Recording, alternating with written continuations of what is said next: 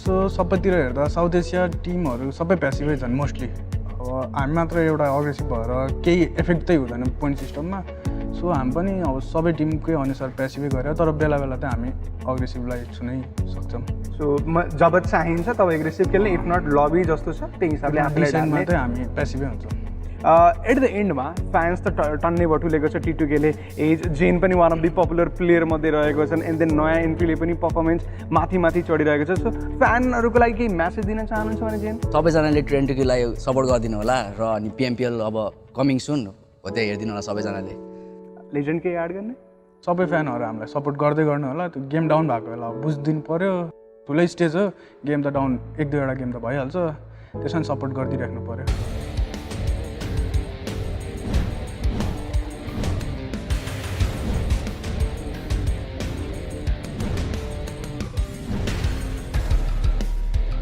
पनि थिए T2Kका प्लेयर्सहरू जेन अनि लेजेन्ड आफ्नो प्रिपरेसन टिमको बिचमा वातावरण कस्तो रहेको छ एन्ड देन कसरी अगाडि बढ्ने सोच राखेको छन् त्यो बताउँछ। हामी यस्तै कुराकानीहरू बाँकी टिमसँग पनि गर्नेवाला छौँ। Thank you so much for watching.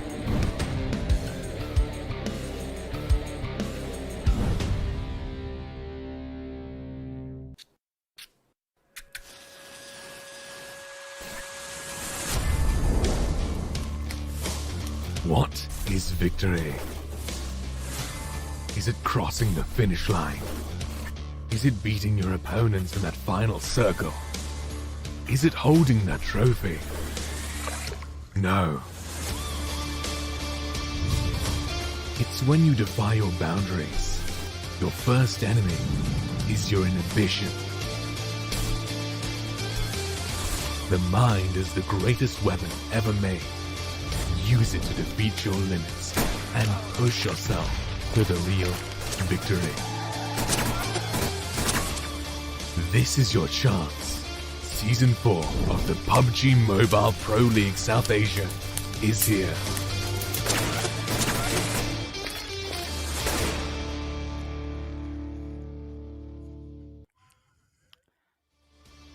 Once again, welcome back, ladies and gentlemen, to the PUBG Mobile Pro League South Asia Season 4. This is Super Johnny, joined by Ocean and Fixes right next to me, ladies and gentlemen, and we are just about to begin the last Super Weekend of our league stages, after which 16 teams will be moving forward to the finals, and well, a few dreams are going to be shattered. This PMPL South Asia Season 4, it is brought to you by the Oppo F19 Pro. Wook up your fun with the Oppo F19 Pro. And with that out of the way, Ocean, Fixes, how are you guys feeling? And Ocean, I want to start with you because you predicted during the league stages that we are not going to see a big name joining us, and well, that prediction has turned out to be true. I mean, that's just how it is, right? I gave you a spoiler, again, I'll say that. Yeah. I gave you a spoiler. But today, starting from today, you know, it becomes important for the teams, especially who are at the lower area of the leaderboards, because, you know, they have to make it. If they want to just, you know, go for the big leagues, well, they'll have to make it. No doubt it is the big leagues, but, well, you know, a lot is at stake right now. Exactly. There's going to be a lot on stake. And Fixes, about you, like, what do you feel? I mean, PN Crew joining us this time for this Super Weekend. What is the pressure going to be like for them? You know, to be honest, for PN Crew, I think they've been pretty good in the last league days that we had. Of course, the League Week 3, and heading on inside the Super Weekend, I'm sure they're going to be wanting to spoil few teams' chances of qualifying for the finals. I think that's what they're here for, and of course, those $1,000. I mean, exactly. I would get a lot of them.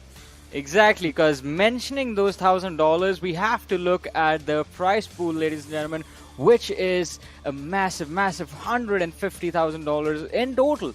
Out of which, I mean, there is a dedicated prize pool distribution for the finals. Teams that are playing the league stages, they get $2,500 each. So all these 20 teams that are present right now will be walking away with $2,500 guaranteed. After that, once you move to the finals, that's when you get an opportunity to make more money. But opportunities to make more money were there every single week, and that is by making it to the Super Weekend and winning a game, getting a chicken dinner, and you get $1,000 for that chicken dinner. As Fixes said, PN Crew, they're going to be totally focused on that, but in order to do that, they have to make sure they are consistent and they are getting those points, specifically the 15 points for the chicken dinner. So with that, let's move on, have a look at the point distribution system. And Ocean, we have seen a lot of teams just be really kill hungry this week. What is going on with that? I8 is one specific Yes. example, like right, a team that just loves to get those kill points for themselves. They might be ending up in 8th to 12th position for themselves, but the amount of kills that they accumulate, I still remember, one placement point, 11 kill point. That's something that's just amazing. Exactly. I mean, it was super amazing to see them play, but we're going to have a look at other teams as well. The teams, in fact, that have made it to this third and final Super Weekend for PMPL South Asia Season 4. And starting things off, we had Train to Kill, Wizzes with Vibes, DRS Gaming, and Stalwart Esports. Fixes some of the biggest names that have been there throughout the weeks, and these teams have delivered the best performances. What do you have to say about them? Yeah, some definitely did, and a few of them did perform really well in the league days and could not replicate that during the Super Weekends. Yes, I'm talking about Stalwart Esports, but a team that has really surprised not just me, but everyone has to be Wizzes with Vibes. Again, one of those teams that I'm looking forward to in this Super Weekend. I mean, definitely. Wizzes with Vibe have been incredible, but one thing we've noticed with them, and Ocean was pretty concerned about this as well, that whenever we see them do really, really well in the league stages is when they have a difficult time during the Super Weekend.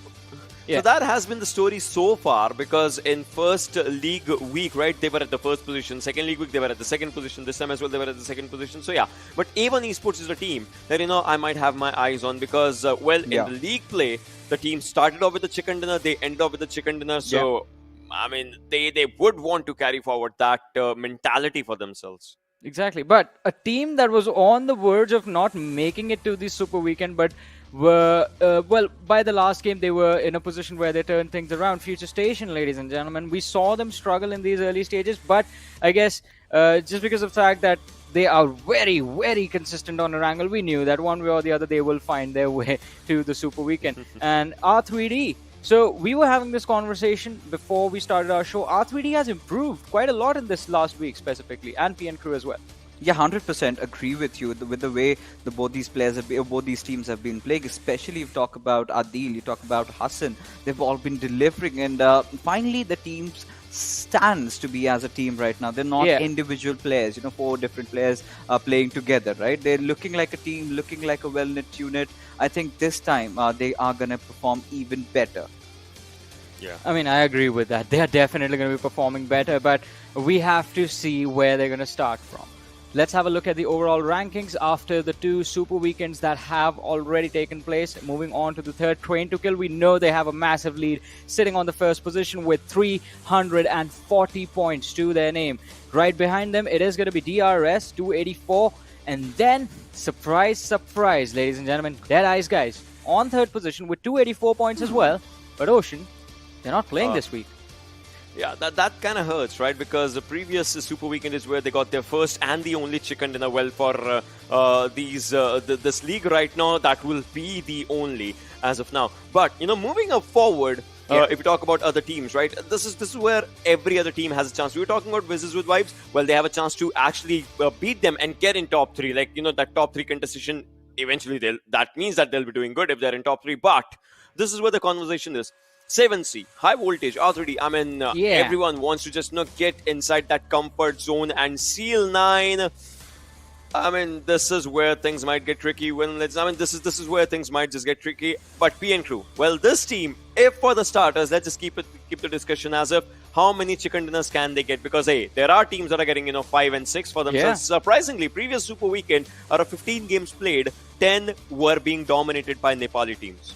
Exactly. I mean, the teams from Nepal have done really well for themselves. But Ocean, it is also a question that it is only a few of those teams that we'll always remember. I mean, DRS, T2K, Wizzes with Vibes, it seems like they are cut above the rest. And that is something that I think even PN Crew will try to pick up from, because as you said, chicken dinners is going to be the priority for this team. They will try to salvage as much chicken dinner money as possible in this final week. Let's have a look at the stats of PN Crew and how their performance was with throughout the tournament and how the team has grown. Ocean, would you like to take us through the performance stats? All right, I would actually move on with the discussion as well with Fixes if we just talk about it, right, Fixes? So, because you see right now, look at Ayush, right? We know this player is in for amazing things. And Fixes, we were having this conversation, one of the oldest players when it comes down to PN Crew, but Blend, Slayer, Nishant, Nishan had tried, really, really good things when it comes on to different versatilities in the matches. The previous league week, I would say, not in this one, but this time the gel up is coming up, but not exactly as what we would still want to see from this team. You know, we've seen bigger things coming in from Ayush, right, in the past. And why it used to happen, a simple reason would be, of course, his older teammates were there with him, who are right now apparently in T2K. So that's something that is definitely one of those factors for which, you know, we're not getting to see Ayush pop off like this, because he's of course playing with new teammates, and it's the same old story, right? With newer teammates, you're gonna have a lot more time taken to gel up and get back to your own form, and your old form rather, because if you talk about the OG PN2, I also remember AppSec, who apparently I don't think is a member of the roster anymore, and we still remember how deadly that player used to be, and AppSec and Ayush was one of those duos. But this time what they did really different in this particular week was, you know, have Orchid in, right? Orchid has been those players that has been performing decently well. We've also got Nishan, even Blend is also contributing. You've got Slayer coming in for a few matches. Overall, we're gonna expect Team PN2 to be going a little bit YOLO, because they have absolutely nothing to lose. But one more thing I'm really interested about is, are they gonna go after their arch nemesis? That's gonna be T2K. Well, so here's one of my questions of discussion. Look at Miramar and Sanhok and their average survival time. Well, obviously, if they have to do good, right? Because first league play, they played a lot of Miramar. Second league play, they played a lot of Sanhok. And now, once they started playing a lot of Miramar in a good way, this average survival time, it is up, but not exactly up. So, like, that's where I get my conversation for today, because I know it's going to be a lot of Erangels, but Miramar and Sanhok, they are still there. They'll have to perform in those specific maps. Yeah, I agree with that. I mean, those Miramar and Sanhoks are definitely going to be required from them as well. But PN Crew, I mean, I would love to see the same level of aggression, because you pointed this out during the league play days, that because of the fact that they were willing to take those risks, they got themselves into position from where they were able to capitalize and get themselves a few kills consistently in those matches. That is something that I want to see from this team. But this is a conversation about the team that is sitting at the bottom. They're going to be starting their journey of the Super Weekend. Let's talk about the top right now. T2K versus DRS. Now, these teams are having a fight of their own. I mean, or at least there was a fight in the early stages, up until T2K just like started smashing the competition, and now they have a massive lead. 340 points for T2K, 284 to DRS. Fixes, how do you think DRS will, or in fact, what do they need to do in order to take the first position away from T2K? No, just play the natural game, right? We know this team knows how to play in those pressure moments, and of course they would be wanting to defend the title of being the league winners, right? So of course they would want to get the victory over here, and then go on and even perform better in the finals. And one more thing that I would really like to add up over here is Gyaltsen has been having really good statistics in terms of kills, especially during the Super Weekend. Now, if you talk about T2K, now this is where you all might be a little surprised, because Suyok has been topping the charts from their team. I mean, definitely. So Suyok has been an impressive player, but Ocean, I mean, you always like to focus on the fact that these two teams somehow figure out a way to come up against each other no matter what map it is, and the fights are going pretty even. I mean, one time we see T2K take a win, the next time we see DRS take a win. What do you think happens in those actions? I mean, it's just all about better decisioning in those moments, because both of these teams are phenomenal when it comes on. We saw multiple times happening on the league week one. No, that was third. The recent one when it was Erangel Miramar back to back. It was T2K DRS, T2K DRS, like that. So it's just about the actual quick thinking in those moments, and obviously we'll see that in the graph as well. If we just compare the way the teams are. Look at this. It's really close at a number of places, and that's where either one team gets ahead of the others, and that too happens mentally first. That mental barrier just needs to move forward. Exactly, and I mean the only thing from DRS was the second day of that second week. So it was quite interesting, because that is when T2K were able to capitalize. Look at that, matches number 22 moving forward to the 25th game as well. And it was really interesting. I think it is 23 right there. 24th game they did well, 25th came down a little bit, but that gap, those couple of bad performances T2K, they were able to get a massive lead for themselves, and I guess the momentum that they have built for themselves can be transferred into this third week, just to make sure that they walk away with the first position and they're walking into the finals with a good momentum for themselves. But these guys are not alone. They are being chased by titans. They are being chased by gods. And when I say that, I mean Zeus Esports, because Zeus is definitely going to be coming for them. And while we were watching the matches, I think Fixes, it was you who made us realize, like, all right, something has changed with Zeus. Yeah, a lot of things, in fact. And, right from their coach to their playing style to the way they've been approaching the games. But, this is where we've got to talk about the recent stats, right? I'm going to talk about Godless over here, because if you talk about the league days of the third week, right, that's where he had the highest number of kills. So it seems like he's getting back in his old form. He's starting to feel himself, not just with the bolt action, but when he goes up close and personal. We've also seen Icy, Azul, BABLU, everyone sort of playing really well. But today, in fact, this entire week, we've got to keep special attention towards them, because they've got this rivalry building up, not just with DRS this time, because last time it was just DRS and Zeus going up against each other, right? They were league beyond the competition, but this time they've also got a few more competitors. That's going to be T2K, you've got Wizzes with Vibes, even I8 for God's sake. But if Team Vibes can also maintain the consistency that they've been doing for, I think Zeus should also watch out for them.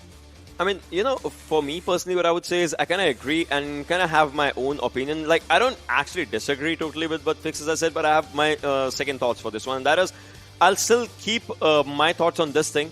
They seem scared. They kind of seem scared when it comes down to, just rotations or maybe movements. They're double guessing, Actually, if you actually look at their crafts, you'll see a lot of low performance gameplays. I get it. A lot of zeros coming down from this team, and that is because either they were caught out in the open. You remember, right? There were a few games when players are just moving around in the buggies or maybe in their vehicles and just not caring about the surroundings. No doubt there are smoke grenades just flying around their sides, but they're just moving forward as if nothing is happening, and those things might have just caught up a lot of games for them. Just think about it, game number 22 to 26. It's just not that good. It's not a Zeus style to play. Yeah, and those were the matches in which, as you mentioned, we saw them double guessing themselves, doubting themselves when going into those fights. And majority of the time, because I remember there was this one entire day, I believe it was the first day of the third week, where Zeus Esports, they're starting out first game on Erangel. Almost the whole team gets taken out early. It's just Zeol. He makes sure that his team survives to the top two, and the rest of the day as well, Zeus Esports, they were forced to take those early exits. So it is going to be quite interesting to see, have they recovered? Have they regained their lost momentum? Because compare those performances, ladies and gentlemen. Super Weekend 1 versus Super Weekend 2. Ocean, what do you have to say? I mean, the drop is massive. The drop is massive. It's because of two things. In Super Weekend 2, they did not take that much of a fighting stance for themselves. Think about it, right? Their healing factor is low. I get it. Their damage factor is low. It would have been a thing, right? They might have had a lot of shots on them, so that's not even the case. Their kill factor is low. Their point factor is low. Overall, they were being eliminated so early that they were not able to make an impact. It looks like they were just restricted to take those fights. They were just not in their element at all. Well, Godless has started just picking up the pace, just like Pixel said, but I hope that pace still goes. I hope there's no speed breaker. Exactly. Also, talking about picking things up, ladies and gentlemen, you guys can get yourself something as well, and this is going to be the winning chicken pan. So be careful though, you have to be on point. This is going to drop randomly in the YouTube chat on PUBG Mobile Esports South Asia during the Super Weekend. So you have to be, you need to keep an eye on the chat. Just wait for the code, and as soon as you grab it, you can redeem it for the winning chicken pan. And now, ladies and gentlemen, it is time to have a look at the schedule for today. We're going to be starting things off, like always, on Erangel, followed by match number 2, Miramar. Third is going to be Erangel again. Fourth, Sanhok. And fifth, as Ocean likes to say. Ocean, would you like to finish the sentence? What goes around comes around. Yes, exactly. We're going to finish things off, end our day on Erangel once again. So looking at the map chance percentage, some things never change. Future Station still sitting at the top. 6.4 placement points per match and 3.4 kills per match on Erangel. Yeah, right now, if you talk about how the map chances are going on, I think I would like to have Wizzes with Vibes performing really well this one, because they've been really consistent. Lately, they've been bringing a lot of kills for themselves. I think this is one of those teams that has really performed well, not just in Erangel, but in different maps as well, especially in a map like Sanhok. They've also seemed to figure out the code. But we also do understand for a fact that it really depends a lot on where the zone shift, because the last week, if you remember, it was some ridiculous zone shifts happening, and teams were having such a tough time traversing around that. So if it's going to be a default circle, I am going to anticipate some team that rotates early and gets the center. But if it's a circle with a lot of curveballs, then a lot of things can happen. Maybe, I mean, multiple things can happen depending on, as you said, where the circle is going to go. But now it is time for predictions. And Ocean, I'm going to push your crystal ball to the limit this time. I'm going to give you 3 teams, and you have to tell me if one of them we're going to see in the top 5. Top 5, let's say top 5. High Voltage, 7Cs, and PN Crew. What do you think is going to happen? Yeah, we will. All right, who exactly? Give me a name. I need spoilers. Name. Okay, well, you're saying High Voltage, 7C, and PN Crew. Yes. So what I feel is 7C and PN Crew, well, they can just be in top 5. High Voltage, it's just, a previous Super Weekend. It was a bad affair for them, just being there, not being there. So all those things. So I would say they would try, that they should be there, but I would still say top 8 can be a really good start for them right now, and then they can just, slowly and slowly just move forward with it. All right, Fixes, what do you feel are the chances of T2K, DRS, and Zeus colliding, and again, one of these 3 titans finishing up on top and just extending their lead? If we've got all these 3 teams in the top 5, I'm pretty sure they're going to clash off against each other. But otherwise, Zeus and T2K, they might collide because they've got that if they've got that little intersection amongst their drop locations while they're traversing around. But DRS seems to take a different path, so an early skirmish is something that we cannot expect. But yes, towards the late game, if they all manage to survive, 100% chances are there. Now, what would you like to say about this, Ocean? I'll toss the same question to you. I mean, I completely agree with Fixes, because if the teams are surviving, first things first, I want to see Zeus play differently this time. Previously, we have seen them just going aggressive or something, and a previous Super Weekend, well, it backfired for them because it was not even aggressive. It was kind of a bit careless as they were just rotating. They were not exactly focusing on their rotations. So today, I want to see that happening first. So maybe one passive game just for the placement points, and once they are in that comfort zone of 5th or 6th circle with not a lot of teams surviving, then they can target other teams the way they actually do. So in that way, probably. Exactly, and this is going to be super important for all these 16 teams present, because this is the start of the final Super Weekend, ladies and gentlemen. The first Erangel of this final 3 days of the Super Weekend. Then we'll have the finals, but since the game is about to start, I have to give it over to my buddies on the other side of this stadium. So, play and experiment. I hope you guys are ready. We're coming on you. I'm ready. I don't know about you, XP. I like the slick back look. I love the slick back look. Very dapper, XP. Well, I guess I can say that I'm ready as well. I mean, it is a special occasion. The final Super Weekend is upon us, Blay. And, well, the next 3 days, it's just going to be carnage out there on the battlefields, on the battleground, isn't it? Yeah, the final opportunity to crack the top 16 and make it to the finals, which is going to be taking place over the weekend next week. So, yeah, last chance. No googly eyes as well. You're looking great. You're looking fantastic. I feel terrible about myself. I just took a shower. I thought it was looking fresh. But compared to you, not really, XP. But let's talk about the teams. Let's talk about the teams right now. There is a storyline of P and Crew finally making their way to the Super Weekend. But, XP, just 3 days of games. Is it possible? Is it doable? Hey, man, we've seen, people go up against worse odds in the past and come out strong. Let's just talk about David versus Goliath over here, because that is exactly what this is going to be. They are going to be going up against a monumental task ahead of them, and well, they better have their slingshot ready, because Goliath is definitely going to be throwing out a lot of punches. But right now, ladies and gentlemen, it is finally time, as game number 1 is going to be underway, as again that big beautiful bird is going to take to the sky and play 15 games. All these teams, this is it. Now, you did mention P and Crew. Let's see if they are going to make it to the finals. But again, there are a lot of teams who, they're not really safe out there. It looks like we might have to have a quick match rehost. Here's the thing. They need a minimum XP of 114 points to have a chance. Even if they get 114 points, there's no guarantee they're going to make it to the top 16. Now, 114 points out of in 15 games, that's about an average of I don't know, like 8 points a game. It's doable. That's the thing. It's doable, but it's going to be very hard. It is going to be hard. So now this is what PN Crew is going to be. I'm pretty sure right off the beginning, you're going to kind of see them play a little slow. They are going to be around the periphery, trying to basically ascertain, how the circle is going to move and how each team is going to be moving as well. I'm 100% sure that these teams are going to do their homework as far as the drop spots on each and every map is concerned.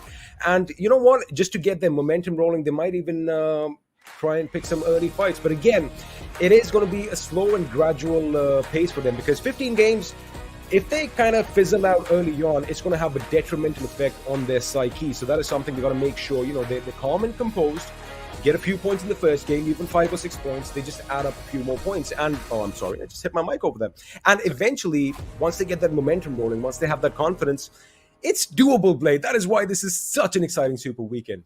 Absolutely, like so much on the line, right? And of course, you have a couple of teams who won't be playing this particular Super Weekend. A few teams who weren't able to make it, being Venom Legends, Seal9, Deadeye's guys, and of course Paradox. And Deadeye's guys, they're way up top. So even if they're sitting this one out, they're like, yeah, it's okay, we're just taking a break. Maybe, but for everyone else, imagine you Seal9 and Venom Legends. Now Paradox, they won't be able to make it. They're at the bottom of the table. They're not playing the Super Weekend either. But for Venom Legends and Seal9, I mean, it's got to be nerve-wracking. It is going to be, especially for Venom Legends, because, they weren't really on their A game right from the beginning. It took them a little bit of time. There was a little latency, a little lag in their performance. And, they really did wow us in week 2. Yeah. But is it going to be enough for keeping their hopes afloat? We're going to have to find out. They're going to probably be wishing that, the teams that are behind them do terribly. And now, of course, that is not the case always. I love the fact that once again, in proper PMPL fashion, Blade, we are going to have a few different talking points. We're going to have a few different stories in store for all you wonderful viewers out there, because of course we're going to have a race for the top 3 positions, but then we're going to have a race to make it to the top 16 as well. And the fact that everything is razor thin and one game, half a game, can make a difference, is just all that more exciting. And for me, I want to see how the top teams are going to be playing, right? You're talking about the teams placed in the top 5. Now, they're virtually guaranteed to go through, right? DE, of course, being one of the teams who's going to be sitting this one out. But for a lot of them, again, look, money matters, right? Every win you get, it's $1,000 in your, in your bank balance. So that's going to really matter. Also, winning the Super Weekend, coming out in top, placing number 1, number 2, number 3, the battle to be the kings, and having that edge, that mental edge, heading into the finals next week, it has to be something worth fighting for.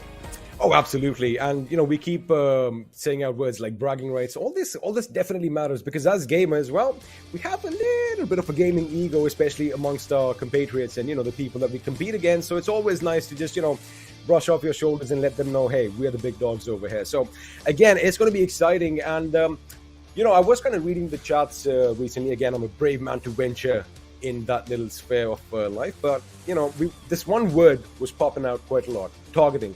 I mean, this is a battle royale after all. Everyone has a target painted on their backsides. And the simple thing is, this is the simple thing. If you see some movement in the distance, if someone's in your crosshair, you're basically going to take a shot. It doesn't matter if they're third-partying, if they're already in a fight. But again, all these speculations aside, we are going to take a quick little breather to make sure everything is tickety-boo when we come back to the action after this break.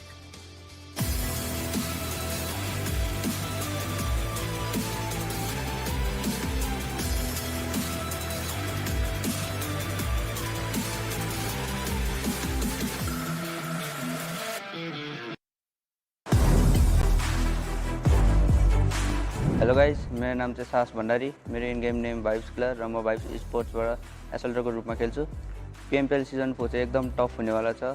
PMPL season 3 मा जति पनि हामीले गल्तीहरू गरेको थियौँ त्यो कुराहरू analyse गरेर चाहिँ हामीले एउटा स्ट्रङ्गर रूपमा चाहिँ आएका छौँ। यो पालि चाहिँ हाम्रो टिम एग्रेसिभ रूपमा खेल्नेछ र ओभरअलमा हामीले PMPL जितेर PMGC पुनः ट्राई गर्नेछौँ। Thank you guys for support गर्दै गर्नुहोला र PMPL को लाइभ एक्सन हेर्नको लागि चाहिँ PUBG MOBILE को अफिसियल च्यानलमा लाइभ हुनेछ, त्यहाँ आएर हामीलाई सपोर्ट गरिदिनु होला। #KillWithVibes।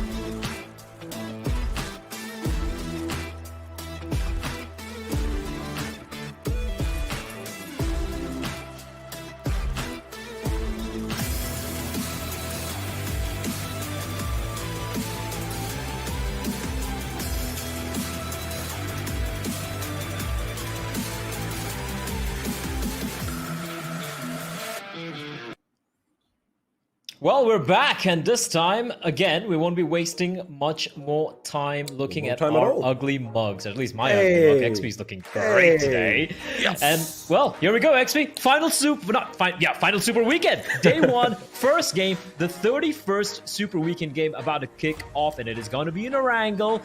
Playing path's a little different from what you've been seeing during the group stage. It's usually been from east to west or west to east. This time, it's going to be south all the way up north to a shooting range in Seville.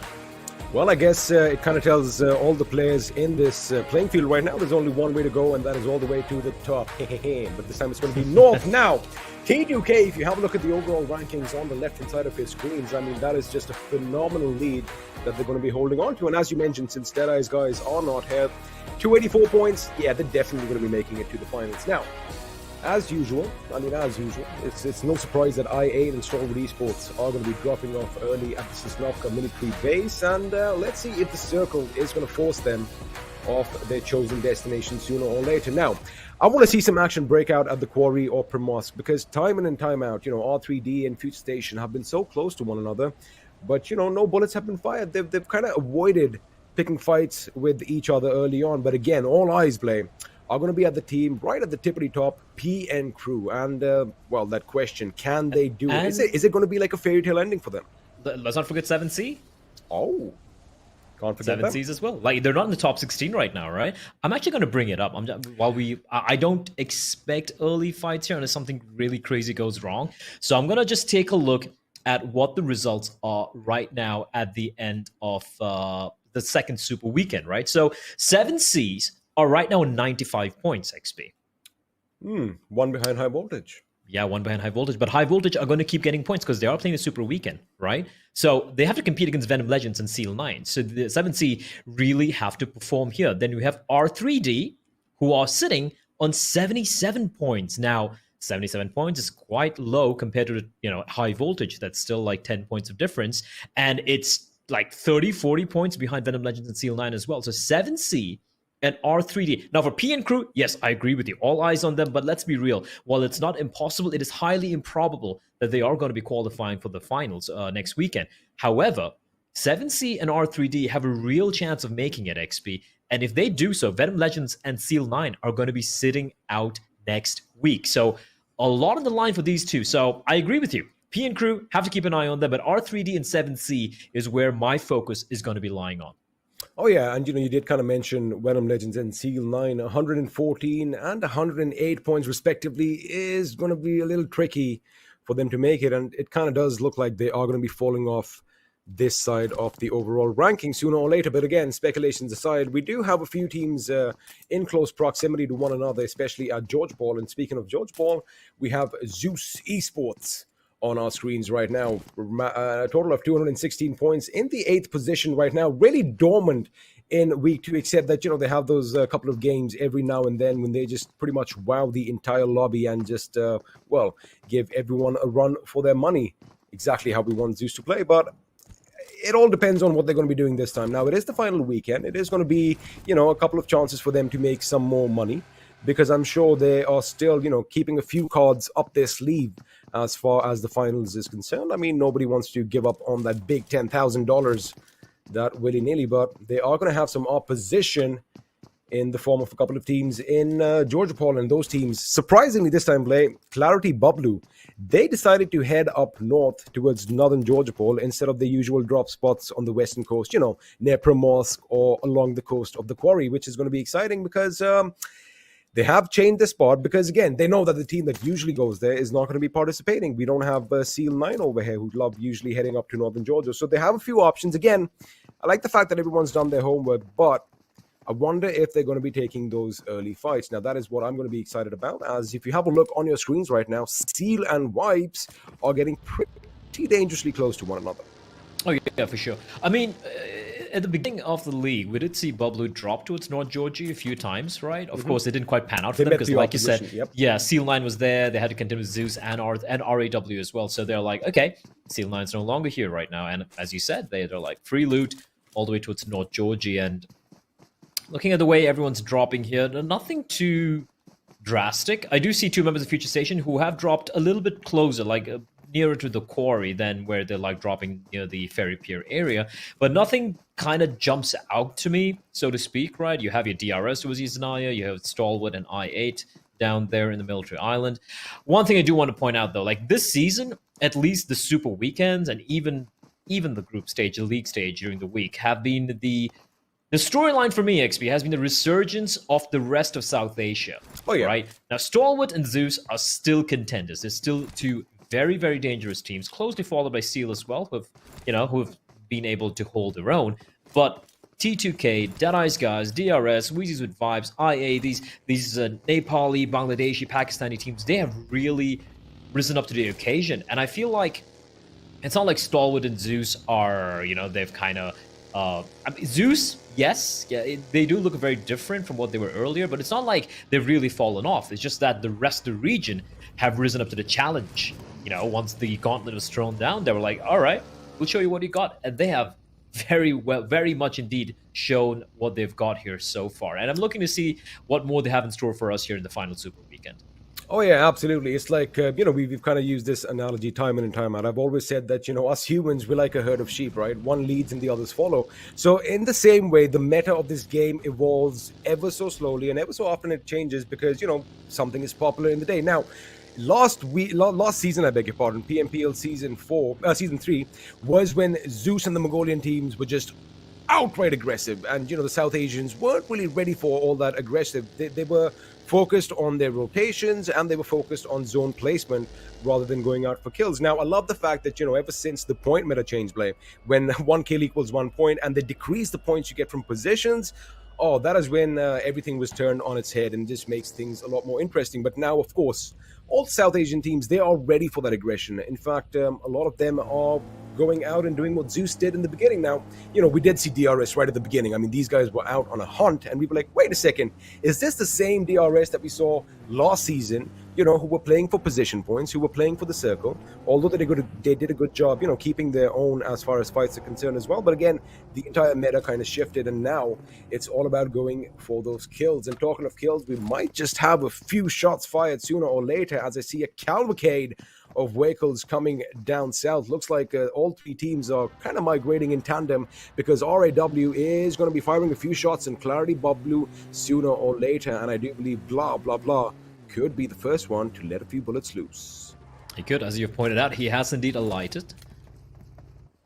Although they need to be careful, because Zeus are nearby as well, and Zeus, they're no strangers to getting off the vehicles if they do see a firefight, get those kills, get those kill points. Looking at the zone, though, no one really trailing behind. Malik's still sticking around towards Milta, which is interesting, and it's pretty far from the rest of his teammates. Zeus, though, they found his little compound, a lovely place to spot out any potential opponents running around, as A1 is going to get a double knock. That is surprising, XP. A double knock and a double kill for 9boy. A great start, but what Future Station doing? I do wonder what happened here. So Future Station was going to be trying to traverse from the gas station just north of the bridge. They were trying to get those compounds, those 6 houses that are isolated near the cliffs. Now, 6ix9ine, I'm sure the replay is going to show he did not give his position away. In fact, he was in that light forest, so he had cover of trees to hide behind. And, well, the Tesla came up. They thought they're going to be scouting high ground and, seeing where they're going to be moving Future. Little did they know they had somebody in the bushes right next to them, and, well, they paid a heavy price. Now, as the circle is going to implode in on itself, Future Station, still survived by 2 members, are going to have to work around a new strategy. Now, Magnet, again, is still just north of the gas station at that compound overlooking that giant little cliff, and, well, he doesn't really have a lot of options. But now, Ale does have a few options, as he has spotted some movement in the compound down below. I love the fact that he has that Mosin the gun, so we might just see some crisp sniping action from the lad sooner or later. And I like how his teammates have kind of spread out as well. Now, of course, this fight is going to take place just west of Pochinki in that little barn house, as an airdrop with the Grotza is going to fall down. But right now, Ayush from PN Crew, the crew that we've been talking about, this name is going to be on our lips for a long time. They are coming under fire, and looks like they just might have a first casualty. That's going to be devastating for them. Yeah, a pretty rough start here. Ayush crawling away, trying to find some safety. I don't think Vibe's going to allow him to make his escape, a nade, or even a decent angle. And I think Assassin dodging around, he probably wants to confirm the kill. But even if he doesn't, Ayush is bleeding out. And I don't see how PN Crew is going to be able to res him. Now, they could deploy a wall of smokes and try and make their way there. Laurie's there in the UAZ, but he's not pushing in. And there you go. Assassin's going to quickly finish off Ayush. And they've kind of made the decision for PN Crew. PN Crew are probably in two minds. Do we go for the res? Do we let him bleed out? And unfortunately for them, they don't have the option of going for the res anymore. The Mosin Nagant still in the hands of ALXP, and he knows exactly where a couple of members of Clarity BABLU are. But it is going to be BABLU's Wolf, who's going to open things up by getting a knock onto Memo. Now, are they aware of Ale's angle is the question, because they are going to be focused on these three members over here, Fear and Ale. And in the meantime, PN Crew, XP, we had such high hopes, XP, but they're just getting hunted down and taken out of the server. You know, it's going to be PNQ's mentality right now. We kind of called it. They're going to be playing slow. They're going to try and play for position. And at this particular moment, they kind of made a few mistakes. And, you know, Ayush was lost early. And now Slayer went down because, well, White's definitely pushed in. And this is what's going to happen. Laurie, BotX, and, of course, Orchid are going to make their move. They're going to get out of there as quickly as possible. Because, again, we are going to keep in mind they're going to be playing position. There you have it. We were talking about this early on. They were oblivious to the fact that, you know, someone was lurking in the woods. And, well, this isn't the Blair Witch Project, but it is as deadly because two of them lost their lives. Man, that was really scary when I watched it as a kid. Oof. Reference game on point, yeah. A classic. I feel like the found footage style of like horror movies, now it's been done to death. But when it did come out the first time, I really thought it was real, man. I thought it was real too. I thought it was real. And the worst part is, you know, it was pretty much really close to where I was living in England at the time. So that was scary. Also, like, I think they're one of the first movies to ever to do viral marketing as well, where, you know, they leaked footage. You didn't even know who these actors were. It's a fascinating. I think the movie's fascinating, but even how they made the movie, I feel, is indeed very fascinating. But speaking of the Blair Witch, I don't think we're going to be finding any Blair Witches around here. However, some of these teams and some of these players are even scarier than a Blair Witch because they have guns and they don't wait for night to arrive for you to be, you know, taken down. No, even if it's broad daylight, they're going to come running at you and make life quite miserable. That is an incredible spot for DRS XP. Considering you're in the Yasnaya, I thought they'd be kind of skirting the edges of the zone. Instead, they went in much more deeper and they find themselves favored by the zone. The AWM getting dropped. I do see high voltage nearby, but I don't think they're going to pick it up. It's kind of out in the open, XP, not really worth it. As BABLU and 7C are having a bit of I don't know, like a Carmageddon happening over here. I guess they see A1 joins as well. This is what we expect. You know, bumper cars. Stages. There you go, bumper cars. Now they don't want to bump against each other because it's not just metal on metal action. It's all that lead that's going to be flying that does all that damage. Now, BABLU, he does have a grenade. Looks like he is kind of aware that the enemy is lurking by. And, of course, there are a lot of teams lurking by as R3D are going to be joining the fray as well. Adil makes the right decision to skedaddle out of there before Zibian has a chance to react. Now, his teammates, however, are still going to be caught in this little battle for this hill on our screens right now. Zibian and the boys on one end, while R3D is at the other now. What was scary, there was another team down below. We'll come down in a second as high voltage are going to be opening up on Zeus as Abel's taken down early on, but now they are going to be having their work cut out because another team is kind of crawling behind them, and I do believe it was the boys from Wipes who do have the apartments in lockdown. So, you know, as far as high voltage is concerned, they either need to go up the mountain or stay on this flat ground, otherwise they'll get picked up from behind. But it looks like DRS could be a thorn in the side of Zeus as well. Oh, there you have it. Assassin gets extreme. There we go. Yeah. Multiple fights breaking out on multiple fronts here. It's not one-on-one fights at the moment as DRS trying to find himself in a better position here. Vibes, they got a couple of kills. They get the knock, not quite able to confirm the kill. And there you go, XP, the most in the gun.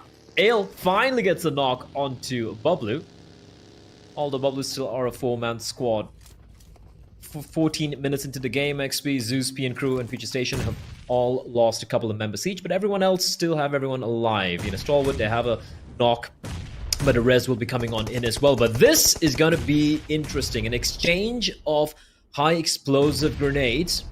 And no one's really finding the mark. Extreme and Havoc, they're just lining it up, trying to find something, but the smoke is going to be a bit of a distraction as Jiggle will find his mark. Havoc dropped to his knees, and look at Assassin pushing on in. But while they try to take this fight against High Voltage XP, Raw from the distance, rattling off a number of bullets, and he might have unintentionally saved Havoc unless Jiggle lands the second nade, and he just might finish off the job. Yes, he will. That was perfectly placed, and Havoc is no more, and Wadu as well. Barely alive, scrambling to find some semblance of cover XP, but it looks unlikely.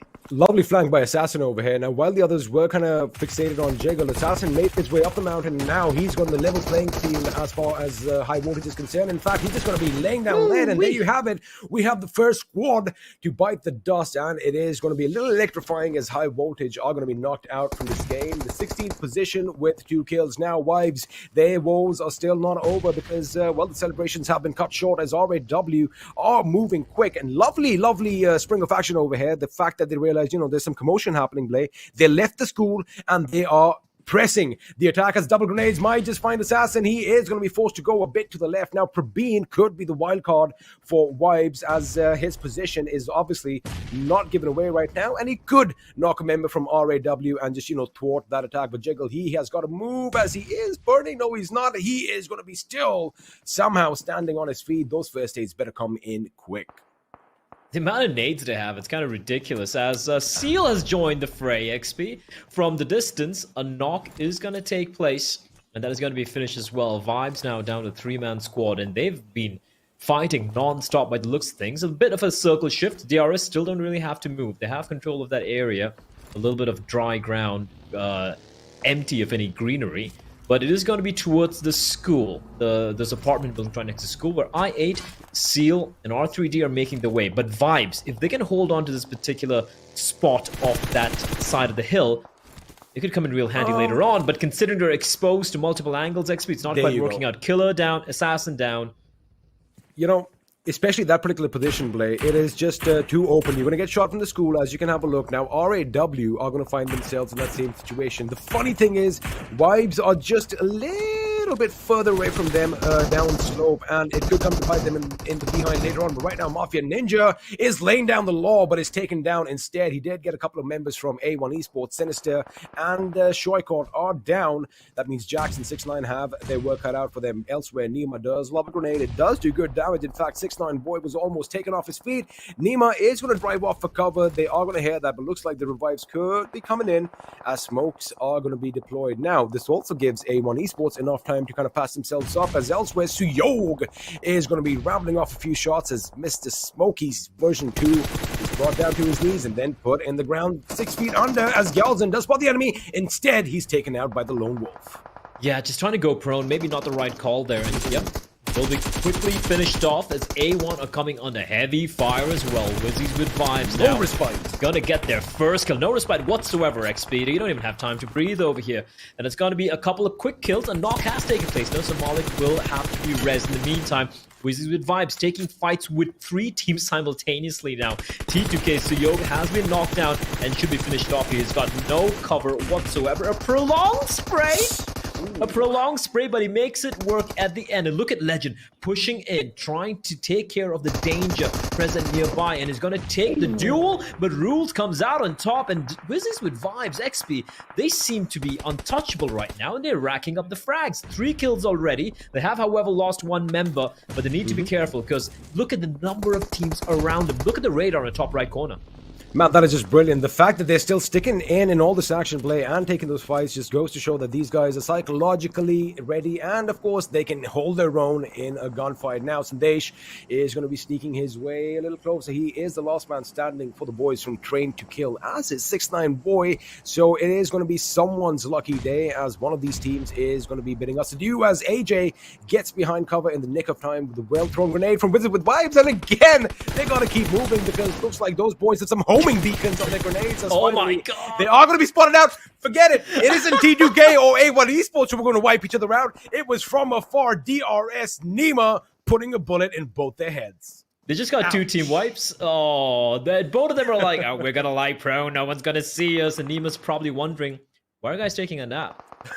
Well, you're going to take a nap. I'll give you a permanent one, and that is going to be 2 quick knocks and 2 quick finishes. The funny thing would have been Nima would have kind of assumed that they're from the same team, right? Yeah, for sure. For sure. And he's like, wait, he just died? Wait a second. Wait. The DRS, though, they are down to the two-man squad XP, but so is BABLU, and Rules is so very lucky to stay alive there. He's going to patch himself up. Now, if they can somehow dislocate DRS from this particular position, right? There's a couple of rocks and that car over there. They are going to be in a very good spot. So they're going to be pushing on up, but they're going to be taking a different route. They're going to be sandwiched between DRS and BABLU. That's a very, very dangerous ploy, XP. And because of that, they are going to be punished. As Zibian is going to get the first knock, and they are getting hounded. But Nima's going to fall as Stalwart joins the fray. Nima down. AJ left alone for DRS. He's getting shot at by multiple players. Top in action, I think they spotted him out. They're hunting him down. Look at action, running up to DRS, finding AJ. DRS will be eliminated as well. And Stalwart Esports, we barely saw them this entire game, XP, but when they arrive with a bang. And with the bang, Wizzes with Vibes are also suffering quite a lot of casualties. Delta X, the only member standing right now, as Rules is bleeding out in the open. I've got to give props to Wizzes with Vibes, though. They did realize that, Stalwart was coming in from the side, although they have kind of lost a couple of members with just one alive and kicking right now. But Stalwart Esports, what they did before we saw them on our screens play, they already amassed 4 kills. They were playing on the sidelines and taking pop shots and third partying. And, well, they have amassed 6 kills to their names. And, of course, with that, a massive congratulations to the boys for making it to 300 kills play in this Super Weekend. But right now, we're going to find that out. Actually, going to break up Vibes and R3D as Assassin is going to come under heavy fire from the boys from Vibes. Somehow, that man is still alive and kicking. In fact, he does get a couple of his teammates to help him, knocking them down, which means he could go and finish them. But no, Praveen was lying in wait in the grass like a coiled wiper, ready to strike, and strike he did, basically knocking that team out of this game in the 8th position, as Top from distance is trying to lay down some shots in that smoke. Did he just connect? I don't know. I didn't notice, but Vibes, XP, 2 of them are knocked down, and Praveen has managed to patch himself up, but it's got to get the res immediately, and it doesn't look like it's going to happen. Jiggle is going to be bleeding on out. Or can he? Oh, he's going for it! They're at the edge of the blue, XP, but the moment he gets the res, even if he heals himself, they need to deploy all the smokes they have, because look at that, 4 hungry leopard seals lying in wait. Zaig, Baron, Killer, and Wally. The smoke's getting deployed. It's going to announce the presence of Vibes. Still very much alive and kicking, but they're down to a 2-man squad. So are Wizzes with Vibes with 2 alive, and Zeus down to just a 1-man squad. That's icy. You can see the top of the screen, and right next to him is Stalwart Esports. The next zone, XP, though, it's a pretty big shift. Stalwart, Wizzes with Vibes, BABLU, and Zeus have to make a move, and they don't have much time to work.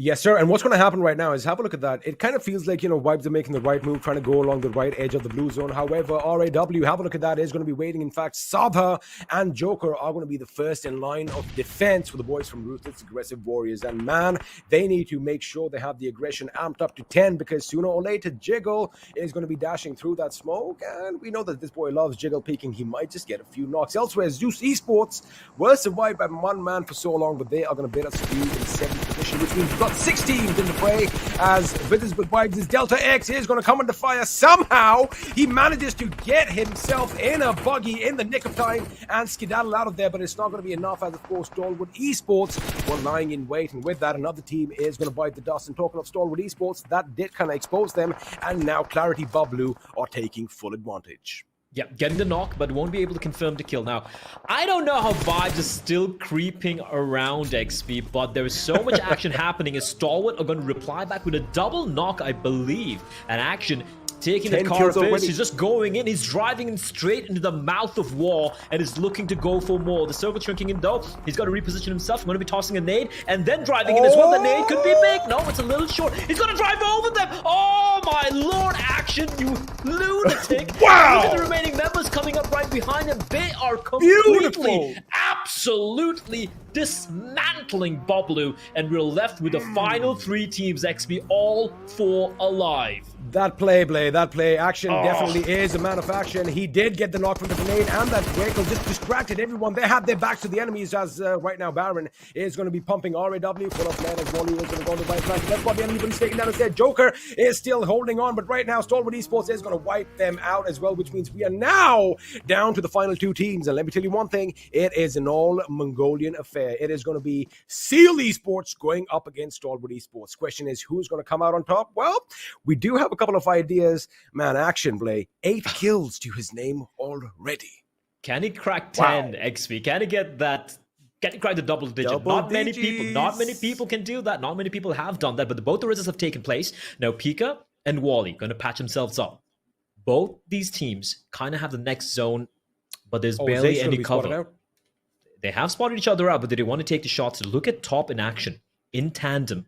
2 Vipers coiled in the grass, slowly sneaking ahead. Zake, if he's not careful, he could be spotted out here. However, Wally's making a lot of noise. He's going to be the distraction, and Action's going to find him. That's going to give away Action's position, and Zake is going to be trying to spot him out. But Top's got cover behind that drop.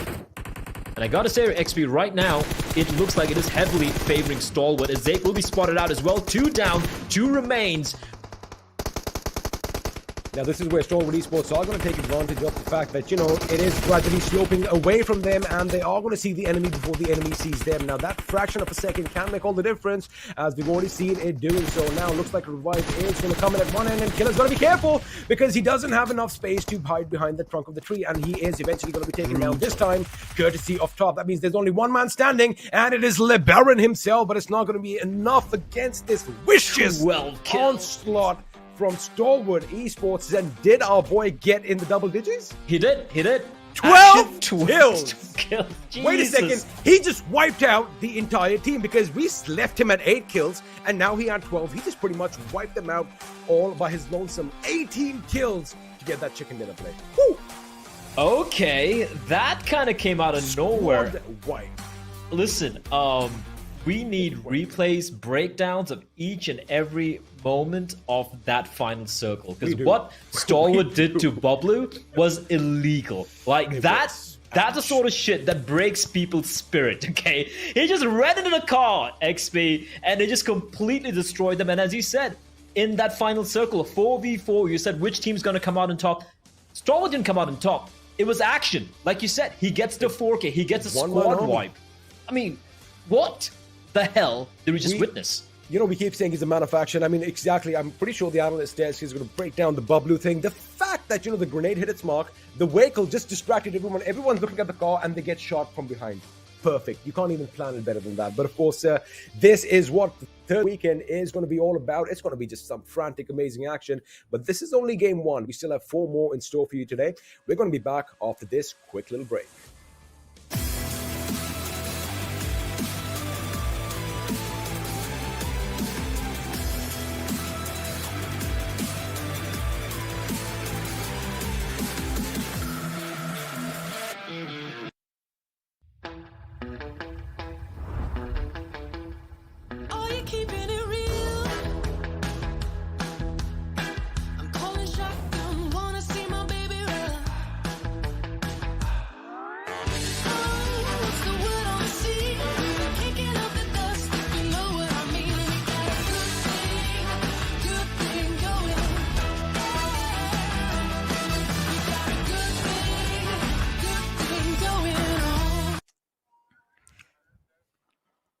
Welcome back after the break, ladies and gentlemen, to the PUBG Mobile Pro League South Asia Season 4, brought to you by the Oppo F19 Pro. Woke up your fun with the Oppo F19 Pro. This is Super Johnny, joined by Ocean and Fixes right next to me, ladies and gentlemen.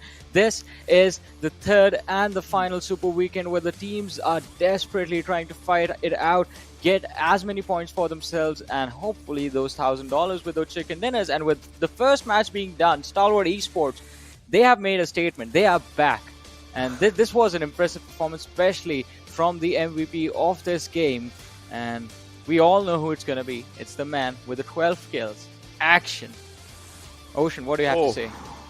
Quite an action-packed performance. 12 kills, 1 assist, obviously. The lad just wanted everything for himself. 1259 damage, 2 1v4s, almost 25 minutes of survival time, 470 healing done. I get it, he was taken down twice in a lot of fights that were happening here and there. Once when he was just around the players of DRS, and second time and obviously with that nade against Clarity BABLU, and then obviously he was taken down as well. So many amazing moments coming down from this lad. And then, well, against Seal. Oh, That was an incredible moment, yeah, in the end. But as we move to the list of top players, Fixes, we notice that Action, he is followed up by his teammate and rival, because we see them in the top fraggers list together as well, top with 4 kills and 1,000 damage. Stalwart Esports, they just dominated this entire match. Yeah, 100%. And this sort of takes us to the second league day where, you know, they were playing so well, right? And, you know, if you talk about how it all erupted, Stalwart was initially pretty patient with everything. And once the circle started to implode, that's where they started getting on the kill boards. Now, even Seal, one thing for sure we did witness was something different, was they did drop off at Dead Eye's location, a change in their drop spot, which worked out pretty well considering how the circle ended. Exactly. I mean, it put them in a really wonderful position to transition to the late game stages. But moving on to the match summary, we do see actions being displayed on this page, on this graphic, as well as he's going to be there with the highest kills, the highest damage, and the most heals as well, which, Ocean, you always like to say is not always going to be a good thing. Yeah, but you know, I missed one thing, Fixes and Johnny, you guys would be remembering. In the previous season, we used to see most utilities used more than 50, more than like the high number of utilities being used. Nowadays, players are so confident in taking fights rather than utilities that they save utilities for post maybe, you know, 6th or 7th circle when they might just, you know, need to give a proper cover for, you know, a revival of a player, or maybe just use a few nades like Action did, like all those moments. Otherwise, this was actually one of the most capable circles for those utilities. If you have to just, you know, rush up, you use smokes and all those things. Yeah, completely agree with that. I mean, these days we're seeing a lot more gunfights rather than those slow, controlled skirmishes between the teams. But as we have a look at the match standing, Stalwart Esports sitting on the first with 33 points, and then we have Seal on the second with 17. Now, Fixes, we did see a really good performance from BABLU Clarity and Wizzes Vibes as well during the mid-game stages. Oh, we definitely did. I mean, the way they've been playing, one of the biggest concerns with Team BABLU Clarity has always been how they rotate inside the circle. You know, even in the league days, we were starting to worry a lot about them. And I think considering how they played this time, of course, that's a different story. They got wiped out by Action in a really fantastic fashion. But then again, I think starting off with the top 3 position, this is something that you would love. And now Wizzes with Vibes has always been that team that focuses a lot on the positioning points. Along with it, get a decent amount of kills. And now I wouldn't say a lot of kills because that has always been their forte, right? Somewhere stay in the middle of things. They do not really aim for the top 3 all the time, but top 5 every single time, and that sort of leads to a really good position overall when we see in the Super Weekend points. Exactly, but now it makes me wonder as to how Stalwart Esports, the team that did really well in this game, actually got to the end zones. How they were able to close it out. And I guess, Osh, that's your cue. You know, that definitely is my cue, but I would love to have your inputs in this one as well, because if we just, you know, start up and look at this right now with the sidelines of flight path and everything, we'll be seeing as for where the final circle was, right? And this is where we start seeing, look at the way the players have started moving, and this is something that you just don't anticipate most of the times, because obviously this team likes to go to Novo Repnoi and Fixes. Now, think about it, the circle just ending up here. It actually was not easy at all for the team to just, you know, move forward. Like, what are your views on this one? Like, it never came easy for this team, right? You know, this is where I would like to have a slightly different opinion. This is where, you know, one thing for sure that we've known, the only hindrance that, you know, Stalwart used to face was Team T2K.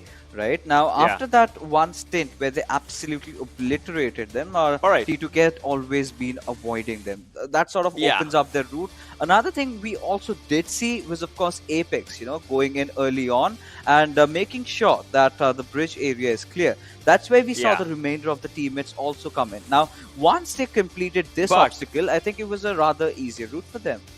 But you remember, right? There were T2K's players around this area when we were talking, right? Apex was just clearing out the path. So had he maybe involved in a fight, he like, you know, it's just a thing. He knows how to just, you know, stay quiet onto the backlines, not involve a lot in the fights, because, you know, that's not his sole job to do, right? He needs his team for those moments. But as soon as the circle forms up, you see this, right? Again, slowly and slowly just trying to climb their paths around the circle. I mean, Johnny, The second circle to third circle, this was really important for the lads. Right? Exactly. I like how this team rotated in this game. They weren't being too quick. They weren't rushing into their way towards the center. They were just playing very controlled in terms of their rotations, because you see them take their sweet time moving to try and get as close to the center and stay away from the fights. Now, this is where the games change, because we remember DRS, they were having their own fight. I believe it was with A1 Esports. T2K was trying to climb up, Wizzes was there, BABLU Clarity was there. Stalwart somehow figured a way out from the back lines. They got to the high ground first, and they were able to capitalize really nicely. Definitely. I mean, that was so brilliantly done by. Look at this. You know, so brilliantly done by these lads. They actually knew when they had to just come back to get that perfect fight for themselves. Whilst a few players were being a part of the cleanup crew, you know, just taking fights on the back lines. And then again, now this is where the charge on DRS had a really good wipe on them. And well, again, as the next circle just progresses, well, the lads exactly knew where they had to be. With the perfect numbers at the final moment. You know, we guys remember it was a 4v4 but before that, this is where the movement against Clarity BABLU came in. This zone specifically, when Action, he just rushed in, charged in with a nade, and well, his teammates, they were onto the back lines, just trying to do everything in the perfect cover department, and well, they had it for themselves. I believe that's what that straight line that we saw all of a sudden was. That was Action itself. But it was an incredible game from Stalwart Esports. We saw a lot of teams that, well, had lost their momentum in their run during the Super Weekend, sort of pick themselves up, recover, and they did so well. And we're going to have a look at a lot of moments from those teams, Stalwart Esports as well, in the Oppo F19 Pro moments. Yeah, of course. I mean, it all started with A1 Esports, right? 6ix9ine boys just finding two players of Future Station, and now this time, you know, they were not rather luckier this time, because every single game of Erangel, we see them being there in terms of the position standings. But you know what really caught my attention, like we were having this discussion about Stalwart having such a good route inside the circle. Now, what was the reason behind that? The chaos that was created, which indeed started off with DRS and A1 Esports going up against each other, and a flurry of teams joining them as well. This is where I believe Stalwart Esports got that route. You know, they realized, let's not get over there, let's not be greedy about kills. That will eventually come. Whoever survives, we're gonna go after them. And somehow, fortunately, the zone also went in their favor. They love playing from the edges, but they were still in close contention towards the circle. They entered inside the zone, and what we did see from Action and from the remainder of the teammates, I mean, you talk about Top, he's also had 1,000+ damage. So we do know how these two players tend to get a lot more competitive. True that. But you know, I still feel when it comes down to Action and Top, I still want to see it. I get it. They got a really good win, and obviously, you know, you should not complain. But for me, it's going to be, I would still want to see a proper team affair personally, in a way, you know, pick up. He is a brilliant player. If we just talk about Apex, a brilliant player. You know, he's a brilliant scouter when it comes down to the to scouting out the areas as for how the team should move and all those things. I want to see him more and more on the impact frags as well. Personally, that's my personal opinion. You know what, Johnny? I'm sorry to cut you off, but then again, you know, this is where they are sticking to their roles, right? This sort of gives you semblance of how Zeus used to play, if you remember, right? Action sort of replicates how Godless usually loves to play his play style, because that's where, you know, you've got players watching your back, you've got players doing their own roles, and that is where, you know, Action from the Action on the front lines and Top from the back line. So as long as it's working, I think it does not need any fixing. Yeah, I mean, then I would say, that's actually, you know, totally fine. Potato situation. Yeah, whatever works. You just got to do it. If it ain't broken, don't fix it. Exactly.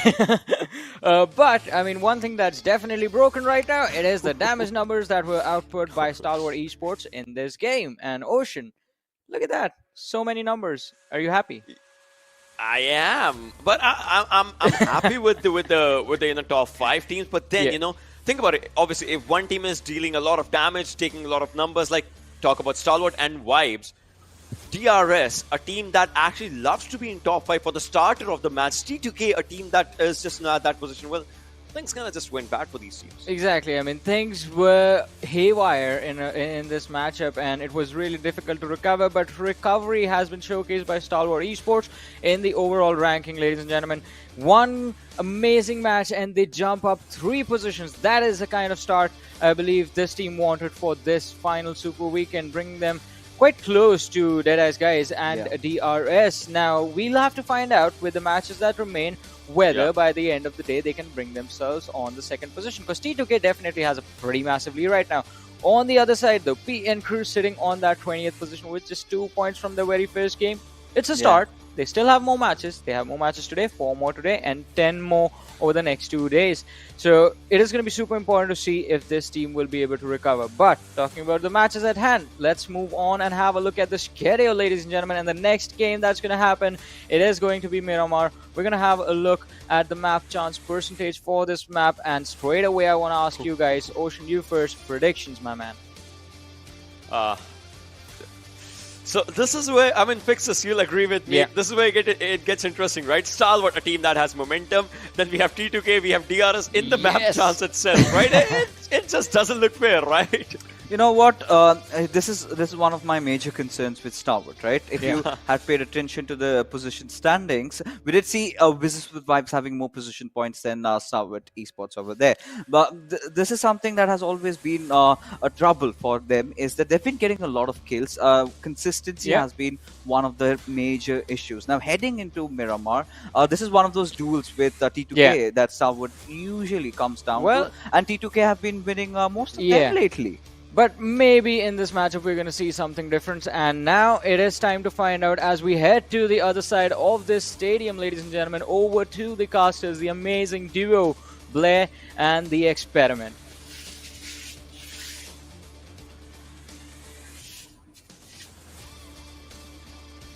I think I can kind of see your mouth moving, but again, no voice. You love clicking a few buttons on your screen, don't you, Blair? But anyway, it is going to be match number 2, and it is going to be in the deserts of Miramar, which makes it a lot more exciting. And looks like you are back, Blair. I want to see your mouth move, but let's see if you can hear something. Can you hear me talking? Gotcha. I gotcha there. Jokes aside, I am still recovering from that first game with actually getting 12 kills. I do wonder who's got the highest number of kills so far in the Super Weekend. I think that has to be a record, right? It has to be a record if you're talking about this particular season. Before that, I think it was held by a lad. 16 kills was something that I remember. But again, that is a thing of the past. We live in the present and we look forward to the future. And what's going to happen in future right now is that match number 2 is going to be underway, as Miramar is going to be our chosen destination. Now, if we have a look at the flight path, it isn't something as drastic as we haven't seen before. Pretty much, we're not cutting the map in half. But again, I've kind of seen a trend that, a lot of the teams play. They don't really try and go for the southwestern points, barring maybe a couple of spots. So again, everyone is going to be happy. Well, I mean, they're going to be probably heading down Porto Paraiso and go down the scenic drive and, then finally make it to Valle del Mar. But again, it's all speculations right now. And it all comes down to where the first circle is going to form on this massive mammoth of a map. I just want to divert everyone's attention to the kill leaders over there. Few players have cracked the 3-digit barrier. And of course, a lot of them are from Stalwart. Like, just look at the amount of damage they have. 25,000. An average between the two of them. 116 and 105. Of course, very closely followed by its crypto from i8 as well. So, yeah, the Stalwart Esports, while they might not be top 3 right now, they are definitely number 1 when it comes to being the grim reapers of the battlefield. And as you said, XP, you are indeed correct. BABLU is going to be dropping towards Puerto Paraiso. It's going to be heading on down south, and it is going to be actually breaking out immediately. Jane having to take a fight, and he will get a knock and a finish onto Blend. But can they get the confirmed kill? Because Suyog is lying in wait, scoped in, trying to help his teammate out if they do dare peek around the corner and get the finish, which they will crawl himself and to crawl around that corner and find some safety, at least for the time being. But for how long can he survive, XP? His teammates need to make a move. But I like the fact that, Suyog is keeping this little look over here. He's got a good vantage point, especially if they peek through the windows. And Orchid is going to be peeking through. Let's see if his head is going to be spotted. Because, well, with that Winchester at this distance, sans any helmets, it is going to hurt just a little bit more. Now, PN Crew are going to be down to a 3-man squad, and they are pretty much spread out. as far as the action is concerned. Now, T2K, it doesn't really seem like they can reach their man. That means it is going to be a 3-on-3 situation, as both teams are going to lose one member early on. So it is pretty contradictory to what we normally see in Miramar. We, in fact, have action breaking out the moment these players touch solid ground. And now it is going to be a little bit of a patience game, because they are aware of each other's positions, and what they're going to try and do is just outmaneuver one another. And talking about maneuvering, Sandesh is getting higher up on the ground, and we know that, you have a good little whistle from up there. Slayer could be in trouble. Well, we do have a replay of what? Oh my god! Well, I mean, talk about just as they landed. I didn't expect it to be that precise. That was a jump scare experience somehow. Okay, I didn't expect that to happen. But as you pointed out, like, Sandesh heading on up the, to higher ground could definitely present a problem. BABLU, that is Danny, trying to land those Winchester shots, but unfortunately, it is single shot, so he hit bolt action as well. So he's gonna have to land that headshot in order to knock down Havoc. So Havoc will survive for the time being. BABLU are kind of out in the open, right? They do have that area for themselves, but they still need to loot up. And speaking of Sandesh, he will have an angle in Slayer here, and Slayer's already deployed the smoke. So now it's about Slayer trying to stay alive, and if possible, make his escape. But the nade could force him out from cover. It's gonna be a little too deep to find him, but he will be sprayed down by Suyog, running in with that Uzi, and that is going to be Slayer taken out pretty early on as well. PM Crew now down to a 2-man squad, and that is going to be a man advantage for T2K. Now, what I'm kind of anticipating is, I'm pretty sure the reason why we have this smoke grenade deployed over here bullets early on, a little preemptive strike, so to speak. I'm going to hold on to that thought right now, because I did want to bring this up. I'm so glad the map is on our screens. Have a look at the number of teams down south. Now, they are going to have a mad dash sooner or later, but the thing is, they don't really have a lot of options. They have options now. Teams like Clarity BABLU, high voltage 7C, if they want to make their way to the circle without a fight, they need to move right now, go pretty much west, and try and hit somewhere around Monte Nuevo and then make their way in. If they leave it to when the blue zone starts moving in, they're going to have to basically start heading up north, and that is where a few teams are going to be lying in wait. Teams like Future Station, teams like I8. Now, Future Station is going to have problems of its own, because again, so many teams are so close to one another. PN Crew and T2K, of course, we did last see them at Minas Generalis, and by the look of things, one of those teams might not make it out without pretty much having all their members put deep in the ground. So again, I like the fact that action is breaking out, whereas if you have a look at the Northern Hemisphere, Blame, quite a contrasting picture. There are a few teams, but again, everyone is pretty comfortable. They're nice and spread out with no opposition to basically deal with this early on. So it is going to be a bit of a gamble as to, where they want to move into the next circle, because positioning is definitely going to be a key element. You don't want to be caught up high on a mountain and then suddenly have the zone move away from you, because then you're going to have to come down. And we all know you can see vehicles from miles out in Miramar. For sure. And speaking of the zone, I do wonder if we're going to finally have our wishes answered. Yeah, I mean, imagine a Tierra Bronca or a Campo Militar or maybe even a Torre Ahumada final circle XP. That could make things very, very spicy indeed. Just to add to your point, I actually get it. It actually makes more sense, because these positions, these locations aren't very well traversed by all these players. Normally, if you have a look at the map, anything from El Pozo to the junkyard, everyone's been there, right? Everyone's probably trudged along the roads at one point or another. But these distant locations, that is when you're not really aware of your terrain and your surroundings. And teams that basically have a good handle on the situation, they have a little bit of an advantage and they can come out on top. But again, a lot of ifs and buts. We already know that the circle, it has a mind of its own, and it tends to do whatever it thinks is best. But right now, a few teams are going to get closer to one another, and Stalwart Esports, the winners from last game, might actually have a little skirmish at the house of the boss, Hacienda del Patron. Wizzes with vibes. They want to probably come out on top. Both Wizzes with vibes and vibes, where they had a pretty good game, actually. It was just at Stalwart they went Super Saiyan at the very end of the previous game. Quite a contrast to how they started out right from day one.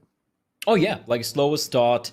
They were good during the group stage. They were very quiet during the super weekends. But yeah, they were able to finally accrue those points. BABLU, Wolf will be spotting a couple of players out there from 7C, but considering the distance, he decides it's really not worth taking a shot. And considering their position, though, they're right outside the safe zone, so they need to make a move. So they've spotted 7C, make the way up north.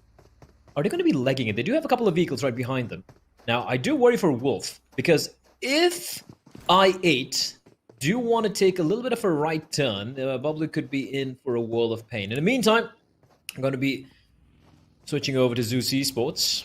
Quiet game earlier on Erangel. Obviously, they'll be looking to replicate that high fragging affair from their counterparts in the previous map. And Zeus have shown that Miramar is a map where they can really pop off as well. They have spotted out R3D in the distance. R3D, they have that entire compound to work with. And for problem with Zeus is if they want to take this fight, they have to traverse, they have to go for long-range duels. Hope to get a couple of knocks and then push on in. But if they push on in dry across that open terrain XP, they're just going to get fired upon by all four members of R3D. Oh yeah, that is of course something, they don't want to be caught out in the open, as we like saying it. But, something really interesting was happening down South Blade. Now, I kind of had my eyes on the minimap that, we have on our secondary screens. And I8, if you remember, were in the circle. They kind of went out as far as Uzum is concerned. Ooh, Reviews could be spotted out over here as BABLU is going to be driving past. Now, Crypto has alighted from his vehicle. In fact, a few shots might just be fired in those Scooby-Doo vans as they are traversing that hospitable terrain. But right now, T2K are taking the fight to the enemy. Forget that, Reviews was caught out. And again, not the best position to be in, especially since they have the advantage. Now, Crypto is going to come under fire from afar as well. Lucky for him, he does have a little dip to work with. He does have a vehicle back there, but the blue zone is going to start doing what it does best and slowly chip away at their health. And that looks like a good grenade. Danny could be in trouble. However, he's on the right side of that tree. PN crew, though, they're in a, 1-by-1 XP, they're just 1-by-1, they're falling. Now, Ayush looking to confirm the kill, at least get 1 point to the name XP, but there he's getting hounded by Legend. And I love how they're just trading these duels, right? It's not just one person running on in. He chips away a little bit of health, falls back, his second teammate pushes up, and they played it to perfection. Look at this fight, though. Uzum might be caught with a nade out in his hands. He needs to make a move. Nade's going to be tossed in, deals quite a bit of damage. The nade reply from Pika, however, won't find Uzum. Just taking fights with the HEs, and Pika has been chunked down to about 30 points of health. I8 desperately trying to stay alive here. Crypto needs to heal himself, and Blade and Uzum, at least Uzum, he's got the high ground advantage from above. He could at least spot a couple of players here. XP, he could completely ruin the day, but they are also aware of his position, so you have a player right below him. That is going to be Zibian, keeping an eye out, but Uzum, the Scarl in hand, is looking to take the fight. Almost gets the knock, but not quite able to finish up the job. And because of that, he's going to be dropping on down. But that could be a very risky move from Uzum, because even though he might find Zibian, Pika is going to be ready to trade.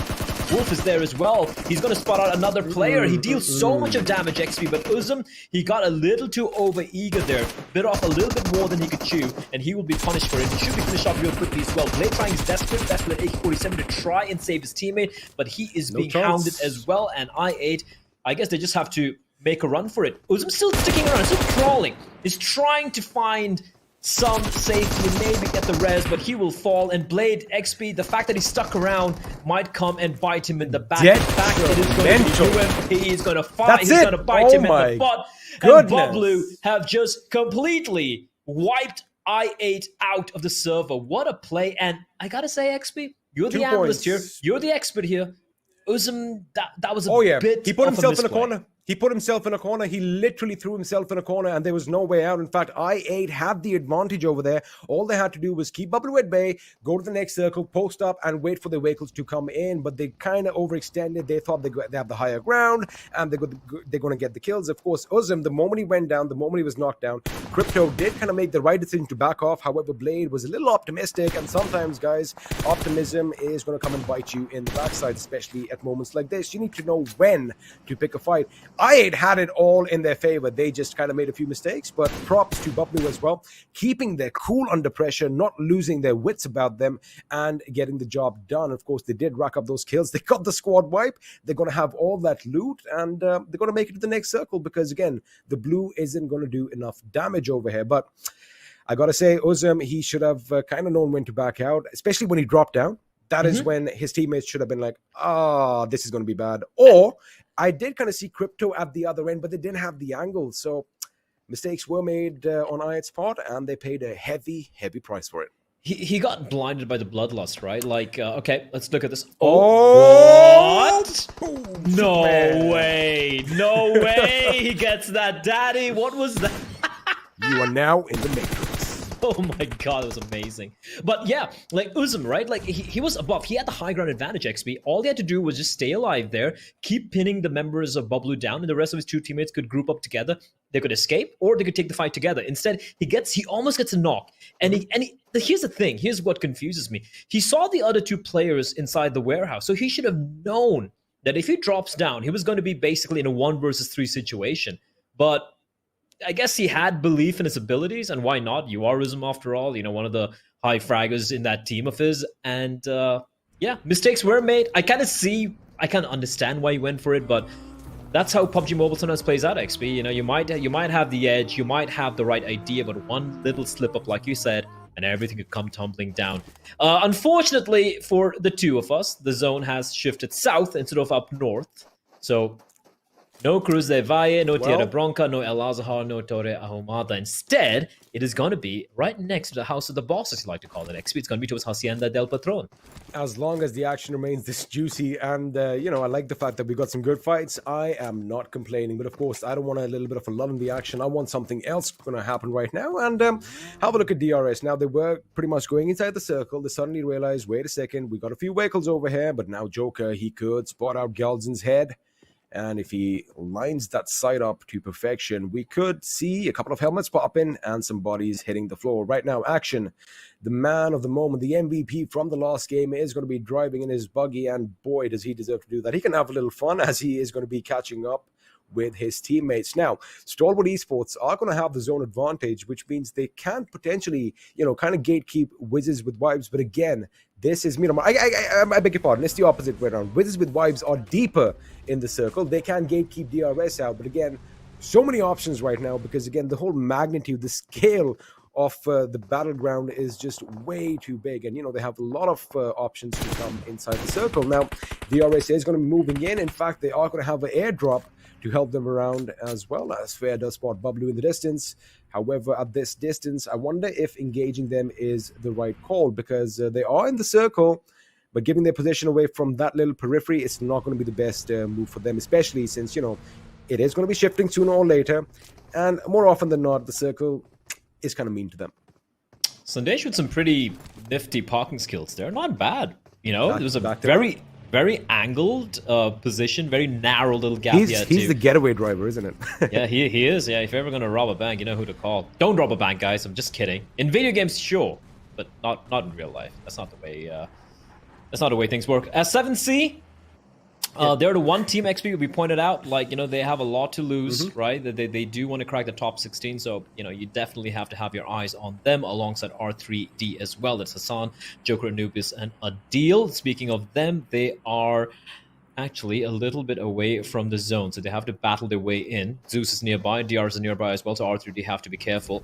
Looking at the next circle, though, Vibes and High Voltage, smack center. There is that one road cutting that circle in half, XP. It could be littered with bodies very quickly, and I do hear a lot of gunshots rattling off in the distance, and it's going to be Vishal from REW taking a few pot shots at their enemies.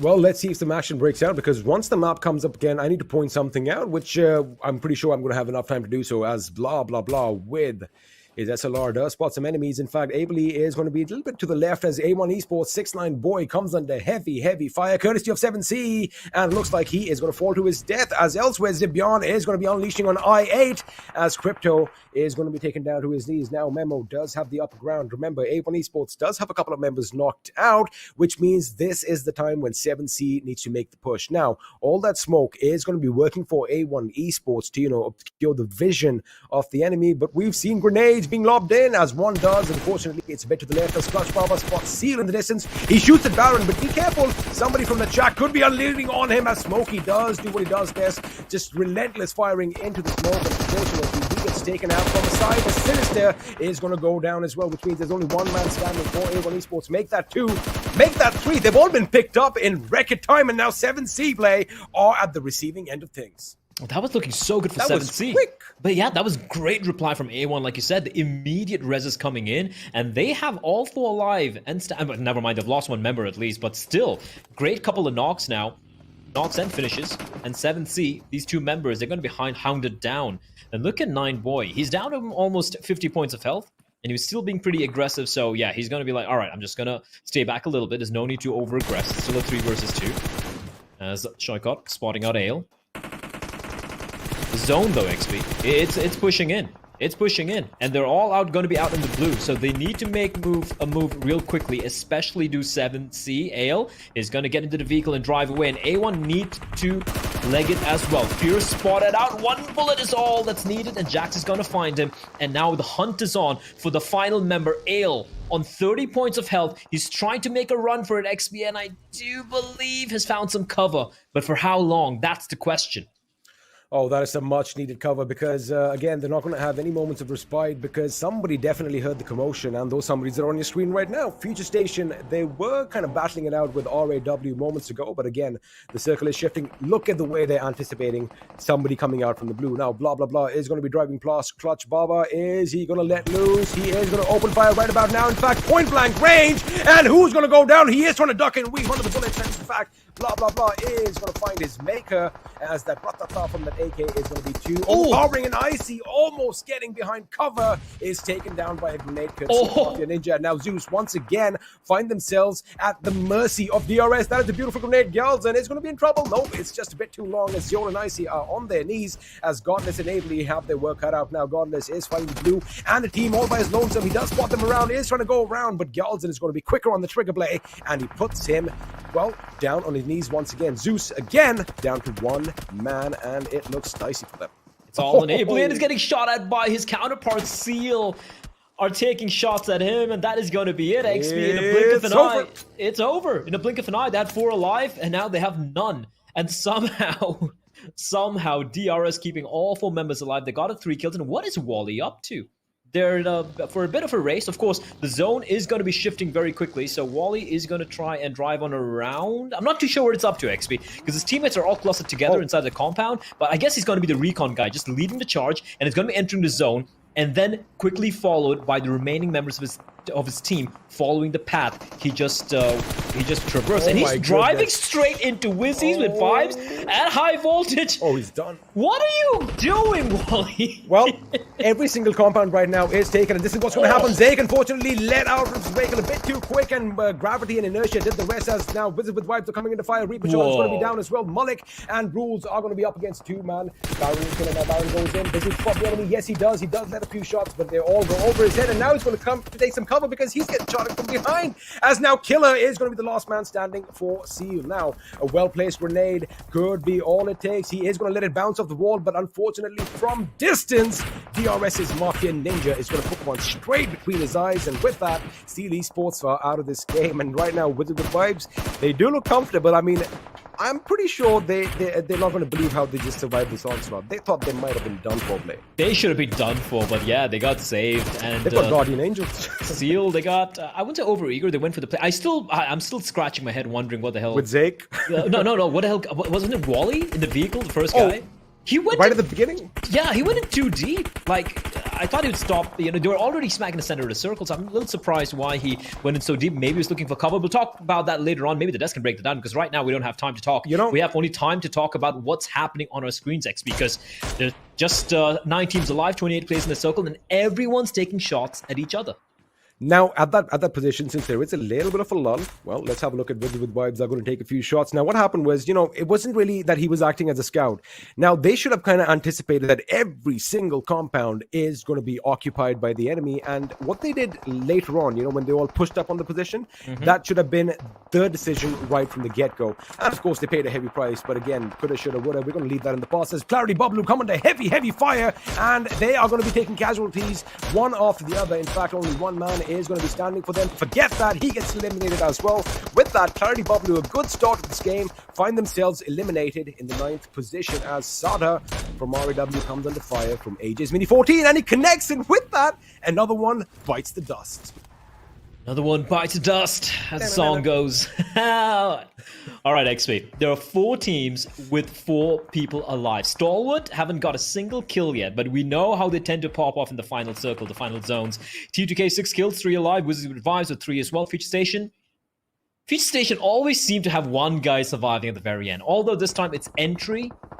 It's not Clutch Baba. It's not Clutch Baba for a change, but he's very far away. He's the furthest away from the zones. It's not going to be easy. It's T2K taking a couple of pot shots at Stalwart. Now, Action has been knocked down. He's going to be trying to crawl his way to safety. T2K are in a pretty good spot here. They're in the zone. They're going to be gatekeeping Stalwart Esports. Now, how are they going to be pushing on up? Because it is an elevated position, XP, and it is going to be literally an uphill battle for the Mongolians. Now, what happened for Action was he was the only one who was in a vehicle who tried to go up, and of course, he was caught off guard, and CEO brought him down. Now, T2K have to make sure that Stalwart do not make it through their ridge, or it could be trouble for them elsewhere. High voltage, and Wizzes with Vibes are going to be unleashing hell on the real soldiers because they are going to be caught between a rock and a hard place. There you have it. Grenades are going to be popping off as well as AJ and Nima try to find some cover, and they are finally going to make it. And there you have it. The teammates are going to be standing by for the revives. They realize it that, you know what, let's just cut our losses and get out of this as quickly as possible elsewhere. So Yo still laying down some lead on Stalwart Esports, but could Pika be the wild card over here? He's getting a bit too close for comfort. CEO seems to be aware, XP. That's going to be a kill. That should be a confirmed kill on top. Not yet. He's going to go for the res. This is the opportunity for Pika. The nade. Oh, that's so close. XP almost gets the knock. But top, he might be res by Pika. That's going to give a little bit of time for the rest to come in for the side of Sandesh. And now T2K back on their feet. They need to heal themselves up immediately. Pronto. Down to a 2-man squad. Smoke's going to be deployed towards the van, which could be a ruse. That could actually divert the attention of the Stalwart Esports into that particular smoke blooming over there. Sandesh now back in the action again. Stalwart Esports is still battling. They still need to push on in, XP. And T2K are doing a great job rattling off bullets. And they're going to be, well, found out from behind. Sandesh now the last man standing. He needs to find cover. He's got a couple of kills. Apex versus Sandesh, but Sandesh is now trapped between Apex and another squad right behind him, which I believe is Vibes and Sandesh having to lie prone.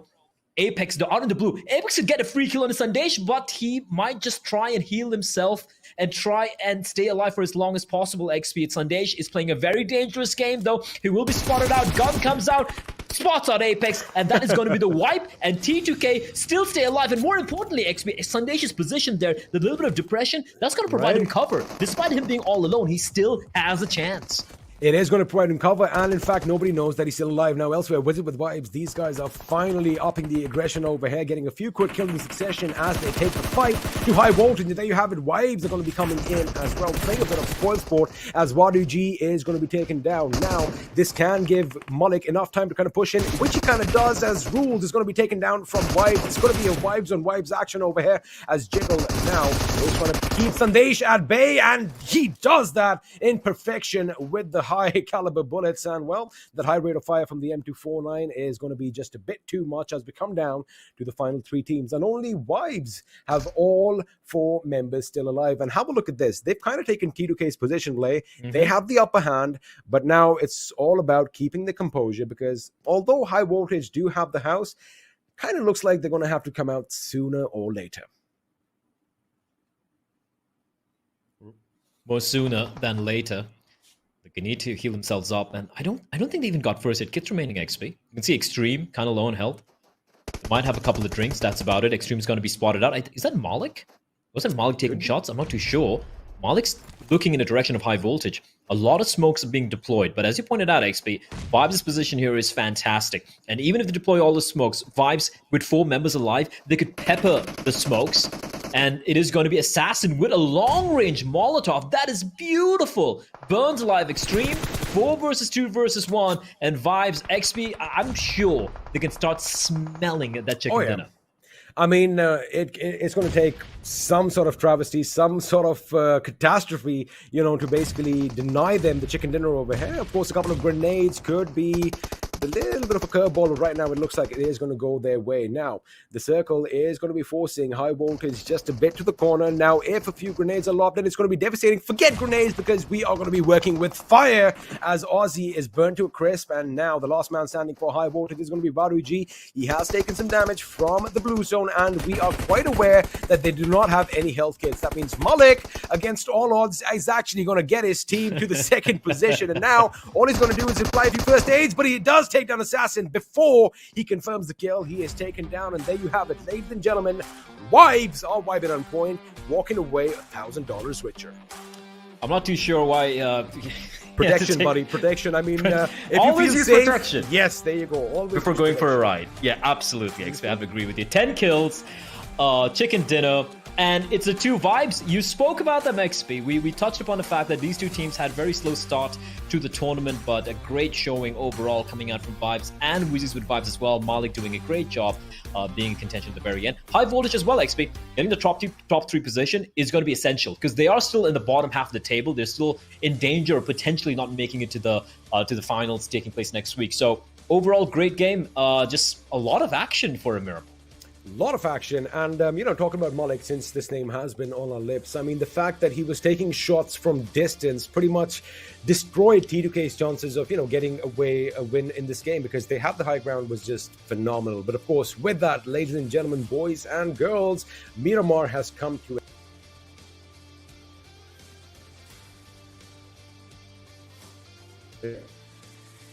Oh, looked like we've lost XP, unfortunately. Oh, he's back as well. He's back as well. But sorry, XP. You had a chance. We're going to a break. We'll see you after this one.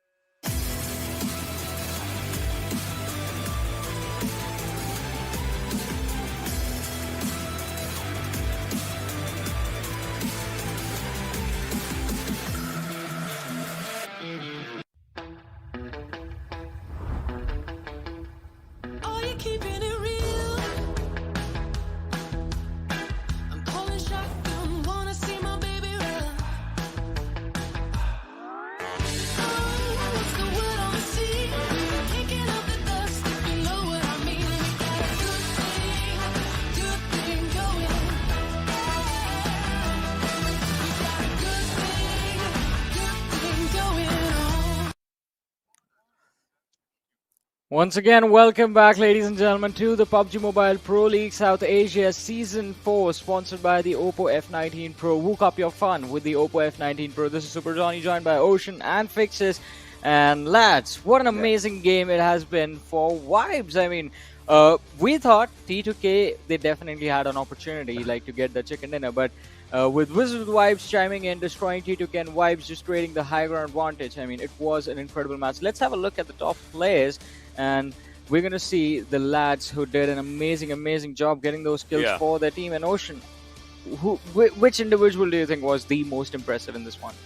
Exactly, it was Sandesh only. I was just going to say that, but well, production showed it a bit fast. Well, 4 kills, 988 damage, almost 24 minutes of survival time. And well, we see these players, but there was one thing me and Fixes, and obviously we were discussing. This game was not as much as about gunfights, but it was about wrong decisions being taken by the opponents more and more. Right, Fixes? Yeah, 100% agree with you. And it all started, I must say, with, of course, I8 in a really good position, yet being so hesitant to take a fight against Clarity that, Clarity just got the better of them and they were wiped out. But, if you take a look at Team Vibes and Wizzes with Vibes, both these teams played phenomenally really well, especially considering how Team Vibes had the position and how they had to take over onto Wizzes Circle, get that little hilly of an area, and Assassin becomes really important in that situation. Those two beautiful Molotovs, I believe, changed the game. Oh, they kind of changed the game to its score. I mean, one Molotov just getting inside the house, taking down one player, and well, Aussie, he was just a bit onto the outlines as he was taken down as well. But still, I would say it was a wholesome game. But again, those mistakes, we have to talk about that as well for sure in a while. Well, yeah, I mean, we'll get the opportunity. We will talk about the mistakes for sure, Ocean. But for now, the match summary is here. And Fixes, any stat that stands out to you right now?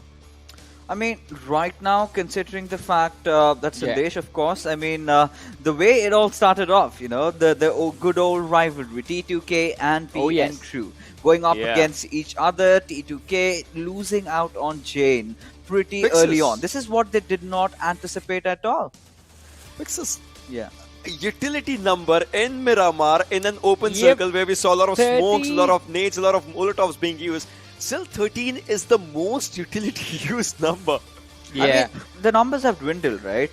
We've seen how the teams have been starting to change things up a bit. And I believe the ones to blame sometimes are the Mongolians, right? Apart from top, no one... the gunfights, Yeah, they tend to get into a lot of gunfights. Sometimes they get ahead of what they can really pull off. Like, exactly, we were talking about Stalwart, and look what happened to them. They realize, all right, they make some pretty bold moves. And the next moment, they pretty much made some foolish moves. But... Yeah.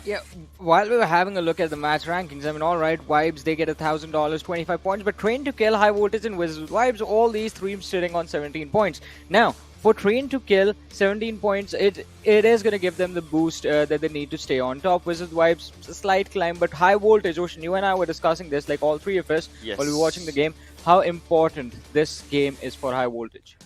Well, that top 16 marker, where they just, want to cement themselves each and every game right now, is for that one vision. Well, and they're doing it in style right now. Previous game, obviously, it was a decent game, but this one, it was comparatively better, and they are enjoying it for sure. Future Station, they had good kills for themselves. On the other side, Stalwart, without a single kill point, they only have placement points, and that is 6 for themselves, which is good. But I8... today, it looks like they're kind of having not so good of a start right now. And think about it, right? Clarity BABLU, they were just rotating around. I8, all they had to do is just, spray down the players. Well, Clarity BABLU, they got the best out of it. Exactly. I mean, it was an impressive performance, but quite an unfortunate series of events as well. As you mentioned, this game wasn't about those gunfights. It was about not making the mistakes during those rotations. And I guess to break it all down, we're going to have a look at the heat map of this game and see how things went down in the action. All right, so, this is where I would want you guys to just, talk to me on this one as we'll be just, moving forward. And just we'll have a look right now. Look at this. The flight path's coming up. You see the players dropping down. I mean, Fixes, this is the area where we were talking about for the rotations. This specifically, this much of an area specifically, if you talk about it, I mean, Impala, the change of pace, Puerto Parasio, where 7C was Impala, where I8 was. This is where, first wrong decision was made by I8, and that was, they tried to take Clarity BABLU down. But well, onto the other lines, we also saw a different fight happening, and that was T2K and PN Crew. You know what? I would, of course, want to touch upon I8 over here. They were trying something new. They were trying a new drop location, considering there was too much traffic around Los Leones. They were having trouble to traverse around. And one more thing that we did see was the Clarity BABLU rotating a little bit early. So this was where the maths were not done right. This is where, even despite the fact that I8 had a really good position to fight, they looked really hesitant. And yes, of course, T2K going up against PN Crew, or rather PN Crew being the ones targeting T2K. Of course, they've got a really good past history going on over there. That was an interesting set of affair. But Ocean, I think we must talk a lot about how the mistakes were made, especially from a team like Stalwart Esports. Oh, I mean, that was quite an unfortunate event. Think about it, right? Action once again just moving forward. He thought like he will just get the hold of him, but well, this is where we were just looking forward to those mistakes and everything. I mean, you just look at this. A lot of fights were happening around the cluster.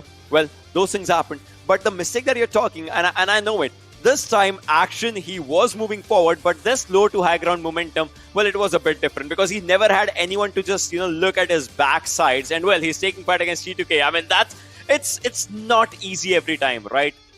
Exactly. I mean, it was never going to be easy, but look at the cluster, look at the teams all moving in towards the circle, and now is when we see the numbers dwindle out. Also, Ocean, another question I have for you. What is happening in Hacienda del Patron in Miramar? For the last, I believe, 4 days, we see the circle heading in the same direction. I mean, see, It is the house of the boss for a reason, Yeah. right? And you have to just be the boss at that area. So things happen.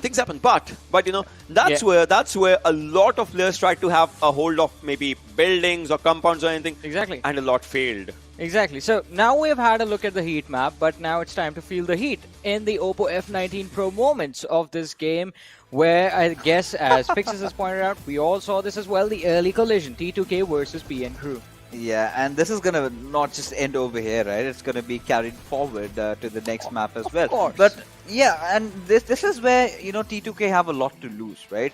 Because PN Crew, they pretty much want the finals. I do not know by the actions from what we can see, all they want is blood. They want revenge and deny T2K that first position. At least. But moving along, Johnny, I really felt, this fight was again going to come down to a Miramar classic between Stalwart and T2K. But look at that end moment zone shift, which went towards High Voltage. Now, High Voltage had been one of the most silent teams until the moment the circle shifted on towards them. That is where we did see DRS trying to pull off a rotation, and all the players just fell down in a jiffy over there. They were just wiped out. We did see some massive mistakes being made by Stalwart, which of course T2K did capitalize on. Yeah. But even their numbers were also dwindling down. Sandesh being the last player alive, I think he could not do much. But I think that is where Vibes really started to catch the flow, right? That's where they got that upper area control. That's when the moment Assassin got those 2 knocks,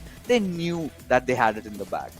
I mean, they had that intuition already that, they have the players surviving for themselves. Plus, they had the momentum as well. Just it looked like they were the only Lions just running around the area and just not even worrying about anything. And that just actually worked up pretty good in their favor. But then again, so many, like, you remember this rush of seal in which one player was already taken out before he could just get out of the vehicle. I mean, he did get out of the vehicle, but that's where he just went down. And mistakes. I have to say, I was in shock. Like, who killed Killer over there? And the mystery has been solved, ladies and gentlemen. It was Mafia Ninja from the distance. And we also talked about this. We talked about the mistake that was being made by Stalwart Esports. But what do you guys have to say about DRS? Now, their rotation, it looked perfect, right? But they were unfortunately caught off guard by the players of High Voltage. Something they did not anticipate.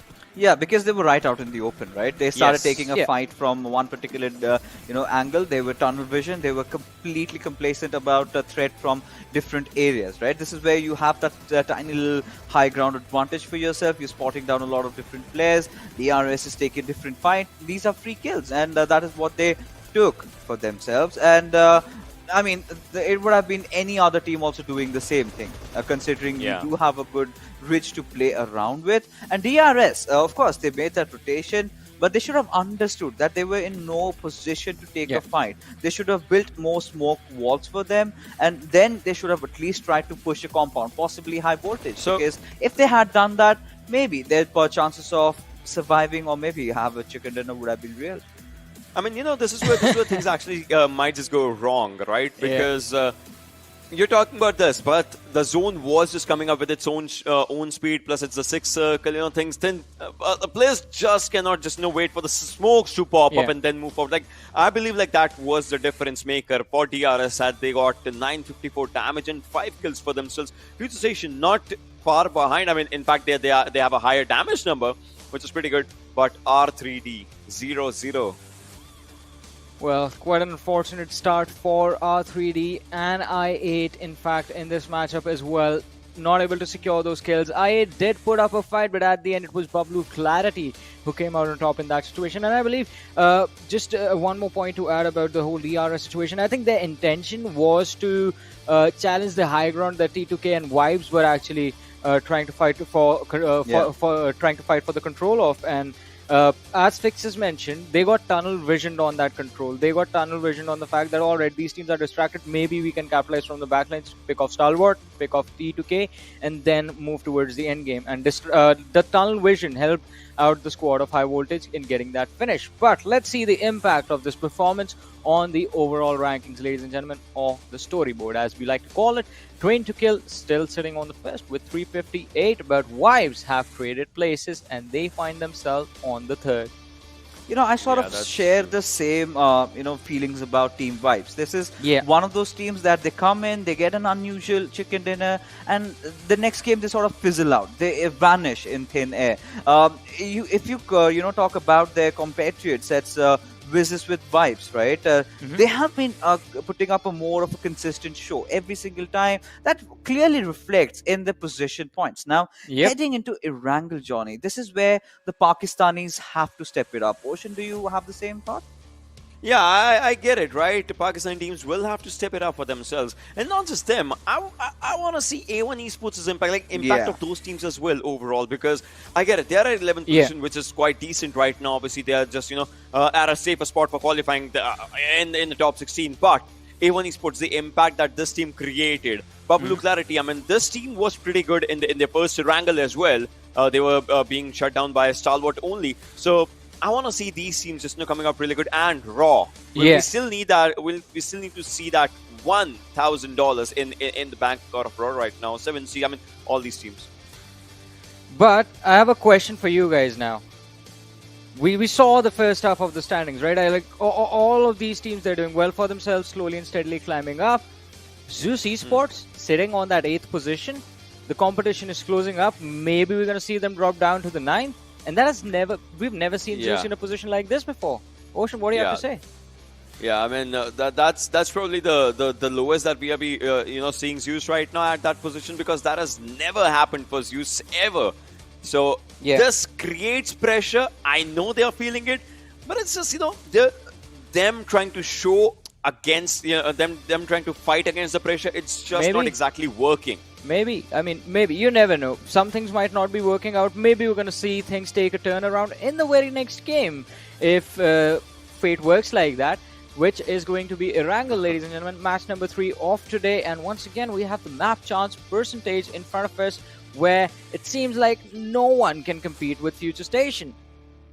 Yeah, I mean, Future Station have been doing pretty well, but the last game of Erangel wasn't really what they anticipated, right? Being taken down from their Bangladeshi brothers, A1 Esports over there. And heading into this game of Erangel, they would want to have a rather fresh outlook towards it. But what's going to be important, of course, is going to be where the circle pans out. And like you were talking about Zeus, it really comes down to where they're going to drop this time. Are they going to go towards Shelter, or are they going to go as far as Georgie? Only time is going to tell. So here's the thing. We have 2 more people with us who have been supporting Zeus Esports, who have been believing in Zeus Esports all this time.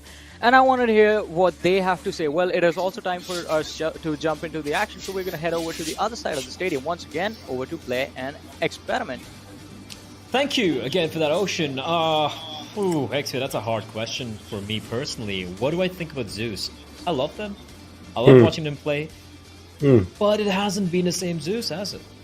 It hasn't been, especially after the first week, right? I mean, the first week they had a slow start, to the action, especially the kind of action that we've come accustomed to. Yeah. So it was kind of slow. They still were, in the 3rd position for a majority of week 2, which again for Zeus is not good enough. Again, this is the team we've really put really high expectations of. So we need them to excel all the time. Now, we did kind of speculate as well that they are trying new things out. Tactically speaking, they're trying to play a bit slower. Maybe they're trying to, create a little bit of a situation of playing under pressure. But again, a lot of maybes over here. It is going to be time to just dive right into the action and see whether Zeus, as the analyst desk did point out, this might be the game they turn things around, as the Big Bird is going to be flying over the beautiful island of Erangel. And El Capitan, can you please take us through the flight pod? Well, okay, here we go. We're back at it again, XP. It's going to be west to east. Very similar. A little bit more slightly up north compared to where we've seen so far, where it's always been across the channel separating the main island from the military island. So it is, it's a little bit more comfortable, I might say, for some of these teams. You see a lot of teams dropping out early on. As usual, Stalwart and I8 will be heading towards the military island. I'm not too surprised about that. Zeus dropping early means they're going to be heading straight for Georgie, and PMPL joining them as well. A lot of early drops. Now, no surprises, R3D and BABLU dropping out there. Future Station towards the western bridge, A1 across those cliffs. So the eastern side, the teams dropping later, kind of expected, but a lot of early drops, especially P and Crew, who were obviously Severny is quite a distance away. So I do wonder what they're going to do here, XP. Are they going to be looting up in those small little houses, those huts on the beach? Because if they do, they could be in for a rude awakening, because BABLU are right next to them.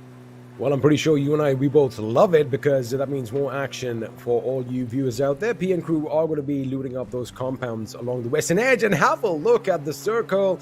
It is going to have a little bit of a western touch to it. It is pretty much central, so, you know, all your favorite spots are going to be there, but it does mean teams like I8, Stalwart, and pretty much all the teams on the eastern half of this map are going to be dashing in sooner or later. But right now, PN Crew are going to be kind of spreading themselves a little thin, as is Clarity BABLU. Now, the advantage for Clarity BABLU at this particular moment is that they are going to be atop the quarry. They are going to be able to see a bit further in the distance, and if PN Crew is not careful when they are, you know, transferring from compound to compound, that is when they can be picked out one by one. Again, PN Crew's Achilles heel has been that they keep getting picked up one by one, and, you know, it is going to have a detrimental effect on their psyche. They need to work together as a tightly knit unit, because 3 points from 2 games isn't the average that is going to take them to the top 16. Yeah, that's true, XP. I do worry for them, I really do. High voltage as well, they need to be careful that 7th seed don't catch up to them and knock them down that table. So I do wonder how this one's going to be playing out. Yeah, but as you said, the western shift in the circle, that means that the teams who dropped early are going to be breathing a bit of a sigh of relief. I8 are in a bit of a pickle, XP, because Future Station, where they like dropping, you know, on the western side of the bridge, it's on the western bridge rather, they don't have to move, because they have the end of the bridge in the play zone. Meaning, if I want to cross on over, this time around, I foresee a blockade. Now, they could opt to head on towards the eastern side, but do they want to risk it? Because T2K and Stalwart and Wizzes with Vibes could potentially be having a battle of their own, and I could just get caught up in all the you know, bullets flying past. So, yeah, an interesting dilemma for the Pakistani side. I mean, yeah, it is definitely a possibility. But what I kind of feel like what's going to happen is, you know, considering just keeping Future Station's track record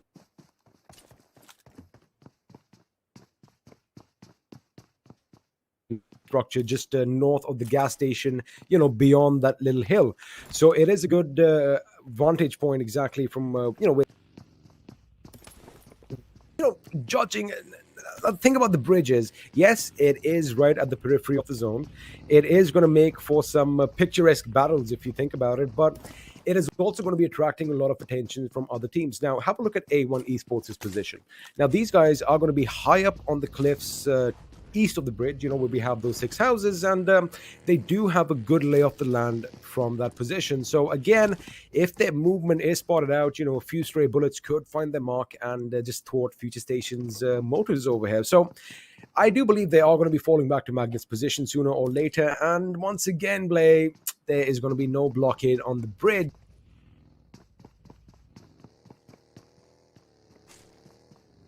Anticipate that the zone is going to end up somewhere towards the northwest. I'm going to probably assume somewhere around the hospital gut.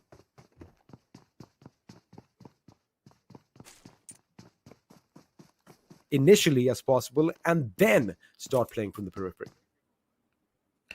Well, take a look right now at which path rather the other teams are going to be taking. Seal still sticking around towards the eastern side. We of course have T2K, DRS, Wizzes with Vibes as well. Big, heavy hitters outside of the zone. So once they make their way in, things can get very interesting. And as you said, XP, if it does go towards the northwestern side, things could very well get very hectic. Now for DRS, they have an easy path ahead of them. They could cross on over up north, traverse the shooting range, and then head on towards North Georgie, taking a safe route, you know, just avoiding the bridges, avoiding any potential teams, just going up north of that little channel, that little channel which just separates North and South Georgia Pole. So let's see how this one's going to be playing on out. T2K slowly making the way as well. Stalwart have finally started making a move towards the bridge, and if they're fortunate, no one's going to be gatekeeping them. However, I8 is still taking the time. And XP, as you pointed out earlier, HP station, opting not to cap that bridge. Should allow free entry for I8, as we do hear a few shots ringing out in the distance, and it's gonna be Zeus potentially going up against PN Crew, and PN Crew they just seem to be a part of these early firefights every single time. Now 6 minutes have elapsed. Ayush getting shot at from the distance. He alighted to try and take a couple of pot shots, and I do believe that was Zeol in the distance, but it's actually going to be BABLU, who will survive on a sliver of HP. So he's good for now. He's going to patch himself up and then probably regroup with the rest of his teammates. Or maybe it's going to be Zeol who's going to be picking him up. But there we go. BABLU has patched himself up, and now they are aware. They are cognizant of the fact that PN Crew are nearby. Never mind. BABLU is still being hounded by Blend. He's going to patch himself up. Probably waiting for the cavalry to arrive. But right now, the rest of Zeus not really aggressing. They're just going to hold the line. They're like, you're able enough, BABLU. You can hold the line. So, bit of a scare there for Zeus, but eventually nothing is going to happen. PN Crew driving off into the distance, not really looking to stick around near Zeus. They're going to be going towards a more centrally located position, which is going to be, at least based on the circle, it's going to be towards Gatka. RAW as well. A couple of members still sticking around towards the crates of South Georgia Pole, and now DRS are making a move. They took the sweet time, and right behind them, coming up right behind them on their tail, is going to be Seal. It's still a bit of a distance away, so DRS will not have spotted them out yet. Now, where are they going to go? They could head into Rozok, but they won't be aware of what we are. I mean, they could assume that the teams have gravitated towards the central part of the zone, but that is a big assumption. And you know what they say about assumptions? It makes an ass of you and me. So DRS, as we predicted, are going to be crossing the little mini lake, I guess you might as well call it, right next to Yasnaya, and they're going to be heading towards North Georgia Pole, taking a very safe route, and that is exactly what Seal also have in mind. Seal, however, going a little bit further north. So DRS aren't wary if they don't have good 360 vigil of the surroundings once they head towards the North Georgia Pole. They could be caught off guard with the pants down as Seal come in from up north from shooting range. So that is something we want to keep an eye out on, as we're going to be switching over to Stalwart's perspective, who are trailing behind T2K. They took their sweet time. They waited for the bridge to be basically empty of any opposition before they made the move, and they will finally be going on in. Right next to them, however, are Wizzes with Vibes, and they still need to be careful as the circle is going to shrink further. Now, DRS are going to be still very happy campers. They're going to be moving in from they can still make it to North Georgia Pole, because half the city is still inside of the play zone. However, centrally located, it is looking very, very rough and very tricky right now for a lot of these teams. A cluster of them right next to the hospital area. Well then, this is getting hectic. And so far, not a single knock, not a single kill. All 64 players in the server, alive and kicking, looted up. They got the guns, they got their first aid kits, they got a utility. Looking to get some kills as well. We have a drop as well, MK14. However, it's going to be, just kind of lying out in the open. No one's really going to be going for it. As we have the first knock, I say. No one's dropped to the knees yet, and it's going to be Danny, who's going to be found by the Scar Alpha Memo, but not before an M24 knock. So that's a good sign of things to come. The fact that a bolt action is going to be the one to draw first blood. Gets the first knock, clean shot coming out from 7C. Have the little compound to work with. They are centrally located, just east of Gatka. Not exactly inside of Gatka. Going to be avoiding any urban warfare. And Memo, that M24, it's already claimed one victim and is looking to add one more notch. As Zibian is gonna join the fray. It's gonna be Zibian getting the knock onto A1. Well, and they are exchanging a few knocks here. And XP, well, I'm not sure if you missed all the action, but we're seeing some nice shots coming out from Mimo. But I say that and he's gonna miss an easy one. But yeah, welcome back. Well, hey, at least I'm back when all the boat action is on our screen, so I really haven't missed You didn't much. miss But much. You do didn't miss catch me much. up. Well, it does look like A1 Esports and Clarity are in a little bit of a kerfuffle right now, with one member down from each side. Just build it up for me, Blay. How did they come about? Well, I mean, they really haven't been doing much. It was just, it's been kind of quiet. We saw a few rotations taking place, but nothing too interesting because the circle just been collapsing on itself. I see BABLU's lost 3 people already. Yeah, the moment he came in, they were just getting knocked by A1, and also it was 7C taking shots at them, and they had a compound XP, but unfortunately not able to kind of hold their ground. So yeah, they've lost 3 members down to Pika all by his lonesome. He's going to relocate himself, but being a man down, being 3 men down when every other team have everyone alive, it's not a good sign for BABLU. It isn't indeed, and it's going to just make survival that much harder towards the end. But right now, it does look like the next circle is going to be closing in on itself as Sinister does spot some movement in the distance. In fact, he has a vehicle kind of whizzing past, and that vehicle was driven by 7C's Memo. Now, they are going to be smoking out to make sure that they have their vehicles for their great escape. Again, they are in the circle right now, but again, they're anticipating a drastic shift sooner or later. And if I just quickly have a look at my map, everyone is going to come in closer. Ooh, replay time. All right, let's see what I missed. Memo unloading on Zibian. In fact, kind of looks like Blay, they were caught in a little bit of a crossfire. Oh, there we go. Those are the shots from earlier, though, XP. The clean shots coming out from Memo. I approve. And we were talking about M24s. Well, they have an AWM as well out in amongst the ruins. And considering how many players are making their way towards ruins, there's a very likely chance. The forecast is good. Someone should pick it up, XP. Someone should pick it up. It's got some lovely level 3 goodies as well, alongside a suppressor for the AR if you're one of the assaulters. As R3D making a move. If you can take a look at the circle real quickly, production, XP. Look, listen. Look. Well, I know we can handle action, but my God, the bodies are going to drop. Look at this. They're going to be dropping, and we are going to have some vehicular manslaughter. In fact, it's going to be drive-bys as Future Station are going to be driving right past R3D, and I did hear a couple of shots. However, Future Station are going to be the first to alight from their vehicles. Unfortunately for them, R3D are having none of it, and they just drive right on by.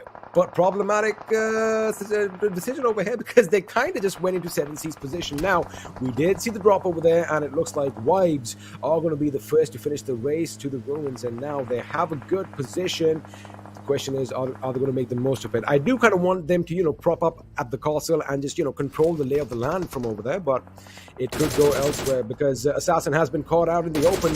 His buggy, in fact, almost getting knocked out as R3D are applying the pressure. Now, it does look like they are going to go for that rotation and are going to try and cut them off completely, but Wives have survived for now. So again, it does look like the action is going to come out towards the ruins, as you did mention, whereas it can get problematic because, again, you have so many angles, Blay. You have so many, hidden vantage points, especially on the hills where you think, you're covered by the nice tree line, but unfortunately someone could have a sniper or something kind of trained at you. That is exactly what happened over here. Sandesh caught out in the open, taken down by A1 Esports. Yeah, goodbye, Sandesh. You will be missed. That's going to be TTK losing a member. And I8 have lost Crypto as well. So yeah, a couple of casualties here. And Akin is a good angle on Blade. If Blade pops his head above that little ridge, he's not going to, though. We can hear the bullet just whizzing past his hair. Looking to give him a deadly haircut, our Stalwart Esports. This zone, XP, we've seen this before. This could potentially end on that little island, right, where the bridge crosses over, right west of Rozok. We literally saw virtually the same zone there. And if I remember it right, it was Vibes who got a chicken dinner. They had that compound right next to the water, and they held onto it.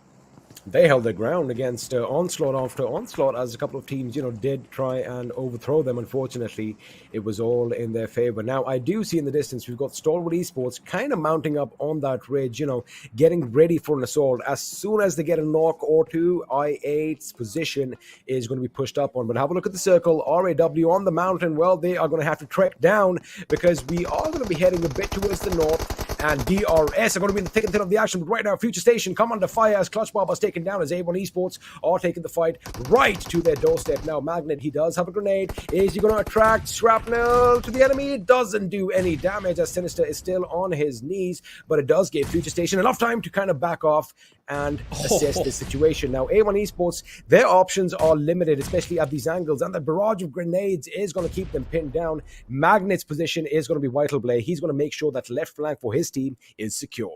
I have no idea how to nades, not finding the mark. Oh, just so close, and there you have it finally. A nade will find its mark, and that is going to be a player down already here for the side of A1 Sinister as well. Very low. It's actually Future Stations. Oh, it was a flank actually coming in from C1. Great stuff there. Not the nade, but the rifle that is going to finish off the job. A1 in a bit of a pickle. The Future Station could try and push, but they are paranoid considering how many smokes have been deployed. They are scared. They're worried. They might just be running into 3 members with having the grunts trained. But with the zone pushing in, Future Station have to make a decision. They need to make a play here. And you can see Magnet already entering the vehicle and already going for a move. We did see an AWM shot, a knock take place on a kill feed, XP.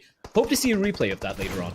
I wonder if they realize that their vehicles are pretty much caught out, and well, looks like CY Noob could be in trouble. In fact, it's the other way around as Shoykon is taken down, and now Entry is going to make sure he gives him an early exit. There you have it. A1 Esports is going to be at the receiving end of things, and against all odds, Future Station might just make it to the next circle. Now, CY Noob has been knocked out, and of course, unfortunately, that is going to be the end of his game. Orchid over here on a sliver of HP. In fact, I don't see anything. That first aid comes through, and P and crew find themselves in a similar situation under heavy fire from all sides. You know what? You know which team's going to find themselves under heavy fire from all sides? DRS. Ooh. They are surrounded. They're in the best spot. They're smack center of the zone. And they've been blessed. But yeah, they are surrounded, XP. The best thing about DRS is that they have that compound and that little guard tower to work around with. So, you know, they have their backs against a wall in the form of that gradual sloping hill. So as long as they keep a good 360 vision and make sure no one's on the backsides, well, they are looking comfortable. Who's not looking comfortable are the boys from R3D. Because if you have a look at Adil and Assassin's position, obviously the position's given away, right? Now, they're just going to concentrate on that one exit point off that door as soon as these smokes pop. If they get a hint of movement, expect some frantic fire. In fact, the entire magazine could be put in, but it's Magnet who kind of catches Vadu's attention as he turns around and lays down some. There you have it, smoke deployed. Wonderful judgment by Vadu G as he gets knock on Assassin. Good read there from Vadu. It's like, oh, there's a smoke. Well, there has to be a body as well.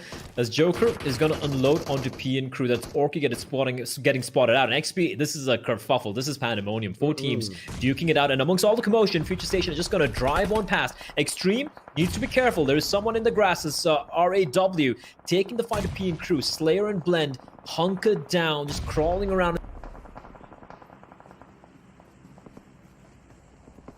Opt in to RAW, so they need to decide what they want to do. There's no cover once the smokes dissipate.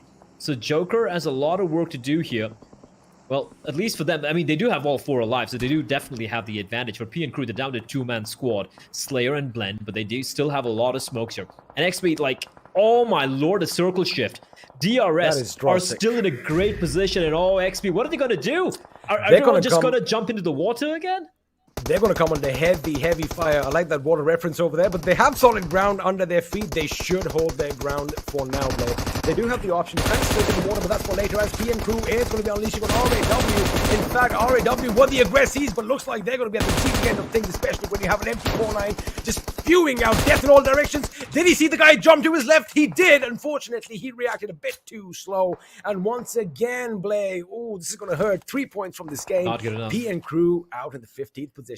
That's going to hurt. Now, not good enough at all, considering the position they find themselves in. Pressure's mounting. Oh, absolutely, XP. Absolutely. And seem to be crumbling under the pressure. Like an empty plastic ball in Mariana's trench. R3D, however, they have a lot to fight for as well. A team are keeping an eye out for. They have 4 alive. The player knocked on down on this AWM from Jiggle. He's already found a victim with it earlier, XP. We didn't have an opportunity to see it. Maybe in the replays we can. Nate a little bit towards the eastern side, but what? Oh, the knock's going to take place. Havoc, has he been spotted out? No, he's on the other side of the little ridge. Havoc pushing in. They got to let this one go. He can't even go for the rest. And look at Joker XP. He's taking fights with 2 separate teams out in the open. He will finally fall, but not before he confirms the knock and the finish. And Vibes and R3D. Everyone's jumping into the water XP. This is going to be interesting. High Voltage, RAW, R3D, Vibes, A1 Esports, all in the water, and Joker will be found out. Everyone's coming in, and it is going to be Davy Jones' locker is going to be full in the next few minutes. It is going to be full in the next few minutes, and I like how all the calls are kind of lined up. And right now, Praveen is going to spot the enemy. Saw that the last man in is the first one to be knocked out. And with that, RAW out in the 14th position with a good 5 kills to their names. Elsewhere, Stalwart Esports come under heavy fire as the last man from IA does put up a frantic last stand. Unfortunately, it isn't going to be enough as Galzin is going to put him out of his misery now. Assassin! I was just going to take his name, but a grenade comes in and sends him and a member from Wives Assassin, Hassan. Well, both the assassins. Yep. Both the assassins just went down with one grenade. I was confused for a second. We saw Hassan and Assassin both go down. And what a name there. As A1 is unleashing on the Stalwart Esports. They've been wiped out. Stalwart Esports have been eliminated by A1.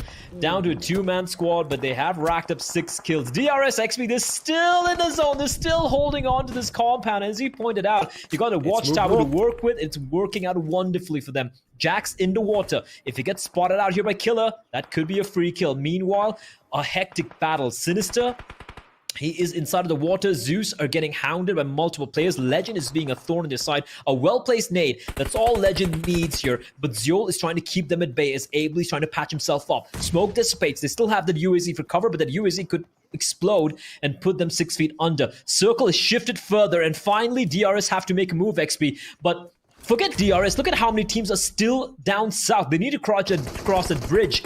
And trust me when I say this, it's going to be filled with bodies. It's going to be strewn with corpses. I was just going to bring this up. Legend is actually going to be a little bit of a sacrificial lamb, so to speak. Now, his teammates have made it to the other side. They need to make sure they hug the blue zone and make it to the circle. Beautiful cover coming in. He basically distracted Zeus Esports, which gave Yog a chance to knock him from the other side. Now, Nima, again, it is going to be a race against the clock as well, but he is going to be the last man standing for his team while his comrades kind of make their great escape. Have a look at that. So Yog on a little bit of a domination spree, pretty much wiping out Zeus willy-nilly. They go in the 8th position with 4 kills to their name. And it looks like Legend, who I did kind of say was the sacrificial lamb, is going to make it to the other side as well. But the work is still cut out for them as Seal is going to be waking while DRS are going to take the fight to Wizzes with Wives. DRS. They didn't have to move at all. XP now finally having to make the move here. Final 5 teams live. 14 players still in the server. A1 East was getting eliminated in the 7th with 7 kills in the 6th position. Legend still there, XP as you pointed out, but his teammate Suyog is out in the open, is bleeding out as well. Vibes have Killer. Legend for T2K. But they first need to cross on over, and in order to do that, they need to take down DRS, who was spreading themselves thin, spreading themselves kind of out, as Gyaldin's taking a fight against, I do believe, that is Seal in the distance. Yes, sir. In fact, the thing is, Seal Esports are currently in a little bit of a life and death situation with Wizzes with Vibes, and it's just phenomenal, the fact that, from distance, DRS did get the knock. Now have a look at Malik. He is just like a predator going towards his enemy. He could be spotted out. He is spotted out. He gets up. He shoots. He gets one knock. It's not going to be enough as Zake is right next to his fallen comrade. That revive should be coming in under cover of all that smoke. Legend. Now, Legend, he is the last man standing for his team. He does see a lot of fighting happening in front of him. He could let a few bullets loose in the backs of these points. He goes prone, shoots at AJ. Might have wanted to go ADS to get a few more shots connected. Does get the knock on Gyalzin, but unfortunately, it's not going to be enough as he's not going to get the kill point. But a wonderful effort. Trained to kill out in the 3rd position. And now it is going to be the last 2 teams, but DRS are already kind of wiped out. And this grenade could be everything as Baron is giving it his all. Killer going in from the side, and looks like Zake is going to drive up right at the enemy. It's going to be frantic fire. It's going to be shooting fish in a barrel. And there you have it, Play. We have new winners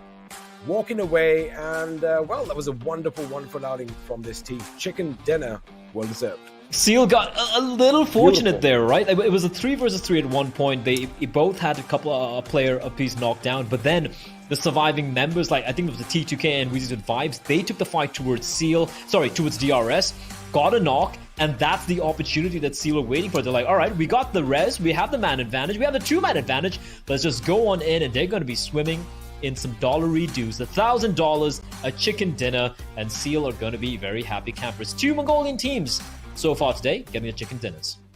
Well, there you have it, ladies and gentlemen. Seal have definitely sealed the deal with this win. And again, good control right till the end, which is going to be coming out on the analyst desk sooner or later. But again, DRS, a little unlucky, so to say, because, you know, they did kind of get clumped in towards the end, and that one grenade just took 2 of the members. And, you know, once half your team is wiped out, it does have a little bit of a detrimental effect. But anyway, that is all the action from Blay and I for this day. We still have 2 more games in hand, so be tuned for that, which, of course, is going to happen after this short little break.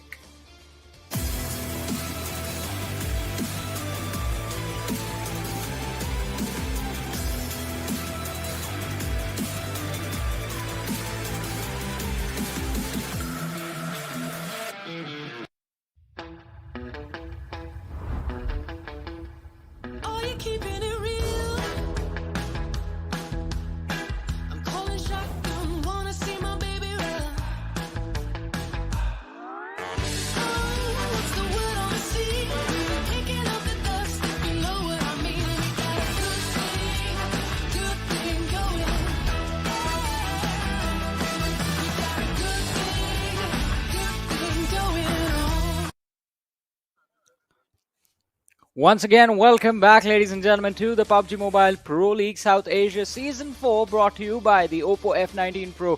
Hook up your fun with the Oppo F19 Pro. This is Super Johnny, joined by Ocean and Fixtus, of course. And game number 3 is done. Zeus Esports, they have been very consistent throughout the day, finishing second in the first match, the first Erangel, and, well, getting the chicken dinner in the second Erangel of today. Ocean, what do you have to say? I mean, this was an incredible game.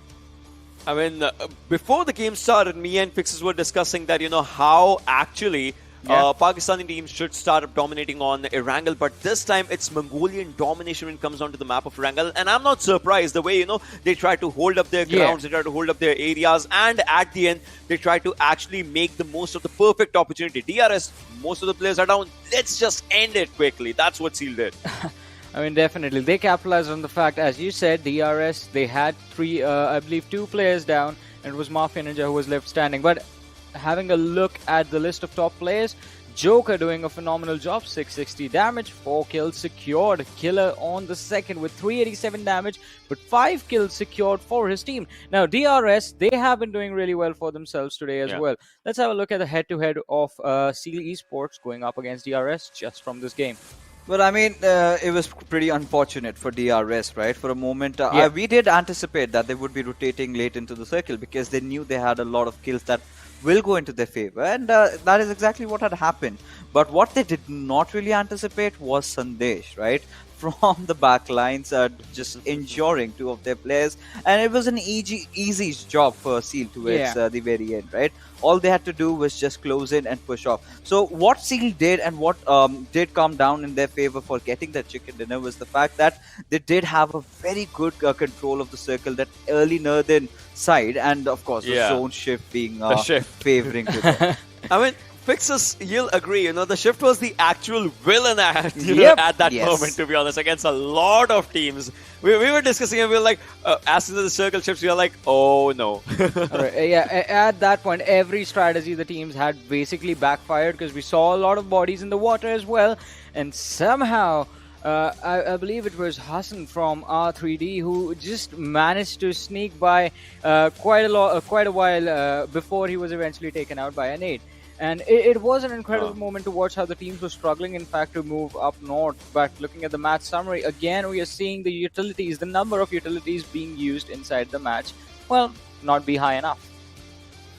Yeah, I mean, of course, you talk about the entire action that came out. I think we did witness a few hilarious moments, right? Where in those little small, thin channels, we had the players just hiding over there. One of R3D, one of Vibes, and then the players of Zeus come in, one good grenade, and they just blow them all over. I think it was a pretty. One more complaint that I think Ocean and I do have is what we witnessed from what we were rather expecting from this week was a lot of aggression, which was certainly not reflected, right? Teams are playing a lot safe this weekend, and I understand that it's because they want to contest for the prize. And obviously they want to go for those chicken dinners that right now Seal obviously has for themselves. 15 points, 8 kills coming down for this team. DRS, well, they did really good, and obviously it has been like kind of a decent day for them. But yeah, every team is kind of toning down the aggression, because on one game you see 18 kill chicken dinner. This time numbers were low, but it was kind of evenly distributed till a lot of teams. Exactly, and I believe that is because of the fact, as we saw and we talked about the circle as well, it was forcing teams in those awkward positions where even the teams that were initially before the circle moved in, like if you are transitioning from the third to the fourth circle, if you are sitting at an advantage, instantly the circle moves and you find yourself caught in an uncomfortable position, and that sort of made all the chaos even more exciting to watch. Now, in situations like these, one thing that is going to be really critical, it is going to be the rotations, and we're going to have a look at the rotations and how, in fact, Zeus Esports brought themselves in a chicken dinner position. I mean, this was just so different if we talk about it, because obviously the circle did play a really vital role for it. So look at this, right? Where Seal is, the areas around Lipovka, obviously they are outside the circle. So Pixis at this moment, moving in the circle was the first thing for this team, right? And look at this, look at the way they just started just formulating themselves. And this one, this is where, no one was thinking where the circle should be. But oh my god. I mean, Ocean, we are sort of privy to these kind of circles, but what we are not acquainted with is the circle shifting towards the northern side. We've seen a lot of ruined circles. Everyone sort of started imagining that it would go somewhere around the church or maybe around those little hills, those little slopes that we have. But that last moment shift towards the north, that's where I feel that Seal had pretty much had the game. The only competition for Seal was, however, Wizzes with Vibes, but that did not really work out. The moment Wizzes with Vibes were taken down, I think it was done. They did seal their chicken dinner and have also gotten themselves $1,000. This was so good. Like from here, they are just they move in here and well the zone. This is just the only shift of the zone, just this one. Exactly, that fifth shift was the game changer, but Zeus Esports, they had brought themselves in a really wonderful position. As Ocean, you so wonderfully pointed out, that early fallback plan. They went back super early. They were like, all right, we are not going to risk it. We know majority of the teams are going to try and fight for the control of the southern parts of the circle, and the northern part of the map, it is going to be empty. So they capitalized on that, and well, it just turned the whole game in their direction. But let's see all the action of this game once more in the Oppo F19 Pro moments of this match. Yeah, I mean, right off the bat, like we said, clarity BABLU. In fact, all the Pakistanis are having a lot of trouble. And this time it was no different, right? 3 players getting taken down. The same fate did await I8. Now, this is something really surprising, right? If you guys have noticed, I8 is one of those teams that usually tends to perform really well during the Super Weekends. They are really consistent, but we haven't seen that from them. But the one Pakistani team that did stand out for me personally would have to be R3D. But again, they were hit with the brunt of the zone and they could not do much.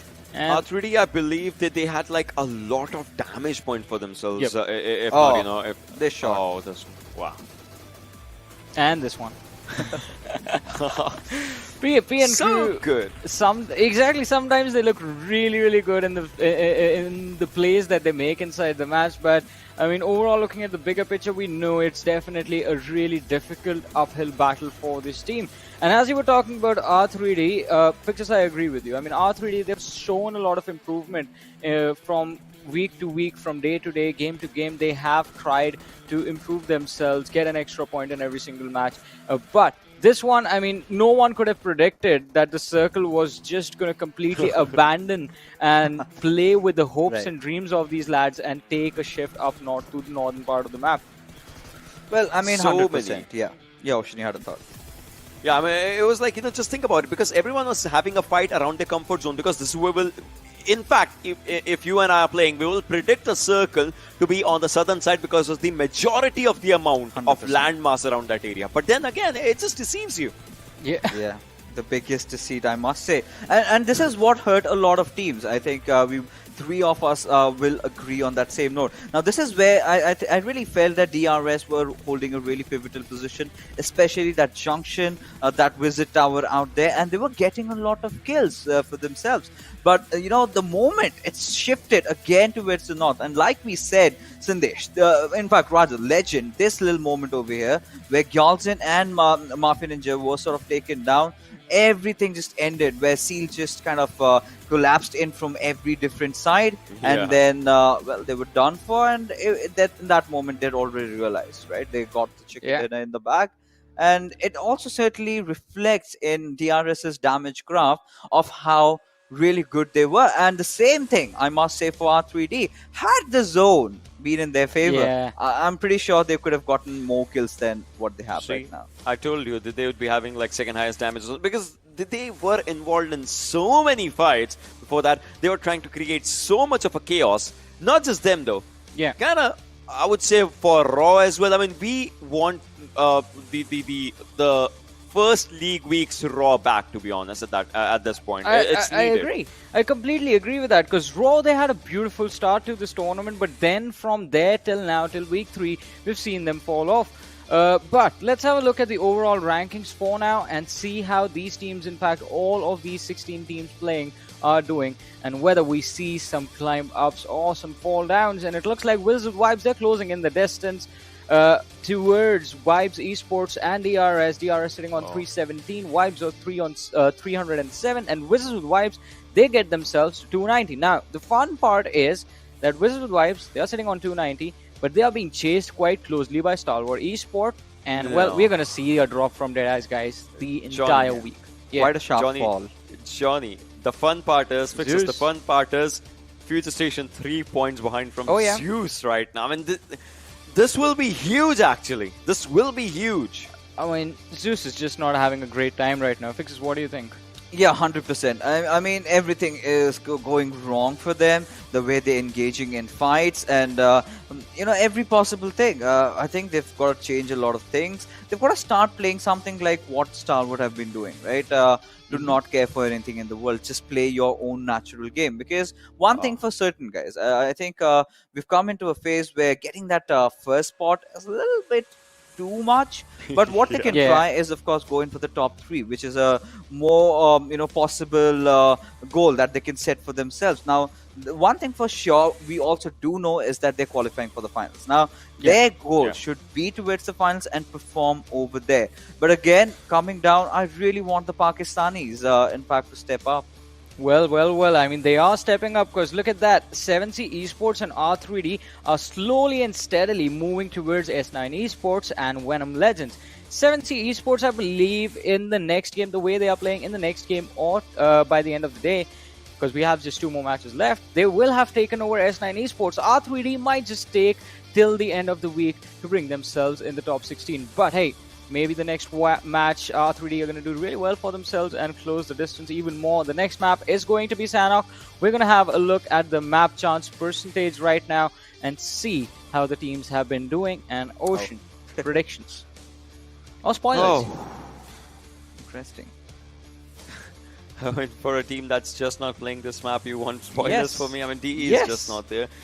DRS was... Alright, so the thing is, DRS, they had a good game. Stalwart, they had a good game. Wizzes with Vibes, they had a good game. T2K, I would say it's time now for them. And again, Pakistani teams. They are really, really sneaky with their rotations in the map like Sanhok. In fact, sometimes they like to hold the edge of the circle, and if a team is just arriving, they like to bite, and they bite really, really as a sting of a snake, right? Yeah. So maybe this game. Yeah. I want to see some stealthy gameplays though. Exactly, and it is Sanhok. As you mentioned, snakes. There are a lot of snakes on this map. You have to be careful of the wildlife on this map. And talking about wildlife, Fixes, I think I'm hearing some calls. Someone on the other side of the stadium requesting your presence. So I guess it's time for you to head over towards your brother. Sure, I'll catch you on the other side. All right, we'll ask Fixes. We'll get to know Fixes' prediction once he actually makes it to the other side. It is a massive stadium. Johnny. It is going to take a while. Until then, Panda dance, we need that as well. Oh, we had the opportunity. We could have asked him before he left. We still don't know. It's still a mystery. What is the panda dance? And the condition to see that is also something that, I mean, DRS almost got close because Fixes and Necro, they promised us that we're going to see the Panda Dance once a team gets 4 chicken dinners in a day. And, well, that looks highly unlikely. As we have been talking about Zeus Esports, maybe Zeus Esports is the team that can do it, but right now, even that is looking like a long stretch. What do you think? That's true. You know, just as we were saying, I mean, for Zeus, for teams like that, I don't know. It's you know, they are trying to have a decent gameplay. So, but it's just not exactly working. Not exactly. Exactly, but maybe, I mean, there are other teams as well. You never know. Someone is going to pop out of nowhere and change our minds. But for now, ladies and gentlemen, it is time to jump into the action. And for that, we're going to head over to the other side towards Necro and Fixes. Well, thank you so much, Johnny. Today's day has been really interesting, especially in match 2, Fixes. I mean, something incredible happened. Talking about PN Crew and TDK. I mean, these two teams, oh my god, they're out for blood against each other. We have been talking about this rivalry going on, especially now going inside the map of Sanhok. This is where PN Crew like to go next to the kind of the compounds that are close to Painan, and then TDK likes to go towards Mongnai. But the problem is, 2 of the past PN Crew players are in TDK. That also brings in a little bit of more flexibility, if you know what I'm saying. Yeah, I mean, flexibility or maybe getting the good old revenge, right, Necro? That's something that we are going to find in the rainforest itself. But, you know, the desk has been, and in fact, the viewers have been asking about some Panda Dance. But you know, we've got to say them. You need to get 4 chicken dinners back to back. I mean, you know, that doesn't work out the other way, you know. 4 chicken dinners throughout the day, I mean, yeah, it's fine. It's a really good thing, but, you know, you need to be even better to witness 2 pandas dancing. But yeah, of course, you know, talking about our predictions, I really feel Wizzes with Vibes has been one of those teams that has been consistent throughout the day. And it's high time, you know, they get a chicken dinner for themselves, because you talk about the position points, they've been doing so good. I think one particular area that they can really work on is getting a few kills for themselves. But at the same time, we do know their strategy in the map of Sanhok, they're going to definitely make it to the top 5, 100%. They're going to resort for the healing battle. But, you know, the child in me really wants to see them fight and take lots of them, as we were about to get inside the game, but we've been pulled over because something really mystical happened. I think we're gonna get back to the game in just a little while. But you know, this is where I have to ask you this question: what is going wrong with the Pakistanis? I honestly, it's really hard to figure out at this point in time, because now we do know they have some solid teams, especially like team like R3 now. The improvement has been shown from their side, you know, slowly, steadily. But the problem is, it's a little bit too slow, man. It's time to wrap up the pace as well, you know. It's time to pretty much push on the 5th gear, because you can clearly see, you guys also had to talk about how it's like next to impossible to get into top 3, especially TDK on the top place. They have like over 50 points lead, and it's really hard to catch up. It's pretty much next to impossible, including Zeus as well. You guys had to talk how Zeus is on the struggling phases, and honestly saying, like, this is where Zeus needs to kind of like in the late game phases, this is where they do get it caught off guard in a lot of crossfires, and they need to find a counter to that. You know, the past Zeus that we had seen would have taken those fights earlier, right? That is how Zeus used to play. But what we're seeing from them is a different play. They're holding back. Yeah, they're sort of holding back, second-guessing themselves. And I understand why, because they have been beaten enough by the other teams, right? Before, the only team that used to contest them was just DRS. Now, every single team inside the lobby is not shying away from taking a fight against Zeus. Now, earlier they were scared of the Mongolians. But, you know, with getting so much beating, I think they've been adapting, they've improvised, they've figured out how to go up against them. And one of those big things that, you know, has not really worked out for Zeus is their egos, right? You've seen multiple occasions where they sort of tend to overextend a lot, right? And they have been punished for that. Now they're in a junction where they're wondering whether we should push or not. I mean, still nonetheless, Necro, on those mid-range combats, I must say they are the best in the game right they're now. a beast. But in the close range situation, that is where I've been feeling that they've been lacking off just a little bit, maybe.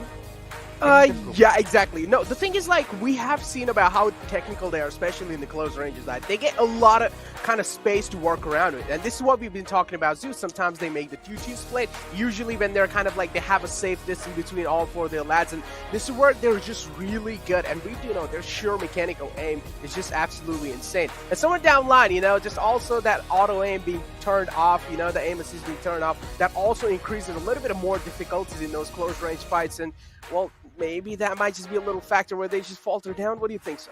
I mean, that certainly could have been. One more thing that did, ting into my mind was Zeus not using a lot of grenades. Now, the Zeus that we did witness in Season 3, if you remember, went ham with all those grenades. We used to see 6 to 7 grenades falling one after the other. That was the way they were creating pressure. But now, what have the teams done to counter it? Now they're playing in splits. They've realized that you cannot all stick together. So, that aspect of nading has sort of changed, and that is hurting them. So, adaptation, they're going to take a while, but I believe till the finals, they're going to get back their former glory. And, the gods are definitely angry because they're bleeding right now. But I say you, Necro, they're going to get back soon.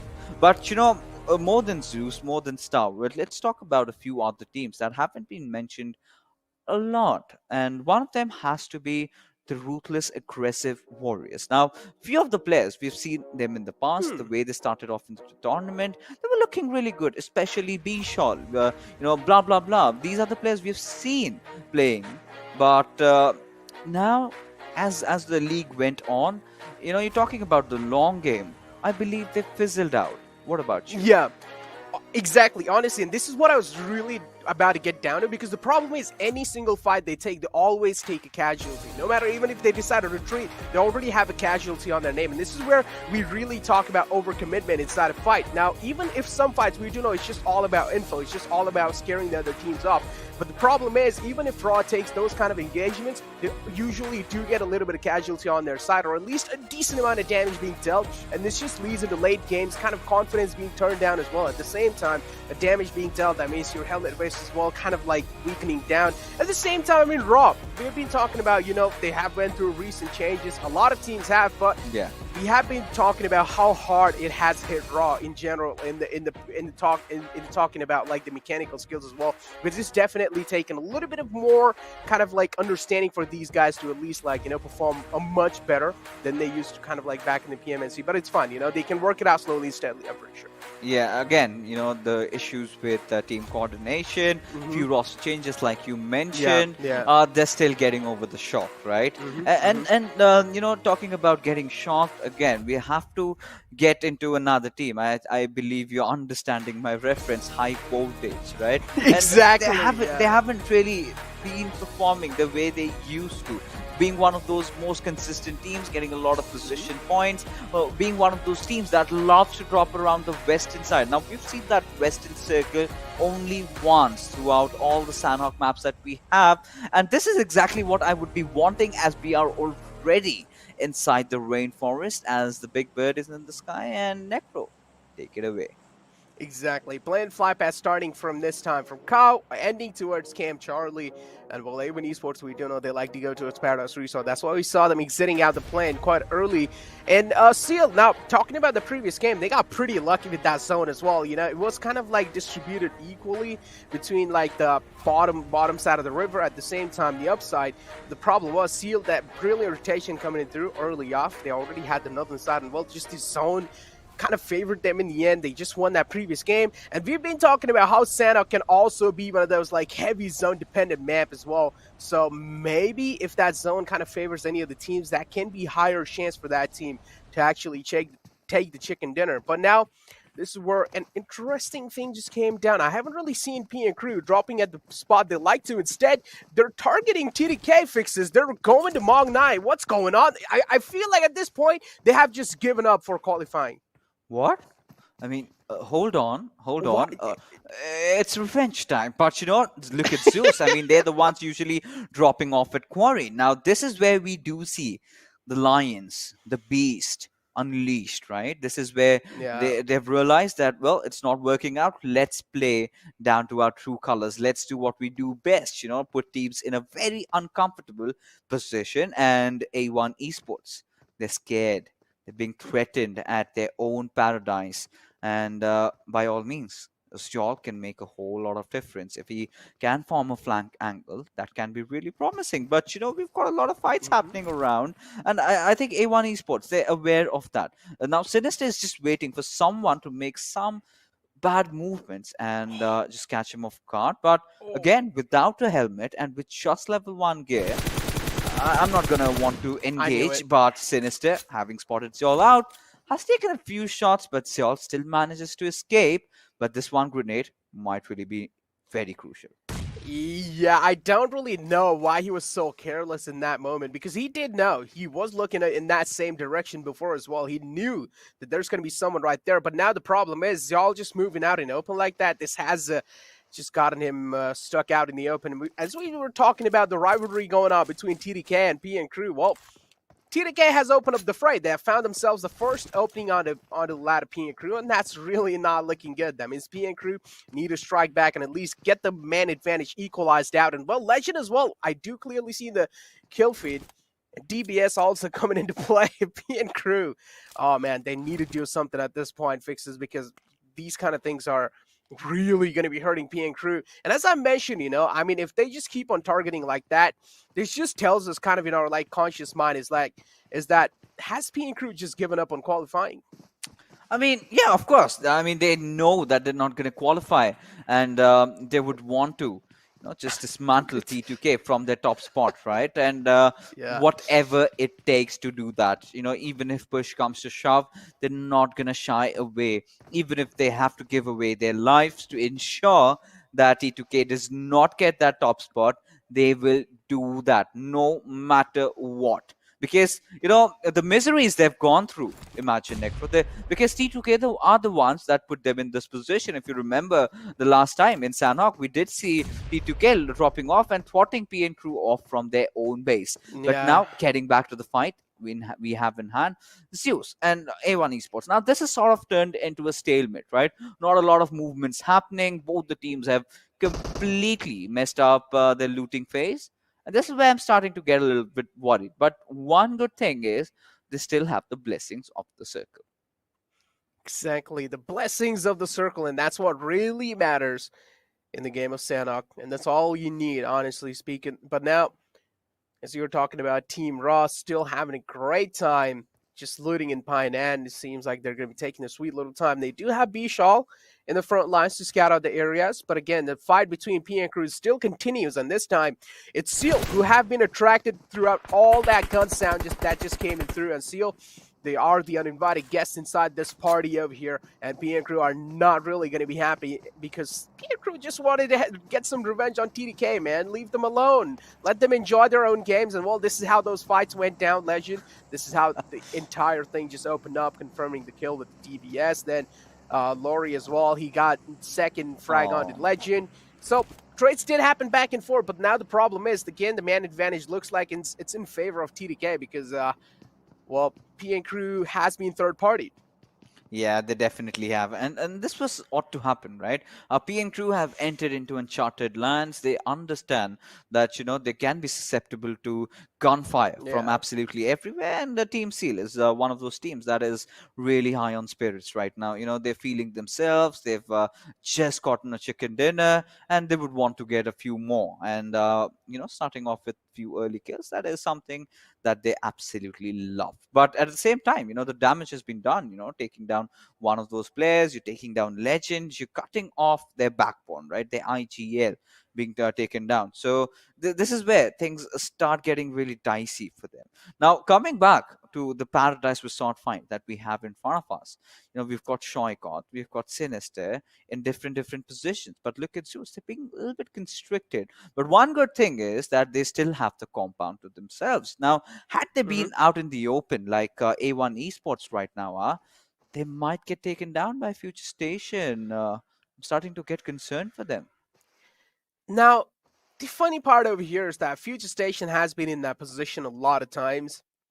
Especially if you remember that split that Future Station used to do, right? Like they used to just be split out from all the way from Paradise Resort till Boot Camp till Pine and the compound next to it. And since like RAW started capitalizing on it, since they killed the one lad of Future Station in 1952, they haven't really been doing that. Next time they have kind of realized, okay, maybe sticking close to each other is probably the best thing they can do, because they also realized that they're getting targeted by RAW, and those are kind of like the free kills, right? If just like the entire four-man squad just goes against a one lad of Future Station, it's pretty much next to impossible to make it out alive from that situation. You can try and deal damage, but again, that can also be a little bit of a tough task. And talking about damage, 7C are moving quite close to Vibes on the southern side, and well, we might just see a fight panning out. Yeah, 100%. I think again it has been a rather slower affair, but I really like the distance that DRS has created. They're staying away from the pack, from absolutely everybody. They're waiting for that curveball to hit in. But I think we can also anticipate I8 and Raw going up against each other, where one of their players is lost as Team Vibes in such a bad position. Now, if they're aware of where Ale is, they're going to be punished. And of course, he's been flushed out from his situation. The security outpost, however, would be abandoned. But now, Ale has to make a run for his life. But I think Assassin does have a slight idea of where he possibly might be. Because, alright, he did see that hand being tossed, the grenade coming at his direction. Has managed to block it off, but can he get the second block as well? Yes, he's done that, as Ale gets ample time to run in for cover. He definitely does. The damage is pretty much equal on both the sides. Jiggle's quite low as well.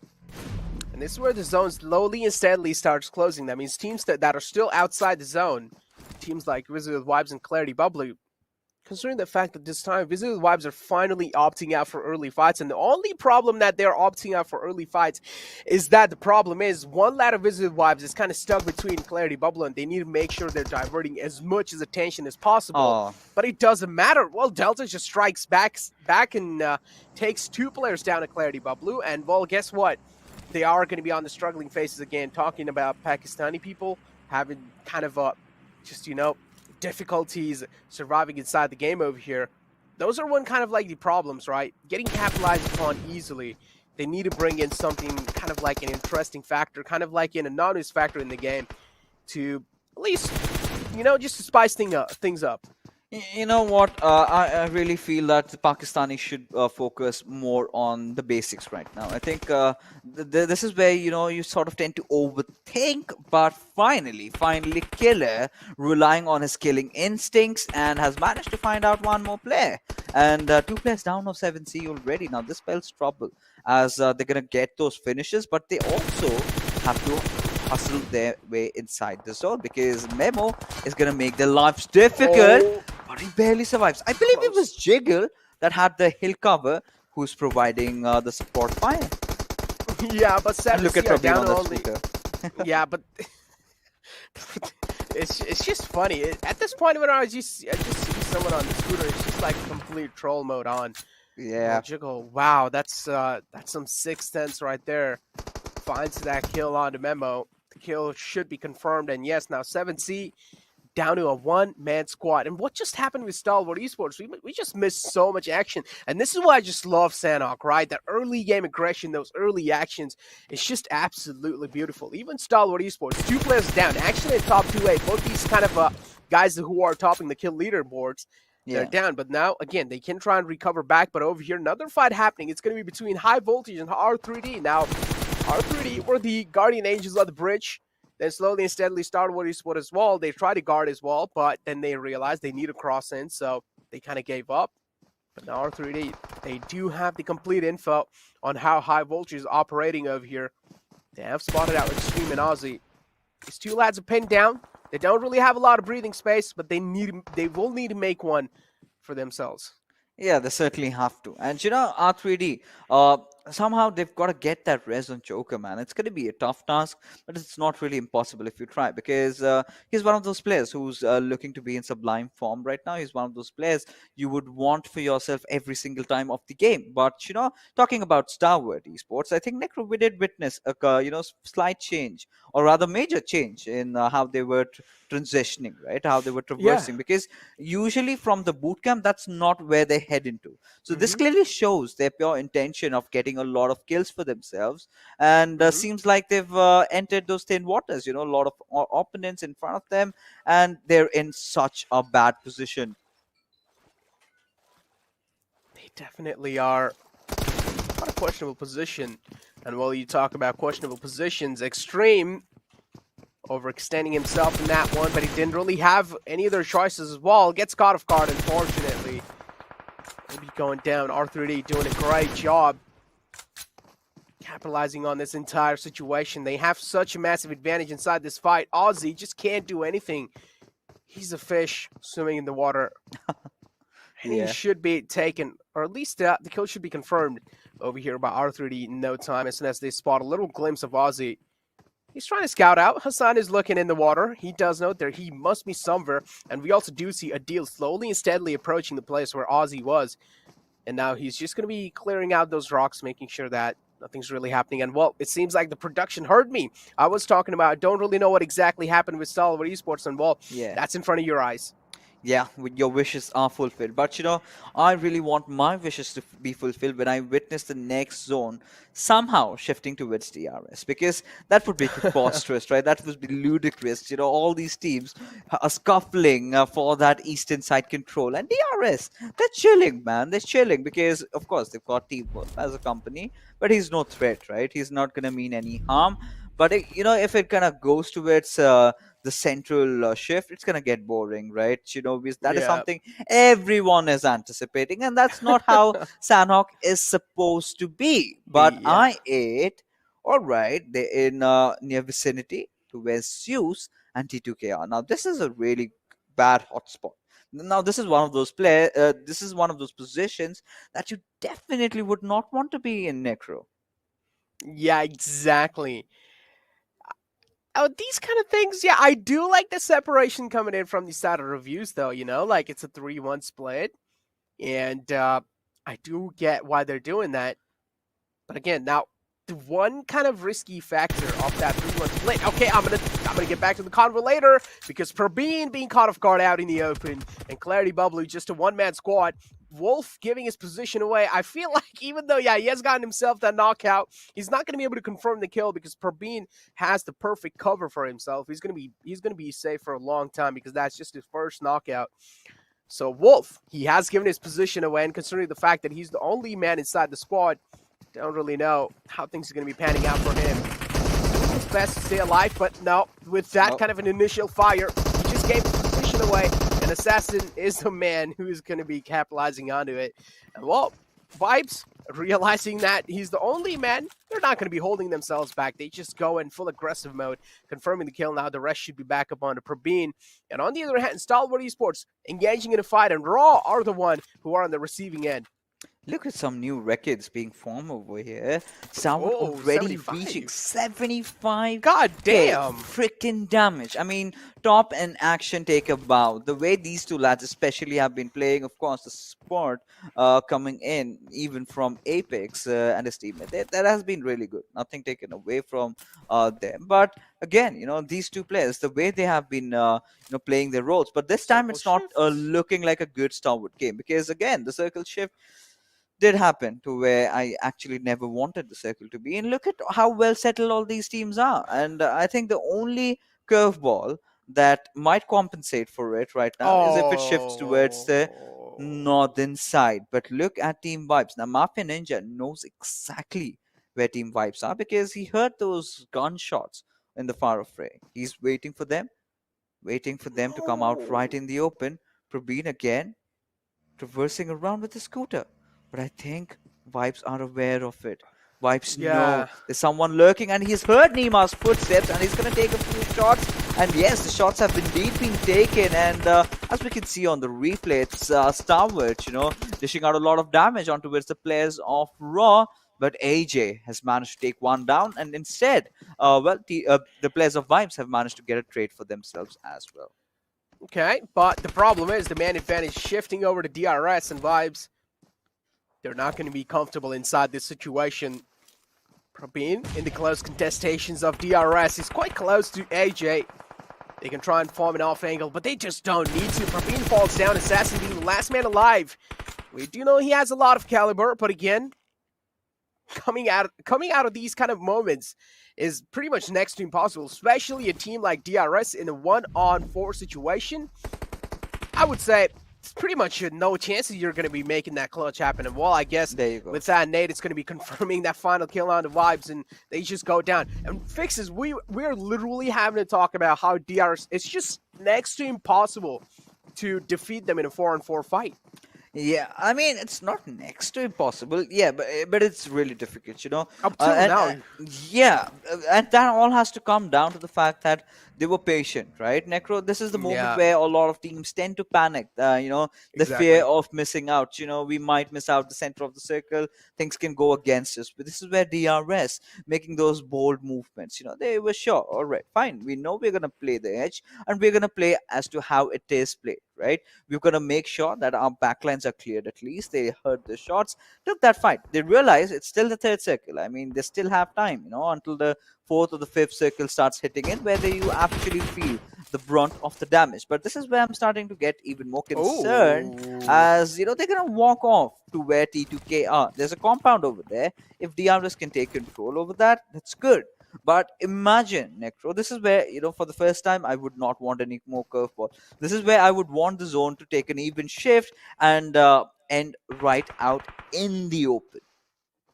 I feel like that's going to happen. I honestly feel like that's going to happen. In these kind of moments, especially if there's a lot of open ground, and that's probably going to be happening. And I also do like Seed realizing that, and they're just sticking it onto the nothing side. And, well, I feel like this should just stay there, because most of the time the circle do tend to shift out in open. And talking about shifting out in open, Rules almost got caught off guard out in the open, but unfortunately actually prone down in the nick of time. The nade is cooked up, and Icy's looking to get the kill. Unfortunately, that's not really going to be finding him any kind of confirmations over there. Wizzes wife still alive and looking good. Each and every single player is in that same vicinity. And I feel like there should be a little separation, because like this, you're being way too kind of like, I don't know, you're just being way too easy to guess. I mean, yeah, I do agree on that. But, you know, this is where Zeus, don't you feel they're kind of playing a little bit safe? Of course, I mean, the zone is on you. You're not going to take any more chances. They made a really ballsy move to drop at Paradise Resort and contest Paradise. And they did succeed at that, right? At least they kind of tend to throw the players of A1 Esports from their comfort zone. And now they were so wary of their surroundings that I'm pretty sure guessing that they're not going to have a good set of loot. But Future Station getting their hands on Stalwart. Now, even in those earlier games, right, after that one game onslaught that they had, sort of seemed to be fizzling out. They did not provide really good results.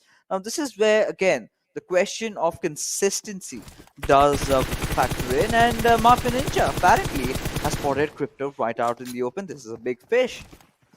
That is a big man to be taken out in ball. He's the only one kind of like really close as well in the kill leaders. Yeah. But that man being taken out, that's a big threat, being eliminated out the game. Now the only people they really need to worry about is going to be Uzum and Blade. They take them both out. These are the kind of like the people that are the most scariest in the I8 squad. And if you're going to be taking them out, that means those are some kind of like those biggest threats out of the lobby as well. At the same time, you don't really need to worry about in that initial fight. But now another fight might just happen over here. R3 are taking quite a lot of damage from the front lines. And it's going to be A1 Esports who are making sure they're being held off at bay. And instead, they do have a great positioning inside the circle. And A1 Esports doing a great job. I mean, they're not overextending. And talking about overextending, oh, Shaikot almost got caught off guard out in the open, but it's fine. Now he's back in cover, and that's all you need. R3D needs to make something happen. I also do see Joker's position inside the circle. He can try and create a flank angle. Oh, they certainly can. Oh, but no, they're the ones getting flanked. Look at Clutch Baba and Hassan. He's going to want to take some revenge, as Clutch Baba has definitely closed in on towards him. And, all right, what's happening? No, that's completely different elsewhere.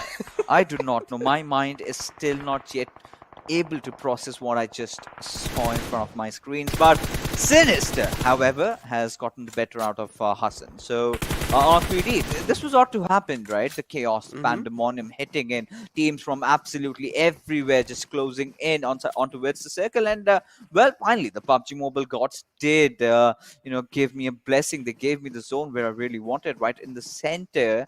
And T2K still has a majority of the circle, but Blade, he might just be pushed upon, hiding inside the mannequin room. Nima has spotted him off, but it's going to be his teammate, Kjolson, that takes him down for the better good. Zeke as well, fighting against A1 Esports in that position. As I was saying, how good of a position Seal has. They still don't really need to move. They're still inside the circle, in the next circle, with that same position. Now, the upcoming circle is going to be the one to decide the fate of all these teams. And, well, I feel like this is where Seal as well might just need to make a little bit of move. But right now, Seal are quite good. They're quite comfortable. They're doing a great job making sure teams are not really going to be lurking around them. And while still Aussie and Apex are out in the blue zone, and I'm expecting they're probably going to be going for that heal battle, and they don't really have any other choice. And talking about the zone shift, yes, it's quite between the ladder future station and even Seal, but it doesn't matter. There's another fight, and Zeus, they're looking to take down Clutch Baba. Is he going to be able to clutch the situation out? That's going to be the question over here. His name is Clutch Baba. And well, clutching against a team like Zeus, that's going to be giving him a lot of fame, huh? I mean, yeah, sure. And he's been trying to make his strides, but no. Clutch in his name, but no more Clutch in his game, at least in this game of Sanhok. And Seawine, of course, he's got a noob in his name, but I believe he's better than that. We've seen this play for quite some time, and Icy. Wow, that was a beautiful, beautiful clinical knock onto its Baron as Zeus slowly but surely make their way inside the circle. Zol not really having the best of HP. Now, if Seawine steps out of his cover, he's going to get some massive damage done as he starts off with Zol. He would want to get a little bit up close and personal, maybe a little bit greedy in finishing him off. But ably, he's trying to create all that commotion, all that distraction as even Icy. And ably will now meet him as Wine gets one more for himself, but fails to take down Icy. But the damage has been done, Necro. Yeah, it has. It has. Zeus down to a two-man squad now. We still don't even know. Actually, a three-man squad. Still don't even know if they're going to be getting the res onto the third man. So might as well just call them a two-man squad. Talking about another fight. Well, it's DRS chiming inside this time. They're not going to be the one to fall out. And take a look at the points as well. They have accumulated throughout the game. 10 points. That's insane in itself. DRS. Gelson's down low, and even Nima, they should get the rest back up onto them safely. And as I was talking about how the zone's probably going to be favoring Seal, and guess what, Fixes? I was right, because the zones do tend to kind of shift out in the open in these kind of moments, and that's what exactly happened. Seal, again, being the zone magnets, it kind of gives me deja vu. It kind of reminds me of Season 3. This is what the Seal we know in the Super Weekend 1, but now we can keep those thoughts aside. Because now it's going to be Seal versus Zeus. Two Mongolians going head-to-head against each other to find out who's going to be the one to win this game. Yeah, indeed, and it's all going to come down to this Mexican standoff that we're witnessing. I think we're witnessing a few more heal battles. I told you, Malik is going to be there, at least one of those players of Wizzes with Vibes. But you know, as situation stands, DRS have to make a long run inside the zone, and the worst part, they have been spotted. Now, this sort of gives the players of Seal to try and take down a few players here and there. But look at Zeus, they've got to get inside. There's not a lot of road to travel, but look at Zol. He's found the place of DRS out of nowhere. And it all comes down to AJ, I believe, who's the final player surviving. But Baron opening himself up as Zol goes pushing in. But Icy and Godless from the flank angles have managed to get down two players and now have secured a spot inside the circle. The res is definitely going to come up, and this chicken dinner is heading Zeus's way. What? Just like that, they even get the control of the area? That 2-2 split in the end? Oh, that's what caused Seal's demise. If they were not separated with each other, this could have been kind of like a great hold against Zeus. But the separation was a little too much in that 2-2 split, especially in these late game kind of situations. You need to make sure you're not really getting that separation, kind of making sure that your opponents get a little bit of advantage over you, and that's what exactly happened. That separation, this is what Zeus knew, and they just pushed inside. They knew one team's right behind them, one team is in front of them, and well, there's only 3 teams in the lobby who are alive, and well, just like that, well, they do know a lot of damage was being caused to DRS, and the only team that was over there was in the front lines. So it's pretty much Zeus's game. Yeah, there's no way any other team's going to be making a comeback happen because all of them are going for that heal battle, including AJ as well, including Wizzes with Vibes Malik. I don't even know. Like, imagine Fixes, okay? Imagine Wizzes with Vibes sitting inside a room, all 4 players in their boot camps, and they're like, all right, man, listen. We're going to be trying to win the game, and if all 3 of us go down, Malik, it's your job to do the heal battle. For Christ's sake, how many first aid does Malik have? I mean, he'd been surviving for quite some time, and he still is the last one, indeed. And he's finally going to fall off, but does he get the second spot? No, that's the spot. Third position. And I mean, Zeus still managed to get that final kill, and look at them, that steel cold demeanor being maintained by them, because well, to be honest, they're not really satisfied with how they've been playing. Of course, they've managed to get $1,000 richer, but I'm sure they have their eyes on even bigger goals. But of course, this has to be a possibly good start for them, and it all came down to the fact that they did change their drop location a little bit. The circle did form around where they headed off towards, and they were pretty smart in engaging in all those fights, right? And it all came down to even commence to see Wine to try and put up a fight, but all he could do was just take down 2 players. He was a bit that unlucky. Seal, even after having such a good position, they really messed up, which could possibly be their back-to-back chicken dinner. But that being said, I think overall it was a pretty good game of Sanhok. And we were literally having a conversation about how Zeus are on their struggling phases when it comes to, when it comes to today's day. And well, finally they strike back and they show up. And again, as I mentioned, it was just Seal, man. It was just Seal who handed them that win. If that separation didn't really come in through that 2-2, I feel like they would have done way better job in just holding that initial position they had. But with that being said, I feel like that's the job of analysis to actually, just make sure that the analysts are doing their job. So I'm going to be throwing to a little break, and after that break, we're going to be seeing the analysis segment.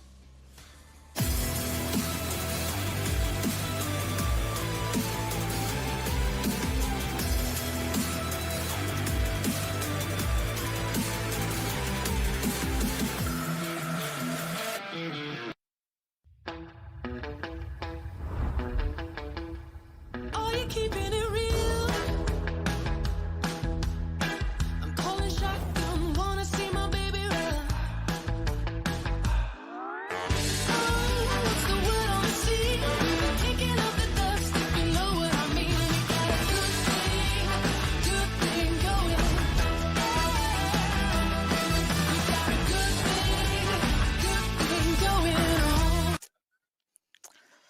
Once again, welcome back, ladies and gentlemen, to the PUBG Mobile Pro League South Asia Season 4, brought to you by the Oppo F19 Pro. Woke up your fun with the Oppo F19 Pro. This is Super Johnny, joined by Ocean, and Fixes has managed to make his way over to the analyst desk once again. And, well, we were just talking about maybe Zeus is going to turn things around, and, well, they did exactly that. What do you have to say, Ocean? I mean, they are doing really good for themselves as of now, if we just talk about it. Not exactly the best. Something. Something. And just like, Fixes and Necro were talking, it doesn't seem like they were happy. The stone cold face, it still shows that, we have that thing in ourselves. We're just focusing on, maybe they're focusing on something else. I don't know, though. Exactly, but looking at the MVP of this game, and it seems like the rivals have done their job as well, as Gyalzen is going to be the MVP of this match with 6 kills to his name, 1 assist, 645 damage, and 296 healing done. DRS also had an incredible run in this one, but Fixes, on the while casting at the end of the game as well, you pointed this out. Zeus Esports, they were, with the change of the drop location, they had already set themselves up for a successful finish, but with the way the circle moved, sort of allowed them to go for that chicken dinner. Yeah, of course. And, a lot of things did really work out in their favor, right? Especially DRS going up against Vibes, those shots being heard. They did know that there was a team there. And the breaking point I really felt was 2 of the players, especially Baron and his teammate, getting knocked down, and Zeus getting that stone cover. And that is where the game completely changed in their favor. Yeah, that's true. Plus, Zeus, holding their grounds around Paradise for a long time. That was also a really good thing, because we've never seen Zeus just, try to dominate one particular area for so long. I get it. Circle was around that area as well, so that just gave them kind of that upper edge. But it looked like Zeus wanted to make a statement in this game, and looks like they kind of did. Yeah, exactly. They kind of did, because we do see Icy and Godless in the list of top players on the third and the fourth position with 7 kills between the two of them combined. Now, even though they lost ably a little bit earlier before the finish of the game, they had already pretty much set themselves up for success, because while few teams, they had the intentions of going for the heal battles, others were busy fighting and had already dwindled down their own numbers in that fight, and Zeus was able to capitalize in the end game scenario. But let's have a look at the match summary and see what the rest of the squads and the individuals were up to in this game. And well, when it comes to heal battles, it is always on Sanhok, and we see these high heal numbers. Malik 2678. Someone has to do it for Wizzes with Vibes, right? And this is something that we did. It's forecast. always Malik. No, I mean, I've also seen Delta on certain, no, in the previous Miramar as well. You remember it was Malik as well. Just getting, so today it has always been Malik actually. Just Malik has been doing it. But more than that, more than Zeus, I'm really impressed with how DRS have performed in this one, because they had a completely different outlook towards the game, right? They were the ones who were playing the edges while all the teams were playing around the center, and they were the ones capitalizing on situations, right? When they spot their opponents at their weakest, they pounced at them, and that's how they got so many kills. Exactly, 12 kills to DRS Gaming, 24 points tied up with Zeus Esports, who walk away with $1,000 and 24 points as well. Seal Esports sitting on the third with the 9 kills that they were able to secure for themselves. 17 points coming for this team. But I mean, Fixes, you and Necro were talking a lot about the teams from Pakistan. We do see R3D Esports on the 8th position. They've secured 4 points, all from the kills. And I want to talk about R3D because they seem to be the one that have adapted the most in the past few days. And the level of aggression that they have brought into their game, that they've added to their previous play style, do you think this is something that can help R3D make it to the finals? I think so. I mean, the way they're carrying forward, the momentum that they've garnered from the past couple of weeks, I'm pretty sure they're going to make it to the finals. Now, currently, I believe they are the best performing team in Pakistan, at least in this Super Weekend and the last league days, the way they've been playing. I mean, this was one of those teams that we had not a lot of expectations from, right? But they have definitely risen up to the occasion, and they've surprised not just us, but everybody. Every single hater has been shushed. Exactly. And it has been a very pleasant and welcome surprise from this team. But another surprise that we just got in this game was the performance from Zeus. Now, Ocean, I'm going to need your help to break down exactly how they were able to make this happen. So now if we just talk about it, how they were exactly able to just make this happen, we can just actually focus around the areas of Paradise Resort, because you see them, right? Just dropping down, moving forward, and that's where they are. This does seem like a really good area for these lads just to stay, because the circle was kind of helping them for a long while. No doubt, it was not easy. They had guests as well onto this area, but still, I mean, Fixers, they managed to stay calm rather than taking those unwanted fights for the beginning, right? Yeah, but then in that moment, Ocean, I really feel that both the teams were sort of wasting their time, just lurking around. And I really felt that, Zeus, what they did, absolutely right, something that A1 Esports could not do. They took the right fights at the right time. But another thing I would need your expertise on is that rivalry that has been sparring for quite some time. That has to be T2K and PN Crew. I mean, they're messing each other's game up. Really bad time. Seal taking the last fun. So this is where I'm really happy for Seal, because when Johnny was having a conversation, that was that R3D has started out and picked up their game in the last few days. I want to say Seal as well. Just think about it, right? Today's every game has been near to perfect for them, if not a chicken. Now, well, they've had back-to-back good games, but look at this, right? Zeus. The best part is you saw them just dropping down around Paradise. They stayed there for a while. They went on to one compound pretty close to that area. They stayed there for a while, and they were not over-aggressing. Even though at this moment, you saw them. They saw Seal at one area. They saw DRS at the other area. They're not like let's get a knock and let's rush in. We did not see the classical Zeus, but we saw a glimpse of it. No, I mean, this is a completely different Zeus, to be honest, Ocean, because had it been the old one, they would have been taking a lot of kills. Rather, they're kind of playing safe. They know that for now, let's keep our goals straight. Let's get the chicken dinner first. And once we start feeling ourselves, feeling the powers being gained over, I think that's where we strike. Exactly, and Strike they did quite nicely as well, getting $1,000 for themselves from this game. But apart from what Zeus did, there was a lot of action that happened, a lot of fights, a lot of rushes, and we're gonna have a look at most of them right now in the Oppo F19 Pro moments. Yeah, right from the beginning, right? Seal, it's just, what you were talking about. Seal always has a really good upper hand if they get the right situation. Previous game, they got the right circle. That was the right situation for themselves. This time, there were a lot of fights that just, went their way because, again, the rivalry is going on. Yeah. So Seal has just had that thing for themselves. That's just, a brainy play coming from these lads. You know what? I have two questions that's hovering in my mind for quite some time. The first, had PN Crew not really ruined T2K's drop over there, I mean, they could have been possibly in the top 3. I mean, they would have rotated early. They could have gotten a good access. Yeah. But another thing that has to be shown up over here is Stalwart's rotation. Did you see? This is not their usual way.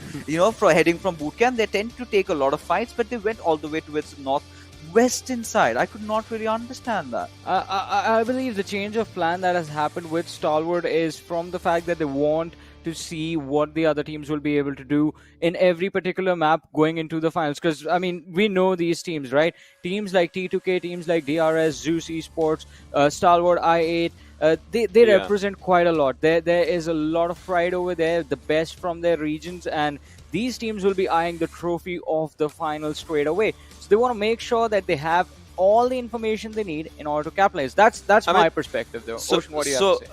Mine is a bit simpler one. I mean, yours sounds like actual thing. Mine is like, they maybe took a wild shot. Maybe, mine is just that. That's all because, possible. They might have had a different move to just, play around. They might have been, let's play a bit defensive. Let's play on from the back line. Something like that. Exactly. Might just happen. Exactly. I mean, trying out new things. It looked like, because you are going to the finals. Maybe you just want to try something new, see if it works. But talking about things that are working right now is going to be performances that Zeus Esports has been delivering, because as we look at the overall ranking, ladies and gentlemen, we see them move up to the 7th position right now, 263 points, slowly and steadily closing towards a team that's not playing right now, that is Deadeye's guys on the 6th. So with just one more game to go, I think it is going to be a challenge to for us to ask Zeus Esports to take over Deadeye's guys, but they're in a really good position right now. Zeus Esports, they are trying to bring themselves back, still stuck on the 9th position, but maybe in the next one they can take over I8. What do you think? What do you think? Johnny, they still have like more games as well for Seal. Yeah, it's the entire week. Guys. This is where we have to talk about DRS slowly closing up the gap with Train to Kill. I mean, with PN Crew causing so much nuisance for them. And, T2K, apart from that Miramar game, they've been shut down pretty early most of the time. So, I mean, it's still a 39-point gap, Fixes. Again, 39-point gap, one chicken dinner, it's over. I agree with Fixes, and if the same goes for T2K, T2K might have to, in the vulnerability, right? T2K might even have to change their drop locations overall. That might even cost them the game. Things might happen. Think about it, right? You saw what happened in Miramar, right? When they landed down, there was one player just coming down with a shotgun in his hand. Things might just change. So far in my mind, I'm feeling if the same happens, DRS might just be at the first position. I mean, I'm going to let T2K do whatever they want to do. I'm going to be focused on 7C Esports and R3D Esports, because 101, 91, and then we have S9 on the 16th with 108. In this last game, I mean, we'll have a look at the schedule, because we are just about to head into the last game of the day, ladies and gentlemen. That is going to be played on Erangel. And with this match, will 7C Esports take the position inside the top 16? We have the map chance percentage. 7C is nowhere near these teams right now. But still, Ocean, I want to ask you, what do you think? So just like you said, just like you talked about the 15-16 position, right? We are always focusing on Seal 9 right now, but Venom Legends is there as well. So that means 2 slots, 15 games, 2 slots just to move forward. So I would say it's not just one 7C, but R3D. Like given the right chance, right? They would also just want to get to the. They would want to, and for PN Crew, well, maybe today they are just testing the waters. Tomorrow they might just want to go for the chicken dinners, and or the rivalry is still continuing. Exactly, the rivalry is going to go on. And talk about things going away. I mean, Fixtures, I guess. Again, it is time for you to start walking around the stadium. Maybe just meet some fans along the way. And well, I see Necro is already there. So bye, buddy. Sure. Alrighty, so while Fixes takes a stroll down this amazing virtual stadium, we're going to discuss. We've talked about we've talked about 7C, we've talked about R3D. Ocean, I want to know from you, what do you think? Like PN Crew, we've talked about them taking fight against the teams, T2K in particular. Do you think it would be better for them if they try and secure those chicken dinner, if they try and go for those $1,000 instead? Yeah, I feel like it would be obviously better for them, and obviously the lead and the numbers, it's just gonna change. It's just gonna flicker. So not exactly. And who doesn't like extra money, right? Oh, definitely. $1,000 for a chicken dinner. But let's see if they get a chicken dinner in this last match of the day. And for that, ladies and gentlemen, we're gonna be joining Fixes and Necro on the other side of this stadium. So it's over to you guys. Well, the final game of the Super Weekend 3, day 1, Fixes, and a lot of things are online, even the 16th and the 15th position included. Now, over here, as even Johnny mentioned, this is all came down to 7C at the same time. That first spot, only 39 points difference, man. This is way too vulnerable. TDK needs to do something, and this is what even the analyst desk said, including you. I mean, you're in the analyst desk. Yeah, I kind of missed you over there, but it's fine. You're back now. But yeah, even the analyst desk mentioned they need to change their drop location. If they're going to be dropping at the same spot over and over and over again, they're going to be getting targeted by PN Crew, that's for sure. And now again, I mean, we do know that over here they have a little bit kind of variety as well. They have a little bit of flexibility between that farm split, at the same time that shooting range. So what do you think, so? What should they choose between the two? Yeah, we've not seen them go down to the shooting range a lot.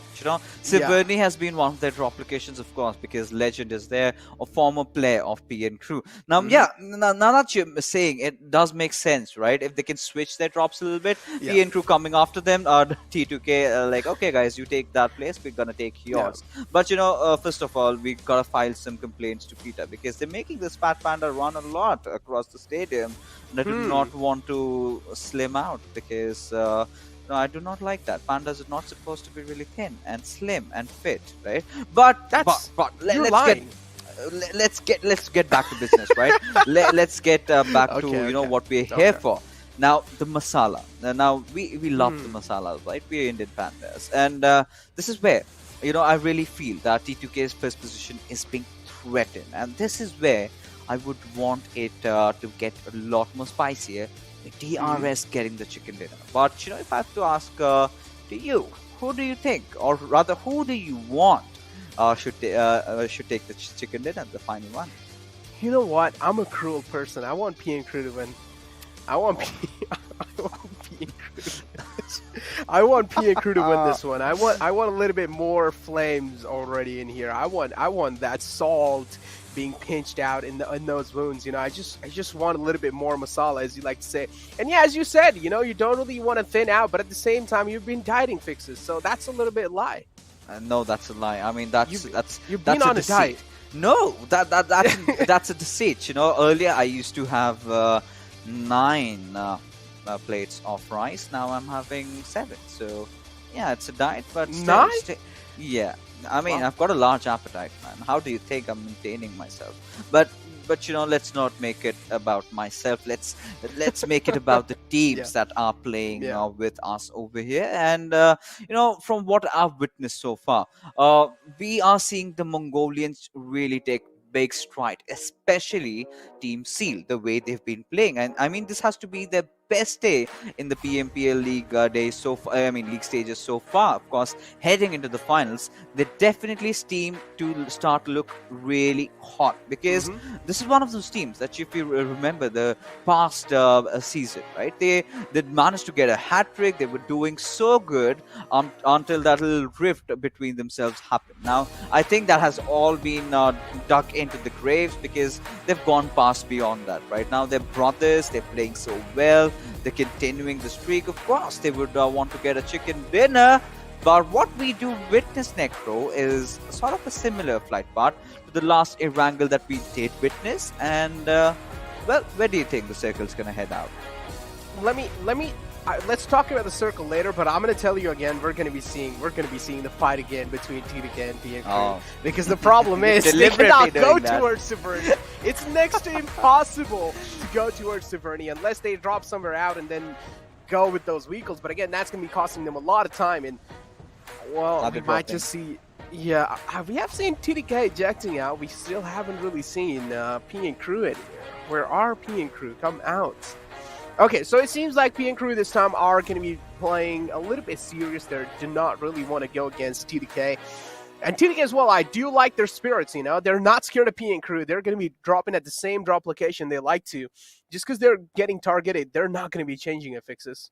Yeah, I think they would want to end things on a good note, like you said. You want to see them getting a chicken dinner. So I mean, They heard me. that's a start. You know, they're like, guys, we have messed around enough. Let's get ourselves some $1,000, right? Because that is all we can get. Because there's no chance on earth that we're gonna qualify. So let's get as many $1,000 as we can. We've already wounded them enough. Now, Zeus, back to shelter, something that we're seeing over here right now. DRS, of course, they're going to head out towards Cisnaya Polyana. But a similar circle, I feel like it's the replication of the second Erangel we did have. But what did change over there? It went purely up towards the northern side, where, of course, Seal had a pretty good game. But look at P and Crew. I mean, they've dropped off at BABLU's drop location out of everyone in the world. I also like one more thing is that if you take a look on the right side, DRS right next to Seal Wally. He's the only man in that vicinity right there. DRS usually like to go towards Yasnapol. Now maybe they're making their way slowly and steadily over there. And yeah, getting back to what you just said, P and Crew dropping on to Clarity. BABLU's drop location. I also do like how BABLU just do not want to challenge any kind of early game fights. You know, they're like, all right, P and Crew, if you want that spot, you can take it. We come in peace. 100%. I mean, 100%. Dead guys moved down to 6th position. Yeah, and that was ought to happen, right? But at the same time, you know, this is something that is, of course, their fault, you know, not being able to qualify, being one of those top 3 holders. And, well, for starters, I think the only positive side I see is I pretty much feel they are the ones that have already qualified for the finals, right?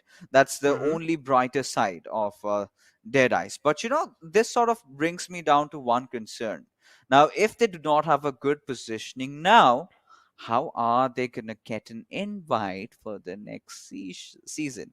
Imagine the invites being taken from the league stages, which most of the time has been done. So, I mean, imagine a team like Dead Eyes that we have seen in the PMPLs every single time, not playing the PMPL next time. I mean, that is something really difficult to digest. Exactly. I mean, that is going to be, and consider the fact that they were on the third place fixes, and I still can't wrap my mind around it.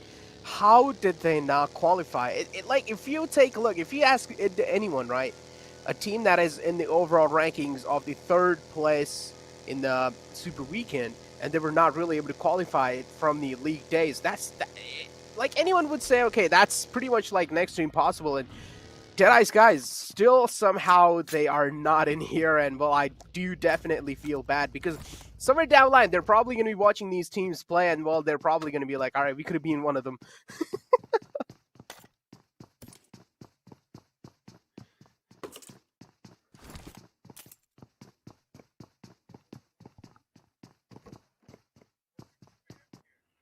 Okay, well, it seems like my buddy fixes. Okay, well, for now, you can take a look at vibes. Total kills of 26 this team has, and this lad over here as well has 92 kills for himself. Killer. I mean, it's absolutely insane. I mean, if you remember, you know, the fixes. If you remember Killer, you know, back in I think it's a PMCO, it was. That one single Miramar game just changed his whole life. That 13 kill game. 100%, and we've seen a long journey, right? He did head into a lot of teams, and now here he is, and he's been playing really well in terms of his fragging potential. Has definitely been one of those promising talents. Now that exactly is one of those best things about the Nepal region, and for the old teams, it's not really a good news because so many new players, so many hungry players are coming up by the day. The moment you start thinking that you are the best, that's where you start going wrong. Because from the South Asian region, of course, barring the Mongolians, I think Nepal has to be the best region currently in terms of the competition that we have amongst the players. So with the way the talent have been developing over there, and looking at how they've progressed through the years, I mean, I must say the future is definitely in brighter hands. Yeah, it definitely is. And the good part about it is that a lot of players, especially those star players, they've been racking up a lot of kills. You can take a look at the stats as well on the right side. Now, if you have a man like BABLU coming in, he has like total kills of 41, but at the same time, BABLU is doing a great job, just like supporting the team overall, helping them out in those kind of tricky situations. Then you have Icy. I mean, this man in general, also being the IGL of the team, he has a lot of kind of things on his back. Then you have PN Crew coming over here. I'm actually happy that this time they have kind of went towards that winning route and actually trying to win over here, which is quite understandable. As you mentioned, they want to end the day on a good note. You don't really want to be the ones, kind of ending the day on a bad note. That means you probably won't really have a good night's sleep as well. And PN Crew won it. Yeah, they definitely do. And, this team has been in shambles so far because we have seen, lack of coordination, lack of miscommunication. But what they've really been good at so far is to try to tipple the players of T2K, just from the toes. Yeah.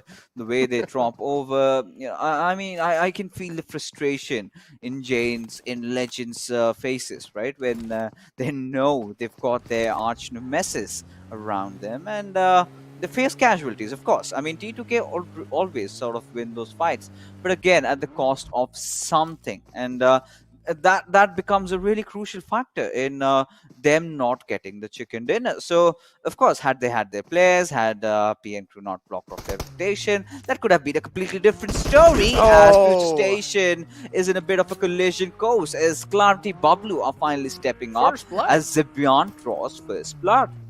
That's quite after a long time. Even the previous game of Erangel, if you remember the third game, it was the first blood was drawn quite late, and the same thing is happening now. A lot of teams are taking things in way much more tactical manner and a slower approach on the map of Erangel, which is what I like. Even in the first Erangel, PN Crew didn't really decide to target TDK, and that's what the same thing they have done in the Erangels. I don't know, it's something maybe about Erangels that they just don't want to chase TDK. Maybe it's just because there's a lot of teams around them, You have teams like Wizzes, Vibes, and even Stalwart Esports from the Bridge Lines. If they go and challenge a fight, maybe, the chance of them getting third party are quite a lot. But now you have Seal as well, making a rotation inside the circle right next to DRS. That's the position where DRS likes to make the rotations from. Yeah. And Nima. I also like the flexibility in the scouting, right, from the side of DRS now. Sometimes Mafia Ninja is there. Even in the previous game, previous game, if I'm not bad, we saw AJ kind of just, making that scout roll happen. So I do like the flexibility being shown in that scout roll, but hold on. This is where things do go south. TDK are challenging a fight against Stalwart Esports on Wall. This is going to be a worth watching fight because both these teams are one of the best, and well, we do know how Stalwart Esports, they ended things on Erangel in the first match.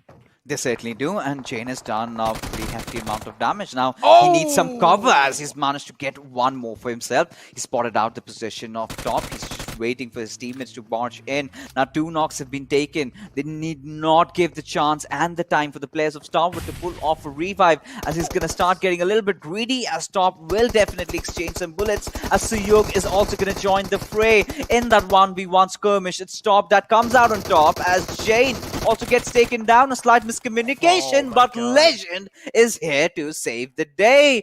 And T2K, they are feeling it. They've got those hot hands, and they did not even need one of their best fraggers. Sandesh, all right, he was late to the party, but I mean, guys, I got this. I got this in the bag, and we've got to give it to these lads, man, especially the way they held themselves off in that situation and taking down a team like Stalwart.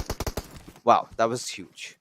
I feel like in that initial fight, they just gave away their freedom as soon as they entered inside the house. If they would have just, started traversing around it, they would have had so much more place to reposition themselves, so much more breathing space at the same time. So going inside that house, all four of the players, it just trapped them in. And this is where TDK did quite a good job moving outside the house, and then, you know, just making sure they're staying trapped inside the house. And that's how they just went down, unfortunately, a suffocating death. But now Zeus on a move as well near Georgia Pole. They're quite inside the zone, but still, Zeus is kind of team that, at least recently, they have been liking to go in the center of the zone, so they're probably going to be making their way slowly and steadily. But another fight happening. PN Crew versus I8. Now, imagine over here fixes. Oh, yeah, that's great, Nate. I was about to say something else, but I'm going to hold on to my words because Ayush is making quite a lot of things happen. And reviews going down. I8s are not going to be happy after that one. Uzum, he needs to get the trade happen, at least if he wants to get the res back up on the reviews. But reviews is backing up slowly and steadily. I8's looking quite confident on this res. You know, it has been such a terrible day for I8. I must say, it has been one of the worst days. You know, this is one of those days that they would absolutely want to forget unless Crypto finds a very crucial angle. I mean, if they end the day on a good note, maybe possibly with a chicken dinner, I think that's all they would want. But PN Crew, I mean, the numbers have reduced, right? The three-man squad going up against a full stack roster of I8 where Crypto has a really sneaky angle. But the question still remains if one player is looking at this direction, because we're watching Blade making a lot of noise. But by all means, from what I can see is I8 do not want to engage in this fight. And I understand why, because, well, his threat looming from up above as blah blah blah does give his cover away. He does, but the distance is quite far away. Yeah, there is one more team like Zeus in the back lines, but I don't really feel like they need to worry about them that much because they're on the top of the Big Boy Mountain, and I don't really feel like they're going to get contested, at least up till now. Maybe, yeah, a few shots will be rattled off in their direction, but I'm not really expecting a lot of critical amount of damage being dealt onto them. And while Seal's position again, I just like how they're predicting the zone over here. Ocean, are you helping Seal out? I mean, he possibly could be. I do not know because, I mean, of course, the jokes apart, communication is not allowed. But, you know, he's got that telepathy power. And you never know the mean man, right? He's a mad scientist. Yeah, he's got some special powers. But we are witnessing some special rotations, especially from Wizzes with vibes. Look at them go. I mean, taking that little bit of a bridge from the eastern side of Rozok and heading inside the circle. They've got no one on their backlines, but the majority of the crowd, the majority of the herd is heading from the southwestern direction, where we're going to anticipate so many fights happening around as Uzum does manage to spot out the players of A1 Esports. Does take a few bullets though, but does not do any harm. Yeah, that was quite close. Quite close. If the car would have stayed still even for like another second, that could have been a lot of damage being dealt onto that lad. But for now, A1 Esports looking great in the position they have. Still, team needs to make it inside the circle, and one of them is going to be 7C. They're making their way slowly and steadily. Now, Johnny said he has his eyes kind of locked in on his 7C, and up till now, they have been quiet. It's understandable if you want to go for the chicken dinner. You want to make sure you're not really getting caught in the early engagements. And while Danny, he didn't really have any other option rather than to take that fight. But unfortunately, the trade on the Zeal is there. So for now, Danny's going to be staying alive. Zeal has been knocked out. That means Zeus, now the pressure is onto them. They need to get the rest back on the Zeal because Zeal was a little separated out from the rest of the squad. But there is one more guy next to him, so the rest should be back up. And Zeal should not really be in that much of a worry. You know, imagine the circle shifting towards that little island we have around the center. You know, that would be that's fun. gonna be crazy. That's gonna be mental. As PN Crew, wait a second. Did they do some massive damage? I just saw two players dying right in front of me, and they've done some massive damage to Zeus. And well, thankfully they've not really wiped out the entire squad because BABLU and Ruthless are in for some revenge. Now, BABLU is one of those players that does not miss his mark, at least with those grenades. But before that even happens, he does the job with the AR. I just love that, you know, that retaliation coming in from the side of Zeus. They're like, all right, you're going to deal some damage to us. Well, we're going to show you what we're made of. They just go in instantly. They're like, we don't care if you're 2 or if you're 4. We're just going to be challenging the fight head on. And take a look at Wolf, wow, it's standing on water. Those are some new skills right there. How is That's meditation. what is going on? How? I need to learn that. Oh, that's Neo from goddamn. Matrix. Okay. He's definitely mastered some of those yogic pushes. Yeah, he's cracked the code. Yeah, I mean, the way he's maintaining balance in the water, I must take lessons from him. But now, Zubion, we do see him spotting out the players of R3D, will take a few shots and then eventually backs out. As Clarity BABLU, they've got a contingency plan, but look at DRS doing the same thing that they did in the last game, just holding off the junction.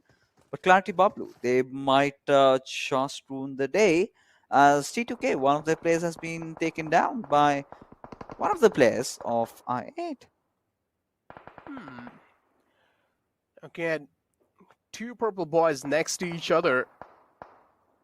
One of them have a better positioning. DRS is the team that has a little bit of more better positioning inside of here, and also at the same time they have a lot of chances to rack up a lot of kills inside this kind of situation they have found themselves in, because they can just guard those water lines and make sure no one's really going to be crossing in that easily. Clarity BABLU taking a few shots on it. R3D continuing to light things up. Same thing goes to DRS. And now TDK, they have realized Sandesh is quite down low. They're not really going to be able to get him back up on his feet. So TDK, if I'm not wrong, they're just down to a two-man squad. Well, scratch that. They're down to a one-man squad now. Jane as well falls down. And Legend, the IGL, is the only man surviving.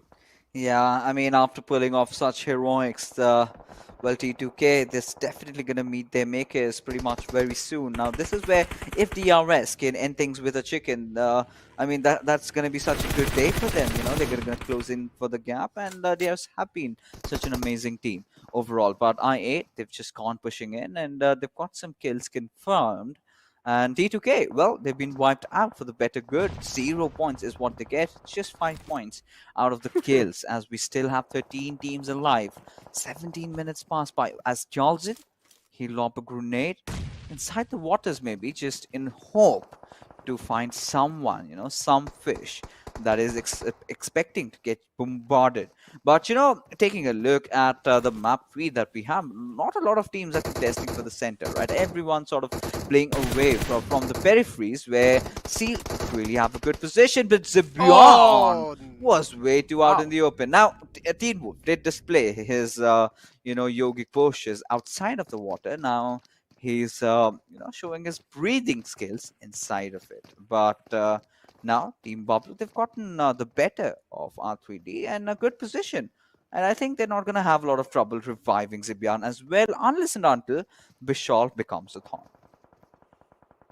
He is gonna, there's no way he's not going to be, right? And well, the same thing happens. Well, as you mentioned, Bishal being a huge thorn, and Wolf and Zebion falling down. Danny has a lot of pressure on his shoulders. He needs to get the reds back up on these lads. Pika is also alive. At least that's going to be helping them a decent bit. And while talking about that, that nade from Danny is going to be finding Bishal. And instantly confirms the kill as well, because he was inside water. And talking about another fight, it's going to be between Avon Esports and I8 this time. Though they're not really going to be overextending themselves. Instead, they fall back. As soon as they find an opening, another nade comes in that might just sail right next to him. And yes, it does. Deals quite a decent amount of damage, but not really enough to knock someone out. So for now, Avon Esports are quite safe. The 9-boy, no, that's not how you prone out in the open, especially when your position has been compromised, my guy. And especially when your opponent has Groza, that's absolutely, you know, shredding everyone apart. And look at that car. I mean, it's moving just by its sheer force. Strike it at very low HP. As Uzum, he's going to head in. I mean, he's going to be the entry for his team. The kind of performance this lad has been showing has already secured that one kill. Gets close in, up close and personal as Shoykot goes down. And Jax, he's going to make a run for his life, step inside the waters, and try to escape into safety. But I8, they're not going to let go of the pursuit. They're going to tail him right now. But Blade, look at him. He's so much in the open. It's sinister. He usually does not miss shots like this. That's really bad. There's a first time for everything, Fixes. And well, you saw him finally miss shots like those. Maybe because of the suppressor. Yeah, he did. Yeah, yeah, we can give him a little bit of edge. But still, I mean, you cannot expect a man like Sinister to miss those kind of shots. And, well, missing those, well, he will have to face the consequences. It's going to be Raw who takes down Sinister. That means the guy who was guarding this, pretty much the water lines, he's down. That means the rotation should be pretty open. Teams that were trying to make it inside, they shouldn't really have a lot of trouble. But I8 are right next to Raw. That means there is still going to be a little bit of trouble lingering around. Even I like how Uzum is left in the back lines, just to make sure if anything goes south, Uzum's probably going to be providing them some cover fire. For now, 7 seed right next to Future Station 1952. Evil Eye spots Uzum out, and unfortunately, the man who I8 were relying on heavily, he has fallen down. That means things are probably going to be going south soon for I8. They need to make it inside. At the same time, they need to make it safely, and this was exactly what I was saying. As soon as they come under fire, Uzum could be the man to pretty much, just throw that retaliation fire in. As Uzum being taken out, there's just no one to provide that backup. Indeed, and now one after the other, they are melting down. It's going to be Cyprian from the backlines doing all the damage as they get taken down from up top. I believe the ones that didn't get those knocks are going to be BRS, but Evil Eye, he spotted out Jax. Now Santa is coming from the backlines. Have they sniffed him so far? Because they must be hearing some sounds. Have spotted him now. And Evil Eye, he's going to make no mistakes in taking him down for the better good as Future Station. Now, this has to be one of their best games so far. You know, they've always done the surviving job. But Necro, I think Future Station did not need nades right now. They need the fishing rods. Well, I mean, I feel like they're probably going to be using those nades as a fishing rods. I don't As even a bait? know. Yeah, as those are like the wireless fishing rods. I don't know what I'm saying. Ignore it. Well, those nades, yeah, it definitely did deal a decent amount of damage on these players. And now Ale is still, I don't even know if he's compromised or not, but Seal and Visit with Vibes, I was about to get back to this situation. They were right next to each other, just like how they were in the previous game as well of Sanhok. And, well, this time Seal are the one who have a clear man advantage. And Vibes as well. They have one man down. It's going to be, I think so, Praveen. The rest should be back up onto him in no time. And, well, Evil Eye, he continues to rain down hell. He continues to rain down death and destruction onto teams that are trying to cross over. And he's doing a great job with that. But he also needs to realize that there's one more team right next to him, and it's going to be DRS. Mafia Ninja's quite close. But I personally don't really like the position Mafia Ninja has put himself in. Yeah, he can get a decent amount of kills, but how is he going to be making it back to his teammates? You know, look at Team Seal right now. The way they've taken control. They're heading inside the circle. No one behind them. This possibly could be one more of their chicken dinners. But this time, the DRS have made it inside the circle, safe and sound with the players alive. So they're going to be eyeing out for the chicken. But Team Vibes, with all their players alive, are going to be shredding the players of Team Seal apart. As Jiggle, however, has been counter-knocked. You know, he was confused which player to knock and eventually got traded off as Assassin. He's going to step inside the battleground as well, as Zeke is going to lob a few nades to their direction, and Assassin is barely alive, and Evil Eye has spotted him, and it's just that one bullet that needs to connect, and he will go down as well. But Assassin, I believe, is fallen down, leaving everything on the shoulders of Killer. Well, I mean, as his name suggests, he has an Evil Eye, and you can't get away from it that easily. Seal, one man falling down. Zeke should get the revive back up on a fallen comrade soon. Mafia Ninja has made it cross. I don't really know how Future Station has let that happen. But yeah, for now, Mafia Ninja's safe and sound. I like the separation coming in through from the side of DRS as well. They have so much zone control inside these final moments. And if they just keep this going, that's going to be good. But again, these kind of separations do not pan out good, because if one man falls down, it just gets really hard to get the rest back up unless you have the decent amount of utilities that you require. One man being spotted out. Zake's, oh, that's a little bit of overcommitment coming in from his side. He just peeks out in the open, decides to take that man down, but instead gets taken down as well. So trades happen back and forth in that fight. Yeah, 100%. And amongst everyone, Malik is still doing the survival game. But what has really caught our eye is Muffin Ninja, as he's on a bit of a vehicle manslaughter, but gets spotted down. Kayla really being quick on his reactions, does take him down. As Nima, he's going to lob this Molotov, as Baron, he stands as one of those players that has to save his team. And there goes another grenade from AJ. DRS want their revenge of the previous Erangel game, as it is Baron, the last player who's just got to back off a little bit. He's got to do the survival job as DRS is starting to feel it. This might just possibly the game where they finally get the chicken. Baron is the only man who's looking healthy inside the squad of Seal. Zake is slowly, steadily crawling up, and well, as you talk about things going south, that third party from Future Station 1952, they're like, all right, you guys are way too focused against them, and this is where we found a right opportunity to strike. That tunnel visioning, man, it never works out, but Evil Eye, again, another situation over here. Malik is the last man from Wizzes, finally got tired of swimming. His hands started hurting probably.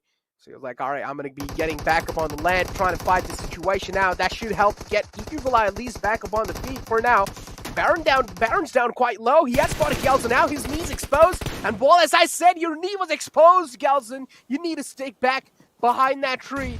But still, he wasn't that aware of that situation. But for now, Zake is the only man alive inside the SEAL squad, and DRS are doing a great job capitalizing upon him. That nade might just catch him, and yes, it does. That's quite a great nade. It traveled quite a far distance. Indeed it did, but now it has come down to a 3v2 situation. DRS rather in a whole world of trouble as Future Station have managed to get one more. Now this one grenade can seal their fate as Future Station, they are heading to possibly one of the best chicken dinners, and they've done it. They've done it. They defied all the odds, and boy oh boy, the Bangladeshis are roaring right now with joy, with pride. I mean, the way they played this game was phenomenal, right from the rotation to every little fight that they took, their positioning, impressive. Yeah, man. Personally, the history that Future Station has had in the Season 3, we were kind of mentioning, in the Season 3 how their odds were, things were kind of really not looking that good in the Season 3, and now coming back in Season 4, man, Future Station has been pretty phenomenal. They have been delivering almost consistently all the time in the map of Erangel. You can also see that in the map chances, and well, they also get themselves that $1,000 with that fixes. And in general, I mean, that was just a fantastic game, but the problem was Seal. They were taking a little too much time to at least rotate inside the zones. I feel like they could have done it earlier, matter of fact, but what do you think? No. I don't think, rotating earlier could have helped because they would have been caught in a really bad position. I really felt, however, they were too much in a clumsy situation, right? They were focusing too hard on two teams. Yeah, exactly. And that is where the opening was created for DRS. Now, in the last game and in this game, the difference was DRS did not lose out on the numbers, but either ways, this is one of the games that they could have won, but Seal did not go down without a fight. They did do some massive damage, out of which Future Station did capitalize and, of course, get that chicken dinner. Now, with that being said, we're finally done with all our games for the evening. Now, I've got to rush and hurry up to the analyst desk because we've got some free things to break down. Exactly. We'll be back right after this break.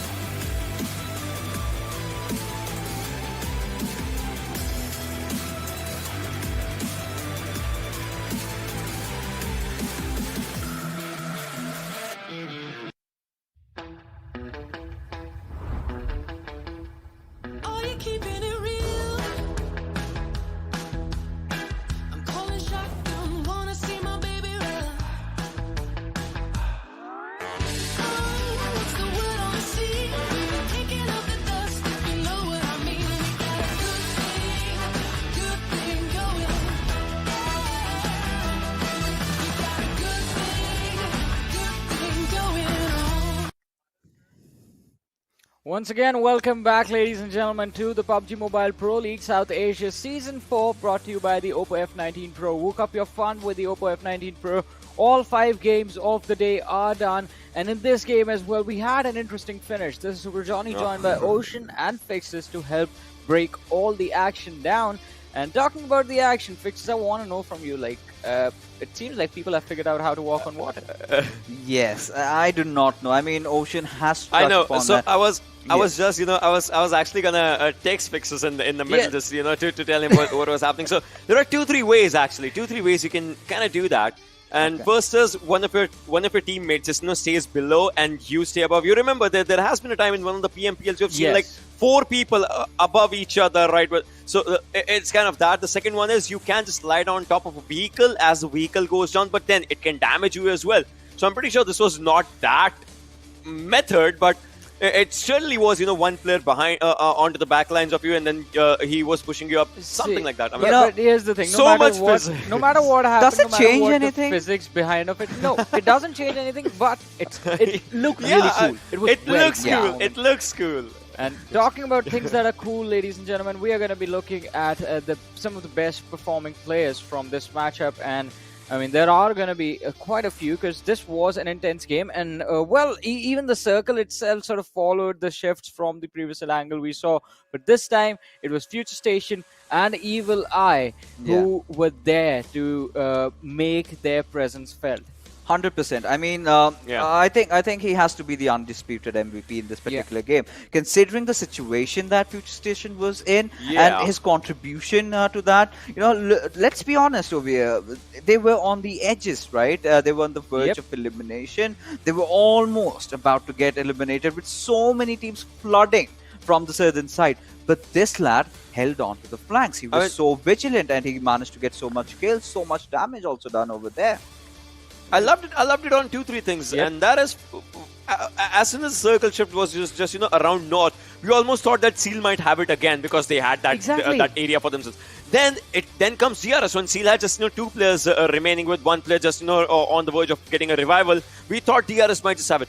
Out of nowhere, Future Station, they just charge in, and it was so good to see overall. Exactly. I was thinking the same thing during the game. I was like, all right, it's a similar circle. It's moving towards the northern side. And Zeus Esports, this time they have realized, all right, this is going to be the same thing again. So they stayed north. They did not over-rotate. They did not overextend. But then all of a sudden, towards the end, you notice, like Zeus Esports, they're completely destroyed. And it's DRS and Future Station, the team surviving.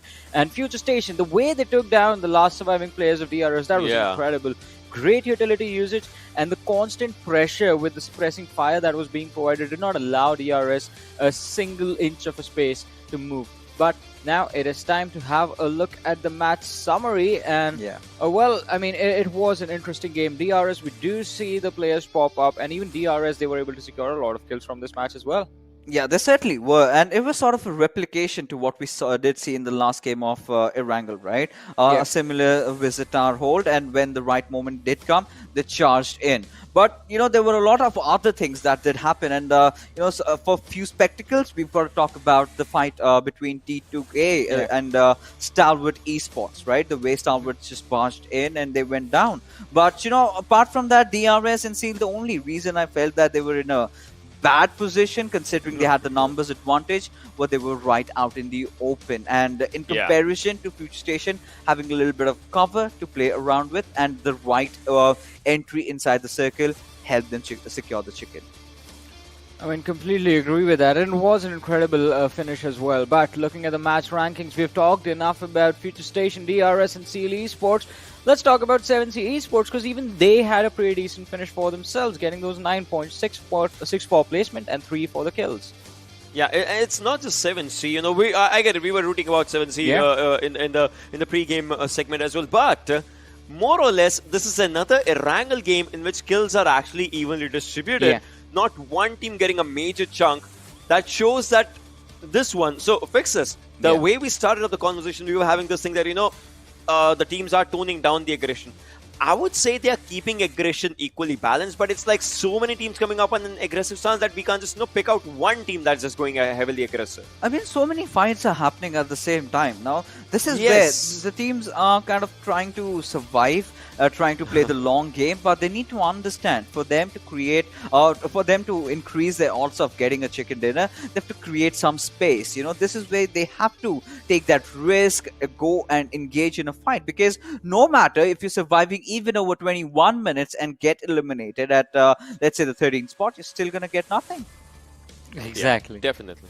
I mean, and that nothingness that you get, I mean, it can put a brutal impact on the bigger picture, the storyboard, the overall standings. But I mean, this was an intense match. We did see a lot of skirmishes resulting in a few teams that we did not expect to get taken out earlier on get taken out, and with that, I believe even the rotations were quite tricky, especially for the team that took the chicken dinner. But to break all of those down, I need some help. So, Ocean, you have to take it over.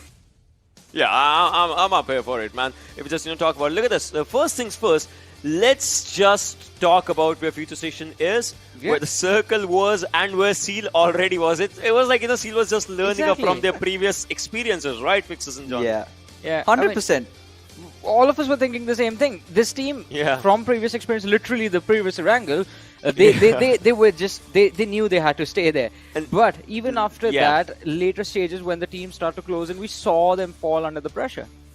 Look at Future Station at this moment, right? I mean, this was just just so different. If we just talk about this is where they are, and again moving forward, it would have been really crazy in the sense of rotations and the cluster again. Fixes.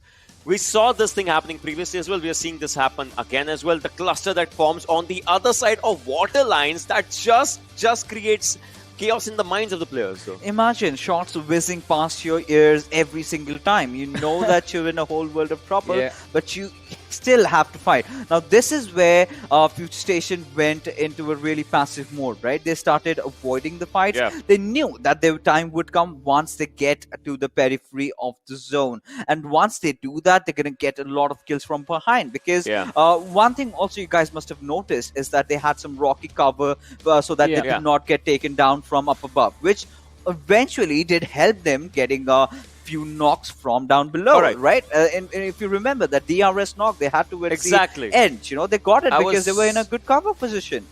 I was just coming for that. DRS, they also rotated from the backlines, and this is where we find them. All right, they could have, just gatekeep the circle for quite a lot of teams that was just, Raw and other players that are just, trying to get inside. But Future Station, well, they were still kind of thinking in their own thoughts how they should play around the circle. What should be the ideal way for these lads to just, maintain their own variable as per the entire lobby. Well, there were a lot of players alive till this moment, but Future Station, they still make it. There are so many contenders of chicken dinners. DRS is one, Seal is one. Malik again, Wizzes with vibes. Malik, this lad knows how to survive. Now, guys, this is something that I need to ask of you guys because, we've been witnessing one thing. This time, PN Crew haven't been a thorn for T2K. Rather, they certainly seem to have managed to piss Zeus off. Now, what is your take on that? I think that was just a coincidence, a mere coincidence. Because PN Crew this time, that is one thing that we've noticed, right? That one fight that we know is coming our way, but this time that wasn't the case. This time it was like another coincidence was the fact that, as we are going to notice in the Oppo F19 Pro moments as well, T2K, they got into an early fight, sort of an early fight, but with a different team entirely. Yeah, 100%. I mean, going up against the likes of Stalwart Esports. I mean, the Stalwart, this team was the aggressor, right? And Jade, I've got to give it to this lad. The way he defended his territory, waiting for his teammates to come back in, even after Suyog was knocked, and things started falling down. But in that moment, the IGL did step in. Legend getting the final nail in the coffin, did manage to take down Stalwart. Now, this is where the consistency part of Stalwart comes into question, and look at PN Crew. I mean, tell me this is not intentional, guys. So I would say this was just all about their own rush. But if you say so, you say so. I don't know. Your words, not mine. You're playing safe, man. You're being diplomatic. Yeah. I mean, thank you. That's just how I am, though. But I'll take that as a compliment, Fixes. But I mean, one thing that even we all of us are going to agree on is from this point onwards, from the 16-minute onwards, if you were anywhere close to the shoreline, it was going to be a challenge to survive. Definitely. I mean, it was, because this game was actually a kind of a test of what you learned in the previous Erangel, right? This game was actually a test for that. So many teams were trying to still move from the water lines. Well, last time it did not work out for you. This time it did not work out for you. So many teams were trying to just get a hold of the circle previously, just like Seal. Last time it did work out for you, but now your opponents know they have read you like a book. Yeah, they certainly have. But you know, we've got to say it. We've been missing the Pakistani teams in action for quite a bit. But this time, I think I8 played fairly well. Again, the zone being the ones that had to do the majority of the damage. The way it shifted, I mean, a lot of teams had to fall, and they certainly were a number. But this is where, you know, things started getting really chaotic. Look at so many fishes in the water. Yeah. And, well, I mean, what was it? The wireless fishing rod? I know. I was just going to say, like, fishing with Technology, dynamite man. seems like a better option right here. Definitely. Yeah. 100%. 110% now. Yeah. Well, but still, you know, overall, jokes apart, this was indeed a really good fight just coming up. And well, this Seals one player just goes down, goes to his teammate for Revival, and Malik. Oh my God, his impact. He loves to do that. Today, it's been like, what, 3 games in which we have seen him surviving. The lad refuses to just go down. And DRS, I believe, did commit some few mistakes over here, right? They headed with their vehicle, but they had no one providing cover from behind, which sort of led them to be really susceptible. However, they did manage to win that fight, but they did not have enough numbers to defend, because right after the fight was over, we did see Future Station getting one more knock, and that's when they knew that this is the cue to push, and they did that. And well, this was quite an interesting game, gentlemen. Exactly. It was an interesting game. It was a fun game. And one thing I would like to add, Fixes, as you were talking about the Pakistani teams as well, it wasn't just I8, even BABLU, they had a pretty decent run, considering the fact that every single time we saw them, even in the Oppo F19 Pro moments, they were the ones taking those hits. We hardly saw them be the ones dominating in those fights. And even after getting knocked out again and again and again and again, the players from Team BABLU pulled themselves together and were able to secure a few extra points by the end of the match. It wasn't just them, though. I mean, the performance, the rotations that came out from the side of Vibes, and as we did talk about the fishing with dynamite thing, Ocean, I want to know from you, do you think Vibes in their free time just practice that one thing in this match? This is the second time we've seen them. So I will get back to that, but your BABLU's conversation kind of just had my mind somewhere else. Remember, the first game as well, till the time Stalwart was not just in their parts, they were surviving so good. So BABLU, they are cracking the code. It's like they've had really good games and a bit messy as well here and there. But Vibes, they definitely are practicing something. I mean, and they have perfected it, I believe, because even the last time we saw them get, what, like 3 kills in a situation like this? Yeah, that was nasty. But, I mean, let's see the impact of a performance like this on the overall standings, which is going to be on our screens, ladies and gentlemen, right about now. And, well, it seems like there haven't been too many changes from the previous game, but overall, I mean, things have definitely shifted, because Zeus Esports, they weren't sitting on the 9th position when we started the day. Deadice guys, they weren't sitting on the 6th. Johnny, the difference, 3-2K and DRS, it's starting to close in now. Just I think it's 24 points that remain, and if they continue the way things are, if PN Crew still just goes in for a frenzy and drops that T2K, might try to spoil their game. You never know. I think by the end of tomorrow's evening, we might see someone else on the top. Ocean, we've discussed this before. Is it going to be worth it for that to happen? Oh, yeah. For DRS, well, it's going to be amazing if they get at the top position, because it looks like it, right, that they are closing up. Plus, today, T2K did not get much kills, and that's where DRS kind of just got good for themselves. Like, they got the kill department specifically. Now, they also reached 200 placement points. T2K is already ahead of the 200 placement point marker, but this is where things get interesting. Really interesting. 7C, they get the 16th spot themselves. Tomorrow, obviously, Venom Legends, 4 points. I mean, it's in 10 games, not that big a deal. But R3D, next up, it's for them. How many matches? I just want to see that. I mean, they have 10 line has been eliminated now. Yes. Like, done. Yes. And the run, I mean, we saw the run for Paradox end as well, with the league play days coming to an end since they failed to qualify, and they were already sitting outside the top 16. But S9 is going to be the next team. They're not participating in the Super Weekend, and they are sitting on the 17th position. So already 2 teams that will not even have an opportunity to make it to the finals at this point. But still an impressive performance from Paradox, impressive run from S9 Esports. But as Ocean, you said that 7C Esports, they are going to be able to take Venom Legends on. High Voltage is not having a fun time right now. They're sitting at 121 with 20 matches already played. I think 7C Esports, with the momentum that they have in hand, they can actually take High Voltage as well. So if we look at the qualification, I would say it doesn't matter because High Voltage have already qualified as well, right? So it doesn't matter. But in my mind, the question is, Ruthless Aggressive Warriors, where is that chicken dinner? 7C, well, if you're entering in, enter in style. We need a chicken dinner. PN Crew, I mean, just go for the money. Yeah. And I mean, and the funny tidbits, Johnny. I'm sorry to cut you off. I mean, Paradox. Imagine they won't be playing the finals with us, but they're going to join us with the championships, the next stage up ahead. So I'm pretty sure they're going to be happy again. Yeah, exactly. I mean, we're going to be seeing them again soon, but it was impressive and it was really fun to enjoy the performances that these teams were able to put up. But talk about enjoyment, I talk about teams' performances.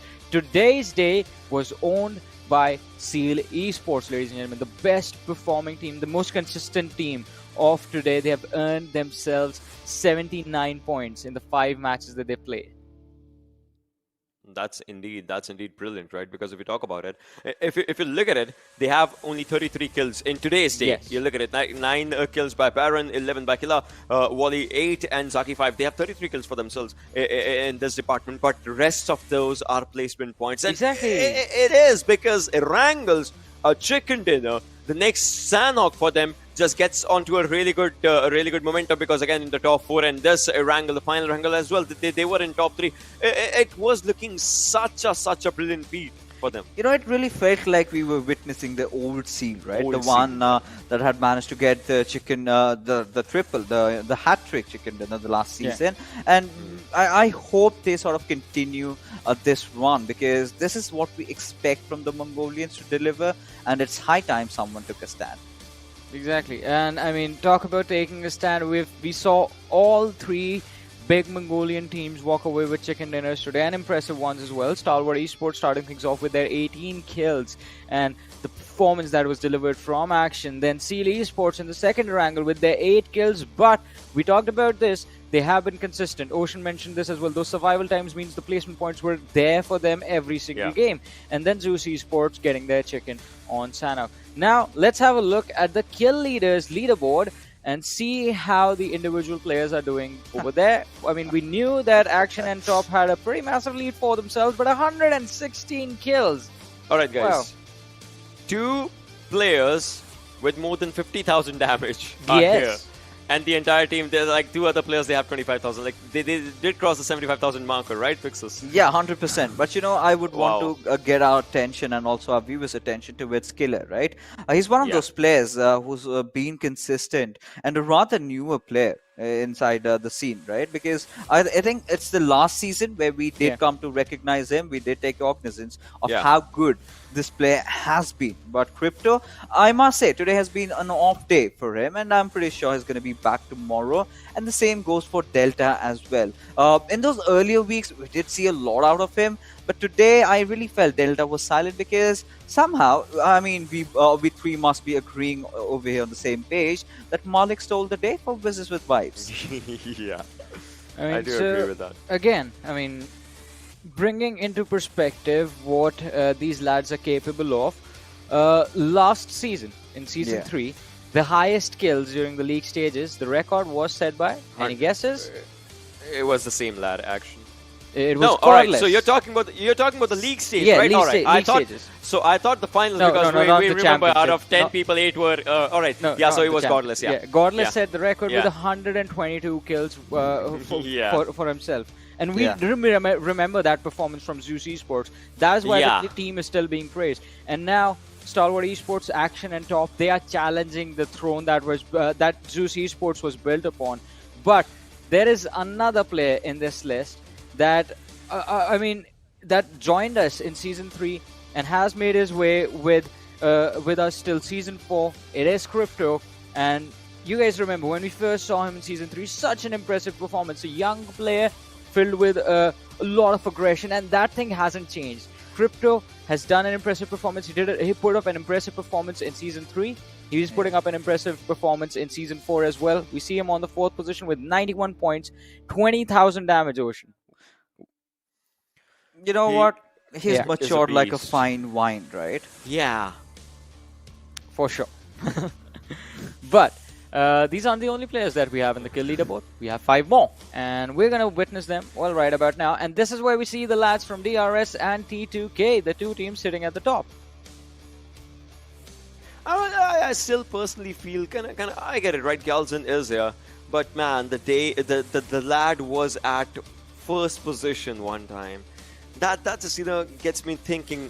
Where did DRS go wrong? Yeah. Because DRS is still in top 2. It's nothing wrong, but Galzin, I will say personally, it's not just him going wrong. What I feel is it's team stepping up somehow. Yeah, that would be my own defense to my own question. I would say. Completely agree with that. But as we were talking about records from season 3 and the lads from Zeus being involved over there, this time in the top 10 seem to be missing. And that is something that we've all been waiting for, and our hopes, I think the fans are hoping the same thing, that maybe in the finals we're going to see a complete turnaround from the team and the individuals, and it is going to be an interesting set of matches. But before we move to the finals, the Super Weekend is just getting started. The final Super Weekend, ladies and gentlemen, day number 1 is coming to an end right now, but we're going to be back tomorrow.